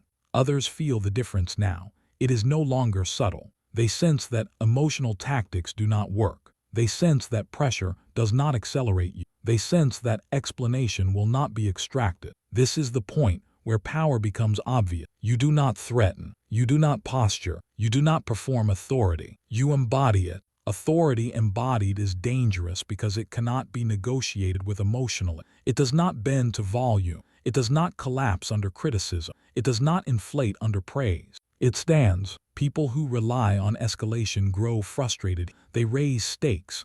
They add drama. They attempt to provoke urgency. They try to corner you into response. You do not take the bait. You let the moment breathe. Breathing changes everything. It creates time where others feel trapped by speed. It creates clarity where others feel overwhelmed. It creates options where others see none. This is leadership under pressure without spectacle. Leadership that does not shout commands. Leadership that sets direction by presence. When you finally move, it is clean. A sentence, a decision, an action, no excess, no apology, no explanation. Do not explain. Explanation invites debate. Debate invites emotion. Emotion invites chaos. You are not interested in chaos. You are interested in outcome. Outcome requires clarity. Clarity does not need defense. When you explain less, people listen more. When you justify less, decisions carry more weight. When you stop narrating your internal process, others stop trying to interfere with it. This is the shift from participation to leadership. Participation seeks agreement. Leadership sets direction. You are not trying to be liked in critical moments. You are trying to be effective. Effectiveness is calm and decisive. Decisiveness without heat is dangerous. It ends arguments before they start. It closes loops without drama. It establishes boundary without confrontation. Others may test those boundaries once. They do not test them twice. Not because you punish, because you are consistent. Consistency is intimidating to those who rely on volatility. They cannot predict you emotionally, so they stop trying to move you emotionally. They begin to adapt. Adaptation is respect in action. You are not feared. You are trusted. Trust is dangerous in the best way. It gives you influence without force. It gives you room to operate. It gives you the benefit of doubt when decisions are difficult. People trust those who remain steady when it would be easier to react. That trust compounds. Now notice what is happening ends. You. There is less urge to speak, less urge to correct, less urge to manage perception. You do not need to manage perception when your behavior is aligned. Alignment speaks louder than explanation ever could. You feel comfortable with not being fully understood. This is a major threshold. The need to be understood is a leash. It pulls you into conversations you should not be having. It drags you into justifications that dilute authority. You let it go. You do not need to be understood by everyone. You need to be aligned with yourself. Alignment is enough. This is where others begin to project strength onto you. They describe you as calm, grounded, decisive, hard to shake. They may not have language for it, but they feel it. Feeling precedes understanding. They feel that you are not available for emotional chaos. They feel that you will not be rushed. They feel that you will not bend under pressure. This feeling shapes behavior around you. Meetings become shorter. Conversations become clearer. Conflicts de-escalate faster, not because you are controlling others, because you are controlling yourself. Self-control is contagious. It sets a tone others follow unconsciously. This is why you are becoming dangerous. Not because you dominate, because you stabilize, and stability is rare. In a world addicted to reaction, a non-reactive presence stands out immediately. It draws attention without seeking. It commands space without claiming it. You occupy space differently now. You take up exactly as much as you need. No more, no less. That precision is threatening to disorder. Disorder thrives on excess, on spillover, on emotional leakage. You do not leak. You contain. Containment is strength. Contained energy can be directed. Leaking energy is wasted. You are directing energy now with intent. Intent shows up in timing. You choose when to speak. You choose when to act. You choose when to wait. Waiting is not hesitation. Waiting is preparation. Preparation ensures that when you move, you do not miss. You have also stopped overcorrecting. When something does not go your way, you do not rush to fix it emotionally. You allow consequences to exist. You allow lessons to land. This teaches others responsibility. Responsibility rises when emotional rescue disappears. You are no longer rescuing people from their reactions. You are no longer smoothing over discomfort to keep peace.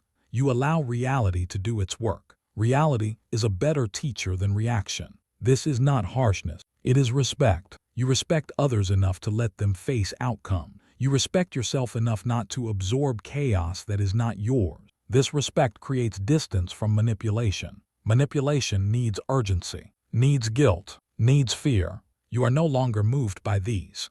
Stand firm. Firmness here is internal. You are flexible in method, immovable in standard. You do not cling to being right. You cling to being aligned. Alignment keeps you centered when opinions clash. Centered people do not need to win arguments.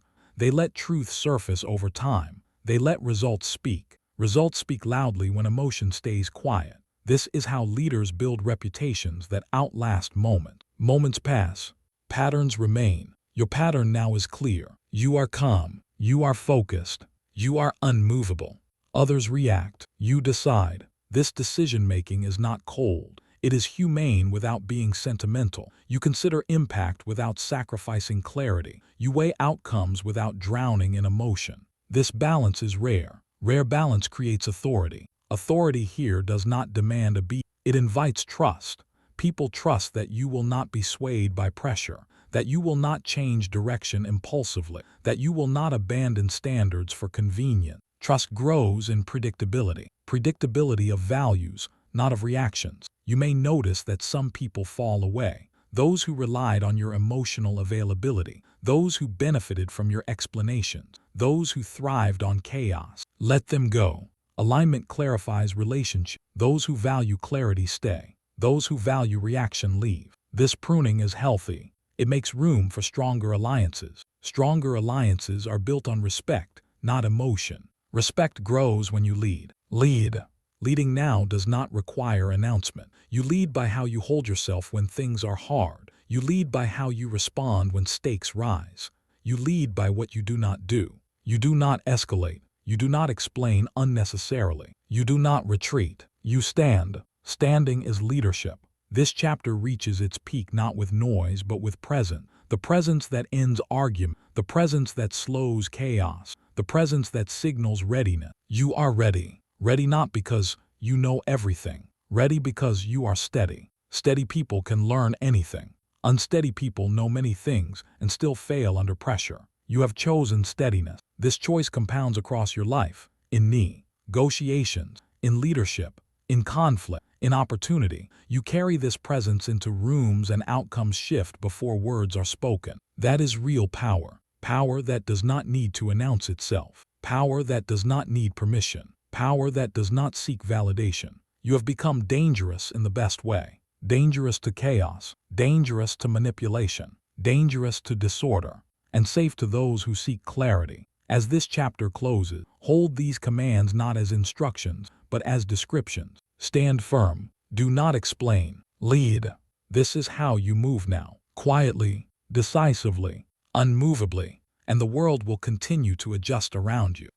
Chapter 12. Control is freedom. For a long time, control may have felt like restriction to you, like something that narrowed life instead of expanding it, like discipline was a cage and emotion was freedom. That belief is common, and it is wrong. Control is not confinement. It is liberation. This is where the journey resolves, not with intensity, not with force, but with clarity. You are beginning to feel it now, the quiet space inside where reaction once lived, the calm where urgency used to dominate, the steadiness that no longer requires effort. This is freedom. Freedom does not come from doing whatever it comes from not being ruled by what you feel. Emotional independence is the highest form of independence.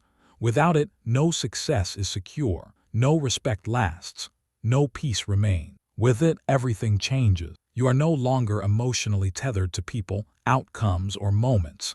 You engage fully, but nothing owns you. You care deeply, but nothing controls you. This balance is rare, and it is powerful. Control gives you options. When emotion ruled, options disappeared. Everything felt urgent. Everything felt personal. Everything demanded reaction. You were pulled instead of choosing. Now you choose. Choice creates space. Space allows perspective. Perspective creates peace. Peace is not passivity. It is alignment. Alignment between thought, action, and value. You feel that alignment now. It shows up in how you breathe, how you stand, how you speak. There is no rush, no scramble, no need to prove anything. You are grounded. Grounded people move freely. This is the paradox most people never understand. Discipline does not reduce freedom. It removes chaos.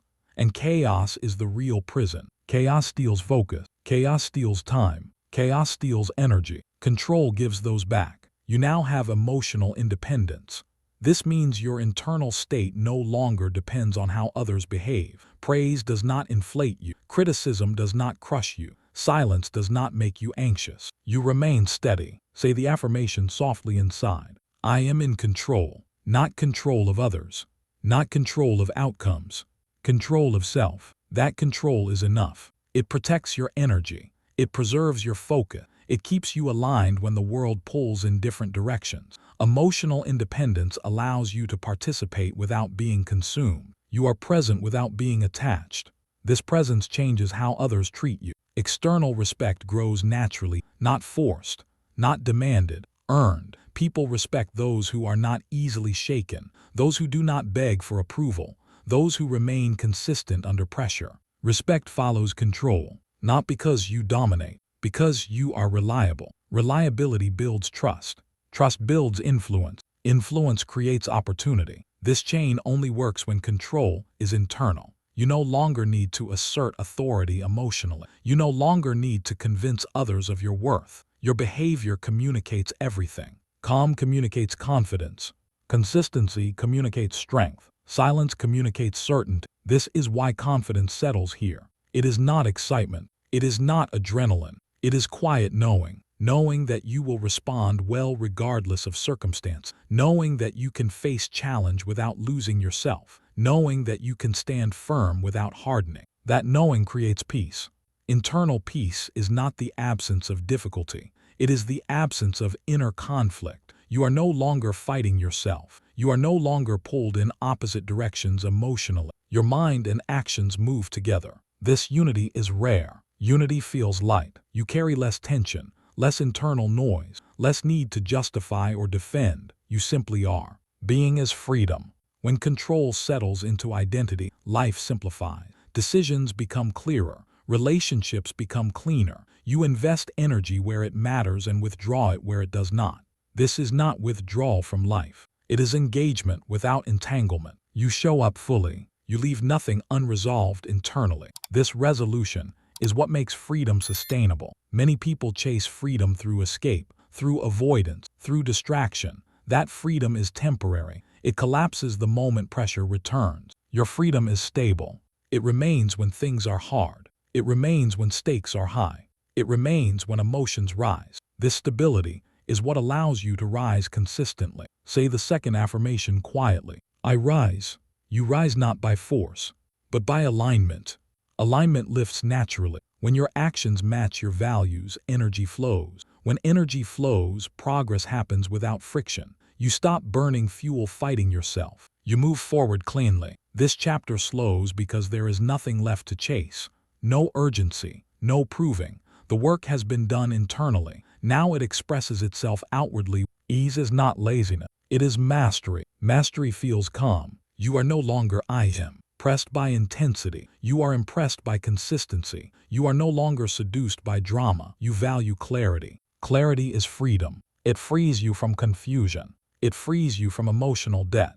It frees you from reactivity. Control did not shrink your life. It expanded it. It gave you time back. It gave you focus back. It gave you choice back. These are the real currencies. As this first part closes, rest in this truth, not as motivation, as recognition. You are not becoming controlled. You are already free. Free because you are in control. Free because you rise.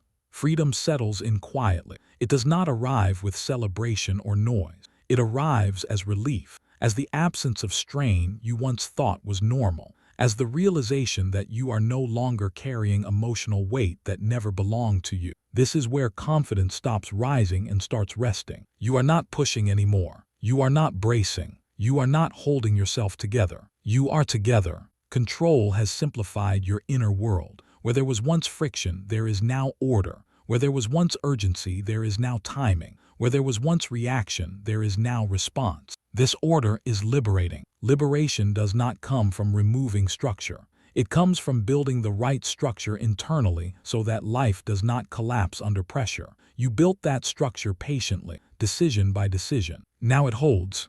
Internal peace is the natural result of alignment. When your thoughts, values, and actions no longer argue with each other, peace appears without effort. You do not force calm. Calm is the default. This peace is not fragile. It does not depend on silence. It does not depend on perfect conditions. It does not disappear when challenged. It stays because it comes from control. Control of attention. Control of reaction. Control of choice. This is emotional independence fully expressed. You no longer need others to behave a certain way for you to remain steady. You no longer need situations to resolve quickly to feel okay. You no longer need outcomes to validate you. Validation has moved inward. You validate alignment. You validate integrity. You validate consistency. This self-validation is grounding. It removes the emotional hunger that once drove overreaction. You are no longer starving for reassurance. You are nourished by clarity. Clarity feeds peace. Peace feeds confidence. Confidence here is not loud. It does not announce itself. It does not seek comparison. It simply exists as a quiet certainty that you can handle what comes. That certainty frees you. Free people do not rush. Free people do not beg. Free people do not explain themselves excessively. They choose. Choice is the expression of freedom. When you are in control, you choose how much energy to give. You choose when to engage. You choose when to step back. You choose when to act decisively and when to let time do the work. Time becomes an ally instead of an enemy. This is another sign of freedom settling. You no longer feel chased by time. You are no longer racing against imagined deadline. You move with patience because you trust your ability to respond when it matters. Trust in self is the core of control. Without self-trust, control feels tense. With self-trust, control feels light. You trust that you will not betray your standards under pressure. You trust that you will pause when needed. You trust that you will act when the moment is right. That trust relaxes the system. Relaxation increases perception. You see more now. You see emotional patterns in others without absorbing them. You notice when urgency is artificial. You recognize when conflict is driven by insecurity instead of substance. This awareness gives you options. Options are freedom. You are no longer cornered emotionally. You are no longer forced into decisions by pressure. You can wait. You can say no. You can redirect. Saying no feels clean now. No guilt. No overthinking. No emotional residue. Just alignment. Alignment is the quiet engine of respect. External respect grows because your boundaries are clear and consistent. People know where you stand without being told repeatedly. They sense that you are not easily swayed. This predictability of character creates safety. Safety creates respect. Respect creates influence. Influence here is not manipulation. It is trust-based. People trust that you will not react unpredictably, that you will not escalate unnecessarily, that you will not collapse under stress. They rely on you. Reliability is attractive. You may notice that people bring you fewer problems charged with emotion. They present issues more clearly. They communicate more directly. This is because your presence discourages drama. Drama feeds on reaction. You do not feed it. This makes interactions cleaner and more efficient. Efficiency is freedom. Less emotional cleanup, less misunderstanding, less recovery. Your days feel lighter. This htness is not laziness. It is the absence of unnecessary burden. Control has removed the excess. Excess emotion, excess explanation, excess urgency. What remains is essential. Essential effort, essential conversation, essential action. Living this way creates momentum without exhaustion. You no longer need emotional highs to feel alive. You feel alive through clarity and purpose, through steady movement toward what matters. Purpose thrives in calm. Calm allows you to hear your own thinking again, to sense when something aligns and when it does not, to trust subtle signals instead of reacting to loud ones. This sensitivity is freedom. You are no longer numb. You are more aware. Awareness without overwhelm is mastery. Say the affirmation again, quietly and true. I am in control. Control here does not feel like holding tight. It feels like holding steady. There is no tension in it, no force. It is natural. This naturalness is how you know the work is integrating. Control is no longer something you reach for. It is how you move. And because it is how you move, you rise without effort. Say it again. I rise. You rise in conversations. You rise in leadership. You rise in adversity, not above others, above reaction, above chaos. This rising is subtle. It does not separate you from people. It stabilizes you within them. You connect without entangling. You engage without absorbing. This balance is rare, and it is freedom. As this second part closes, feel how the pace of your inner world has changed. Slower, not sluggish, intentional, deliberate. Nothing is pulling you. You are choosing. And that choice is peace. There is nothing left to prove now. No tension pushing you forward. No fear pulling you back. No noise demanding reaction. What remains is clarity. This is the final form of freedom. Not escape. Not rebellion. Not indulgence. Freedom through self-command. You have reached a place where control no longer feels like effort. It feels like home. Your nervous system recognizes. Your mind rests in it. Your decisions emerge from it without strain. This is internal peace. Peace that does not depend on silence. Peace that does not require agreement. Peace that does not disappear when challenged. It stays because it is built on structure. Structure inside you. You are no longer at war with your emotions. You do not suppress them. You do not indulge them. You allow them to pass through without giving them the weight. They inform. You decide. That distinction is freedom. Emotional independence means you are finally living from your center instead of orbiting around other people's reactions. You are no longer emotionally outsourced. No one can pull you into chaos without your consent. Consent is power. You give it deliberately now. This changes how life feels at every level. Challenges no longer feel threatening. They feel engaging. You meet them with curiosity instead of dread. You assess instead of panic. You move with intention instead of urgency. Even difficulty feels different now. It feels manageable. Because you trust yourself. This trust is the quiet confidence that settles after discipline has done its work. You trust that you will pause when necessary, that you will speak when it matters, that you will stand firm when pressure rises. This trust allows you to relax. Relaxation is not weakness. It is readiness without tension. A relaxed system responds faster and more accurately than a tense one. You see this in athletes, in leaders, in masters of any craft. You are now one of them, in the craft of self-command. You do not rush to be free anymore. You already are. Freedom shows up in how lightly you hold outcome. You care, but you are not desperate. You invest effort, but you are not attached to immediate results. You stay committed without clinging. This lightness allows you to move further. Heavy people move slowly. Light people travel far. Control has lightened you. You carry fewer emotional bags, fewer resentment, fewer explanations, fewer justifications. You travel through life with less friction. Friction wastes energy. Energy conserved becomes momentum. Momentum built from calm lasts.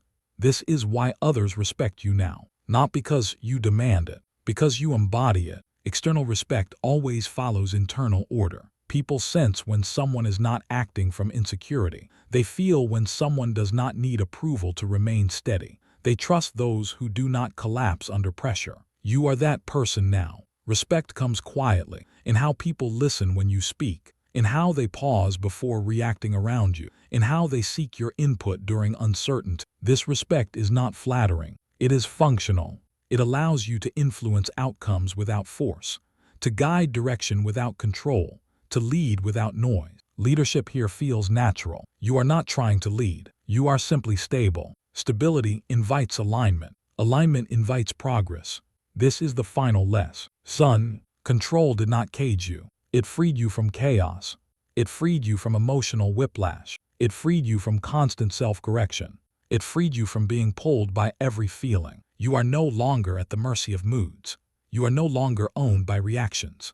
You are no longer driven by urgency. You are driven by choice.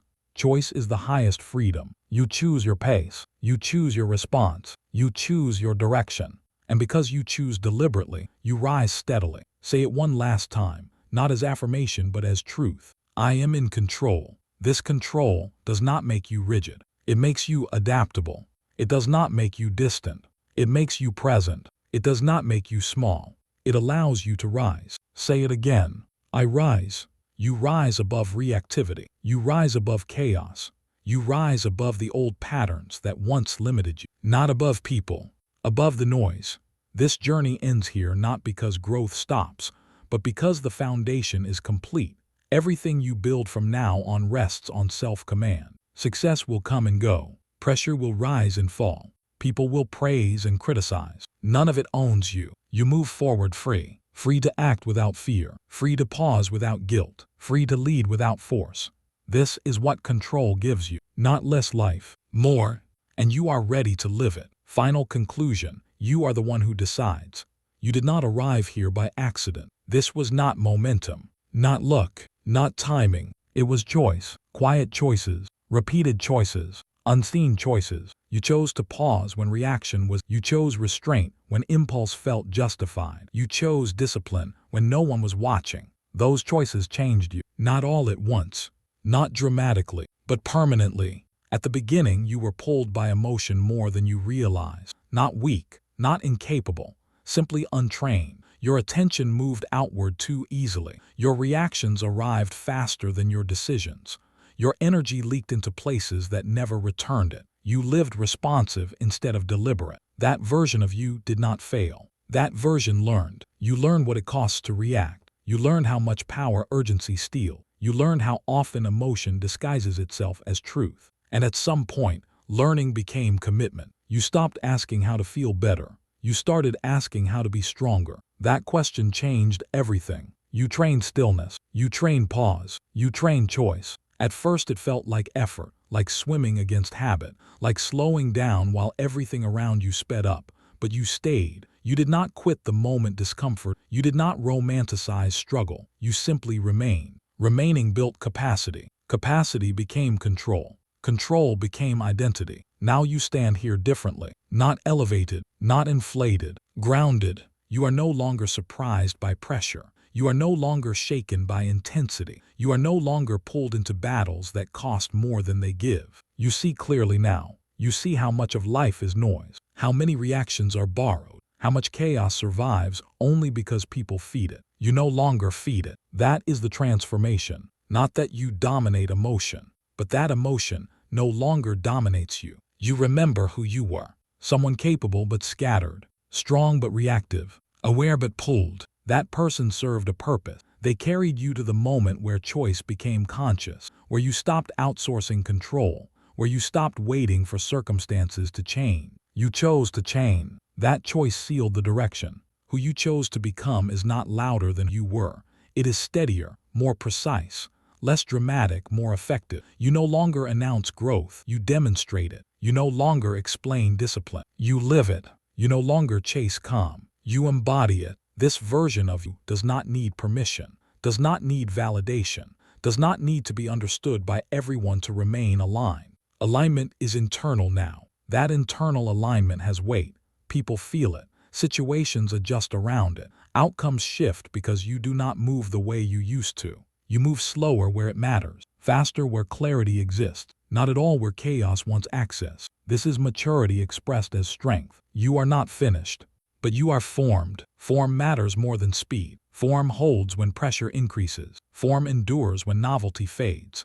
Form allows growth without collapse.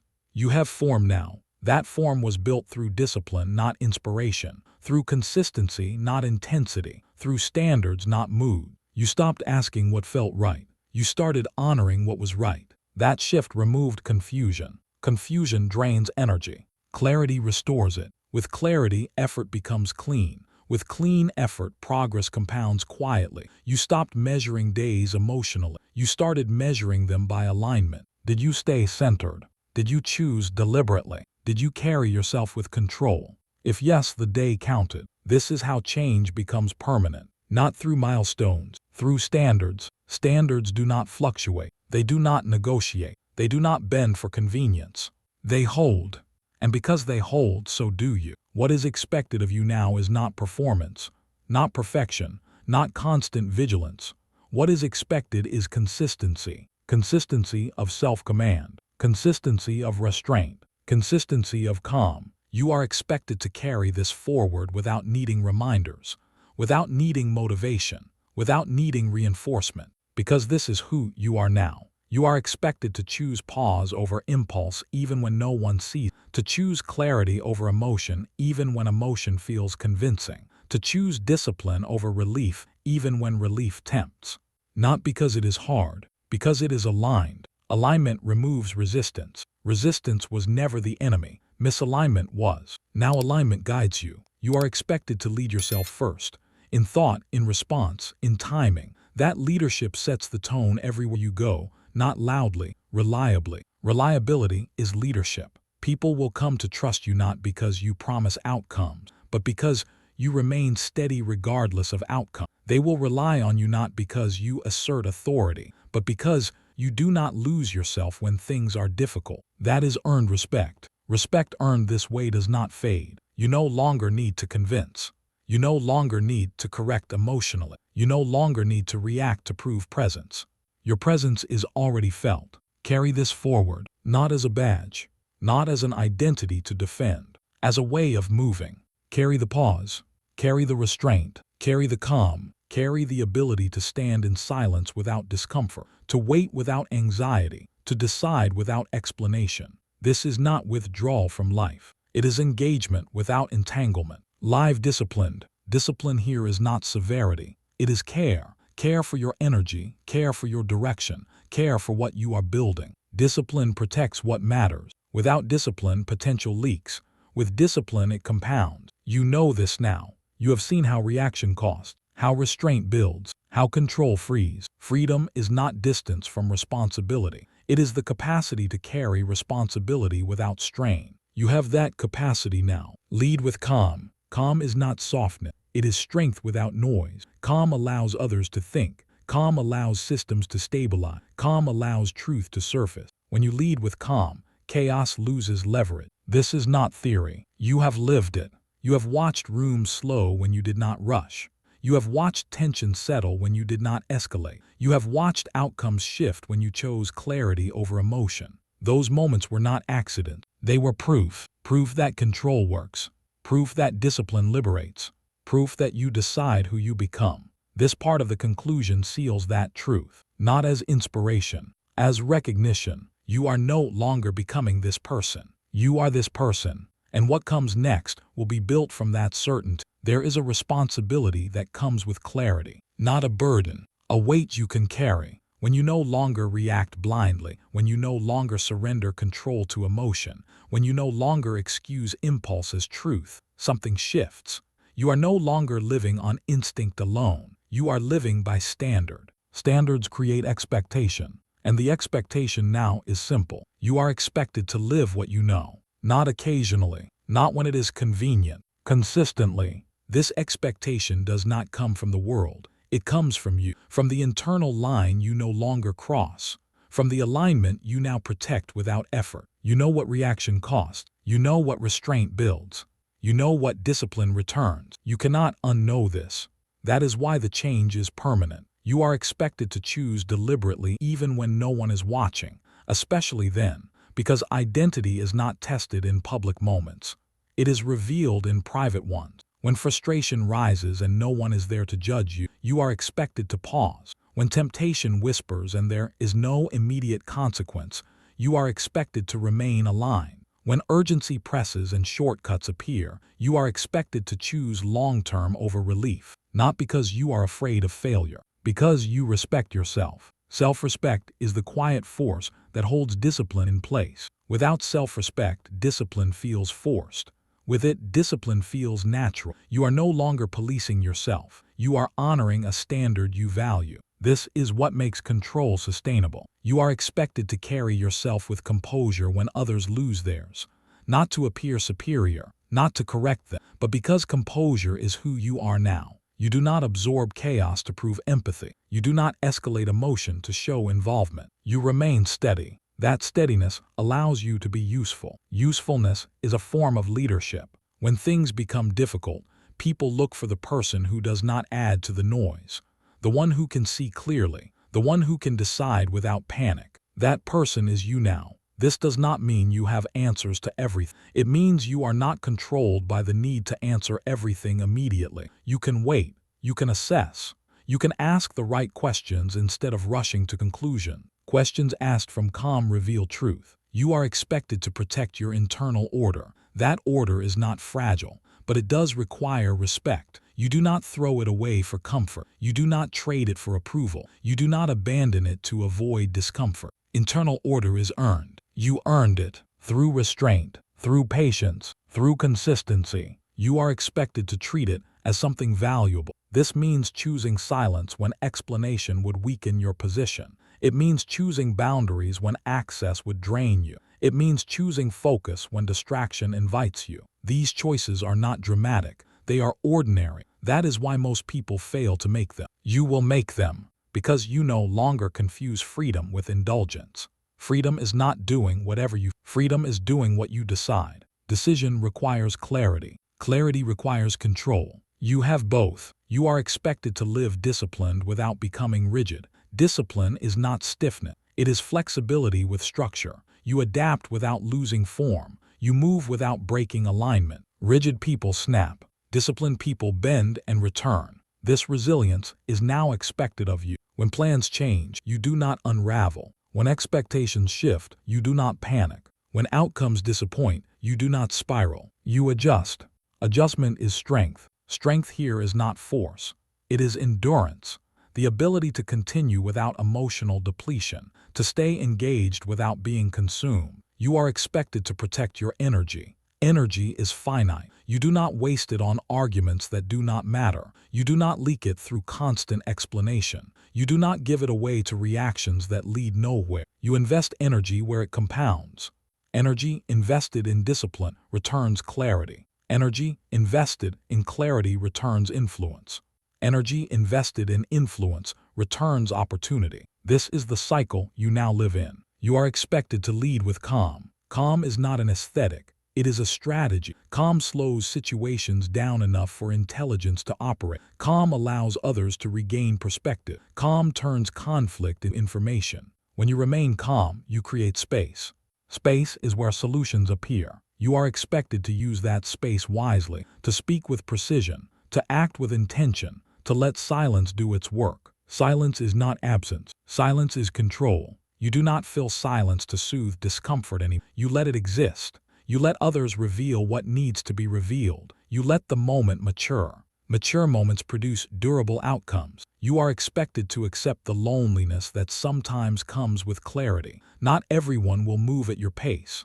Not everyone will understand your restraint. Not everyone will appreciate your refusal to react. That is acceptable. You are not here to be universally understood. You are here to be aligned. Alignment attracts the right people and repels the wrong one. This sorting is healthy. Those who thrived on your reactivity may drift away. Those who respected your calm will draw closer. Relationships become cleaner. Expectations become clearer. This is not loss. It is refinement. You are expected to accept refinement without regret.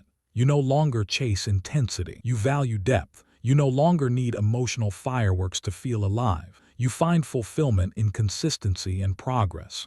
Progress that is quiet. Progress that is durable. Progress that lasts. This kind of progress requires patience. You have it. Patience is not waiting idly. It is acting without anxiety. It is trusting that disciplined action compounds even when results are not immediate. You are expected to think beyond the moment. You have trained long-term thinking. You know how often short-term relief sabotages long-term outcomes. You choose accordingly. This choice shows up in small things, in how you respond to criticism, in how you handle praise, in how you manage success. Success does not inflate you now. It informs you. It does not change how you carry yourself. It does not loosen your standard. Standards remain. They are the spine of your identity. You are expected to hold that spine upright, even when tired, even when tested, even when tempted.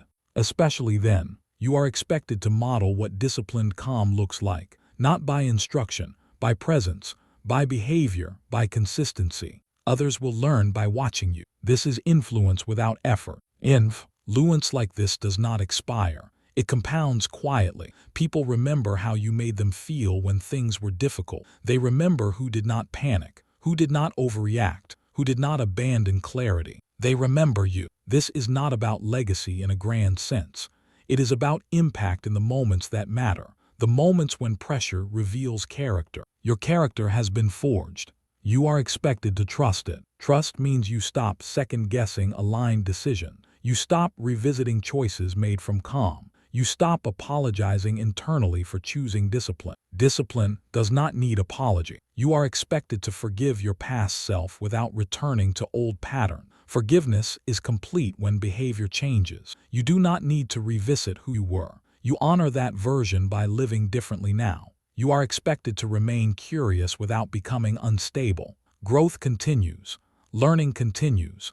But your center does not move. This is how evolution happens without chaos. As you carry this forward, you will notice something subtle. Life does not become easier. It becomes clearer, and clarity reduces unnecessary struggle. Unnecessary struggle is what exhausts people. You are no longer exhausted by yourself. That is victory. Victory without celebration. Victory without noise. Victory with certainty. You have earned the right to expect more from yourself now. Not more output, more alignment, more consistency, more self-command. This expectation is not pressure. It is trust. Trust that you will choose well. Trust that you will pause when needed. Trust that you will stand firm. Carry this forward. Live disciplined. Lead with calm. This is what is expected of you now, and you are ready to meet it. This is where the movement stops, not because growth ends, because the foundation is set. There is no urgency here, no push, no surge, only certainty. The kind that does not need reinforcement, the kind that remains when sound fades. You stand alone with what you have built, and it holds. Nothing needs to be added. Nothing needs to be proven. Nothing needs to be explained. You are not reaching for strength anymore. You are standing inside it. This is the final truth. You decide. Every moment from here forward is shaped by that understanding, not emotionally, practically, quietly, permanently. You are not waiting to become disciplined. You are not preparing to be calm. You are not working toward control. You are living from it. This changes how time feels. The future no longer presses in. The past no longer pulls. You move through days with a steady pace that does not depend on circumstance. You wake with clarity. You sleep without emotional residue. This is peace earned, not gifted, not borrowed. Earned. You earned it by choosing pause when reaction was, by choosing restraint when justification was tempting, by choosing long-term alignment when short-term relief called loudly. Those choices accumulated. Now they define you. You are not a person who reacts and repairs. You are a person who chooses and continues. You do not fracture under pressure.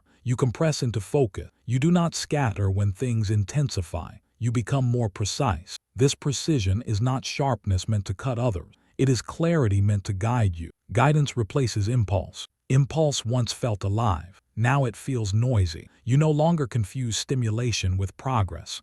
You no longer confuse emotion with truth. You no longer confuse urgency with importance. You see through it. Seeing through it removes its power. The world may still rush. Others may still react. Voices may still rise. Opinions may still clash. None of that requires your participation. You are free to engage selectively. Selective engagement is wisdom. Wisdom does not announce itself. It waits. It observes. It moves only when movement matters. You have learned that. You have become someone who does not need to win moments. You build outcomes. Outcomes last longer than arguments. Outcomes outlive reactions. This is how disciplined calm reshapes life. You no longer need to be right loudly. You no longer need to be understood immediately. You no longer need to defend your center. Your center is stable. Stability is quiet strength. Quiet strength does not chase recognition. It attracts respect. Respect here is not applause. It is trust. Trust that you will not lose yourself. Trust that you will not escalate unnecessarily. Trust that you will not abandon alignment under pressure. This trust is rare. Rare things carry weight. You carry weight now, not emotional weight. Presence that steadies rooms. Presence that slows conversations. Presence that signals reliability without effort. You have become a reference point, not by trying, by being consistent. Consistency has replaced intensity. Intensity burns out. Consistency endures. Endurance is what makes success sustainable. It is what makes leadership possible. It is what makes freedom real. Freedom is not distance from responsibility. It is capacity for it. You have capacity now. Capacity to hold complexity without panic. Capacity to face challenge without collapse. Capacity to choose without rushing. This capacity is not dramatic. It is dependable. Dependability is the highest form of power. Others may never know how much work it took to build this. They do not need to. The work is done. The result speaks. You are not here to explain your transformation. You are here to live it. Live disciplined. Discipline here is not restriction. It is protection. Protection of your energy. Protection of your focus. Protection of what you are building. You no longer sabotage progress for comfort. You no longer abandon clarity for relief. You no longer trade peace for stimulation. You know the cost. You have paid it before. You will not pay it again. Carry this forward. Carry it into conversations where silence is more powerful than speech. Carry it into moments where waiting reveals more than acting. Carry it into leadership, where your calm gives others permission to think. Carry it into conflict, where your steadiness prevents escalation. Carry it into success, where your restraint prevents collapse. Carry it into failure, where your composure prevents despair. This is how control becomes freedom in motion. You do not need reminders anymore. You do not need motivation. You do not need reinforcement. The structure is internal. Internal structure does not depend on environment. That is freedom. You are no longer managed by circumstance. You are no longer steered by mood. You are no longer pulled by urgency. You decide. Decision is the final authority. Authority does not shout. It does not explain. It does not negotiate with chaos. It stands. Stand in your values without broadcasting. Stand in your standards without apologizing. Stand in your calm without softening it to make others comfortable. Comfort is not the goal. Clarity is. Clarity brings peace. Peace brings confidence. Confidence allows you to rise without effort. Rise here does not mean above others. It means above the noise that once controlled you. You rise above reaction. You rise above impulse. You rise above the need to prove. Rising like this feels almost ordinary. That is how you know it is real. The old version of you would have expected a surge, a climax, a release. That version believed change had to feel explosive to last. This version knows better. Real change feels settled. Settled means it will stay. You do not need to celebrate. You do not need to mark the moment. You simply continue from here with a different posture. Posture matters. Your posture now is grounded, not defensive, not aggressive. Grounded. Grounded people are hard to move. They are also easy to follow. Followership is not demanded. It emerges. People notice when someone does not flinch. They notice when someone does not rush. They notice when someone does not explain themselves into. They notice you, and you do not need to respond to that noticing. Do not explain. Explanation invites interpretation. Interpretation invites distortion. Distortion invites reaction. You are done reacting. Lead. Leading now is not about direction alone. It is about example. Example of restraint. Example of clarity. Example of emotional independence. You lead by how you handle silence, by how you handle pressure, by how you handle yourself. Self-handling is leadership. You have mastered it. Mastery does not announce itself. It expresses itself quietly, repeatedly, without deviation. Deviation is what breaks people. You no longer deviate. That does not mean you are rigid. It means you are aligned. Alignment allows flexibility without loss of form. Form is what holds under stress. You have form. That form will carry you future seasons without requiring reinvention. You will adapt without becoming unstable. You will grow without becoming scattered. This is sustainable strength. Sustainable strength builds lives that last. Lives with fewer regrets, fewer emotional repairs, fewer wasted years. Time feels different now. Not scarce, not urgent. Available. Available for what matters. You choose what matters. This choice simplifies everything. When things are unclear, you pause. When pressure rises, you slow. When temptation appears, you assess. Assessment replaces reaction. Reaction once felt automatic. Now it feels unnecessary. Unnecessary effort falls away. What remains is essential. Essential action. Essential speech. Essential silence. Silence deserves respect here. Silence is not emptiness. It is completion. After all that has been built, there is nothing left to say. Only something left to be. Be disciplined. Be calm. Be consistent. These are not instructions. They are descriptions. You are disciplined. You are calm. You are consistent. Carry this forward, not with pride, with responsibility. Responsibility to yourself. Responsibility to what you are building. Responsibility to the standard you now live by. Stand firm. Firm does not mean inflexible. It means rooted. Rooted in values. Rooted in self-command. Rooted in clarity. Roots grow silently. Above ground, seasons change. Below ground, structured. You have deepened. Nothing will uproot you easily now. Not because you resist. Because you are anchored. Anchors do not fight waves. They hold. You hold. This is the end of instruction. What follows is life, lived from certainty. Certainty does not ask questions. It answers them through action. You will not wonder who you are anymore. You will know by how you move, by how you respond, by what you refuse to do. Refusal is power. You refuse to react. You refuse to rush. You refuse to abandon alignment. This refusal frees you. Freedom is not permission. It is discipline exercised consistently. You have exercised it. Now it remains. The final affirmation is not spoken lightly. It is spoken once with weight and then release. I decide who I become. Silence, no echo, no applause, no noise, only strength, and it remains. You made it to the end. That already says something about you. Most people stop early. You stayed.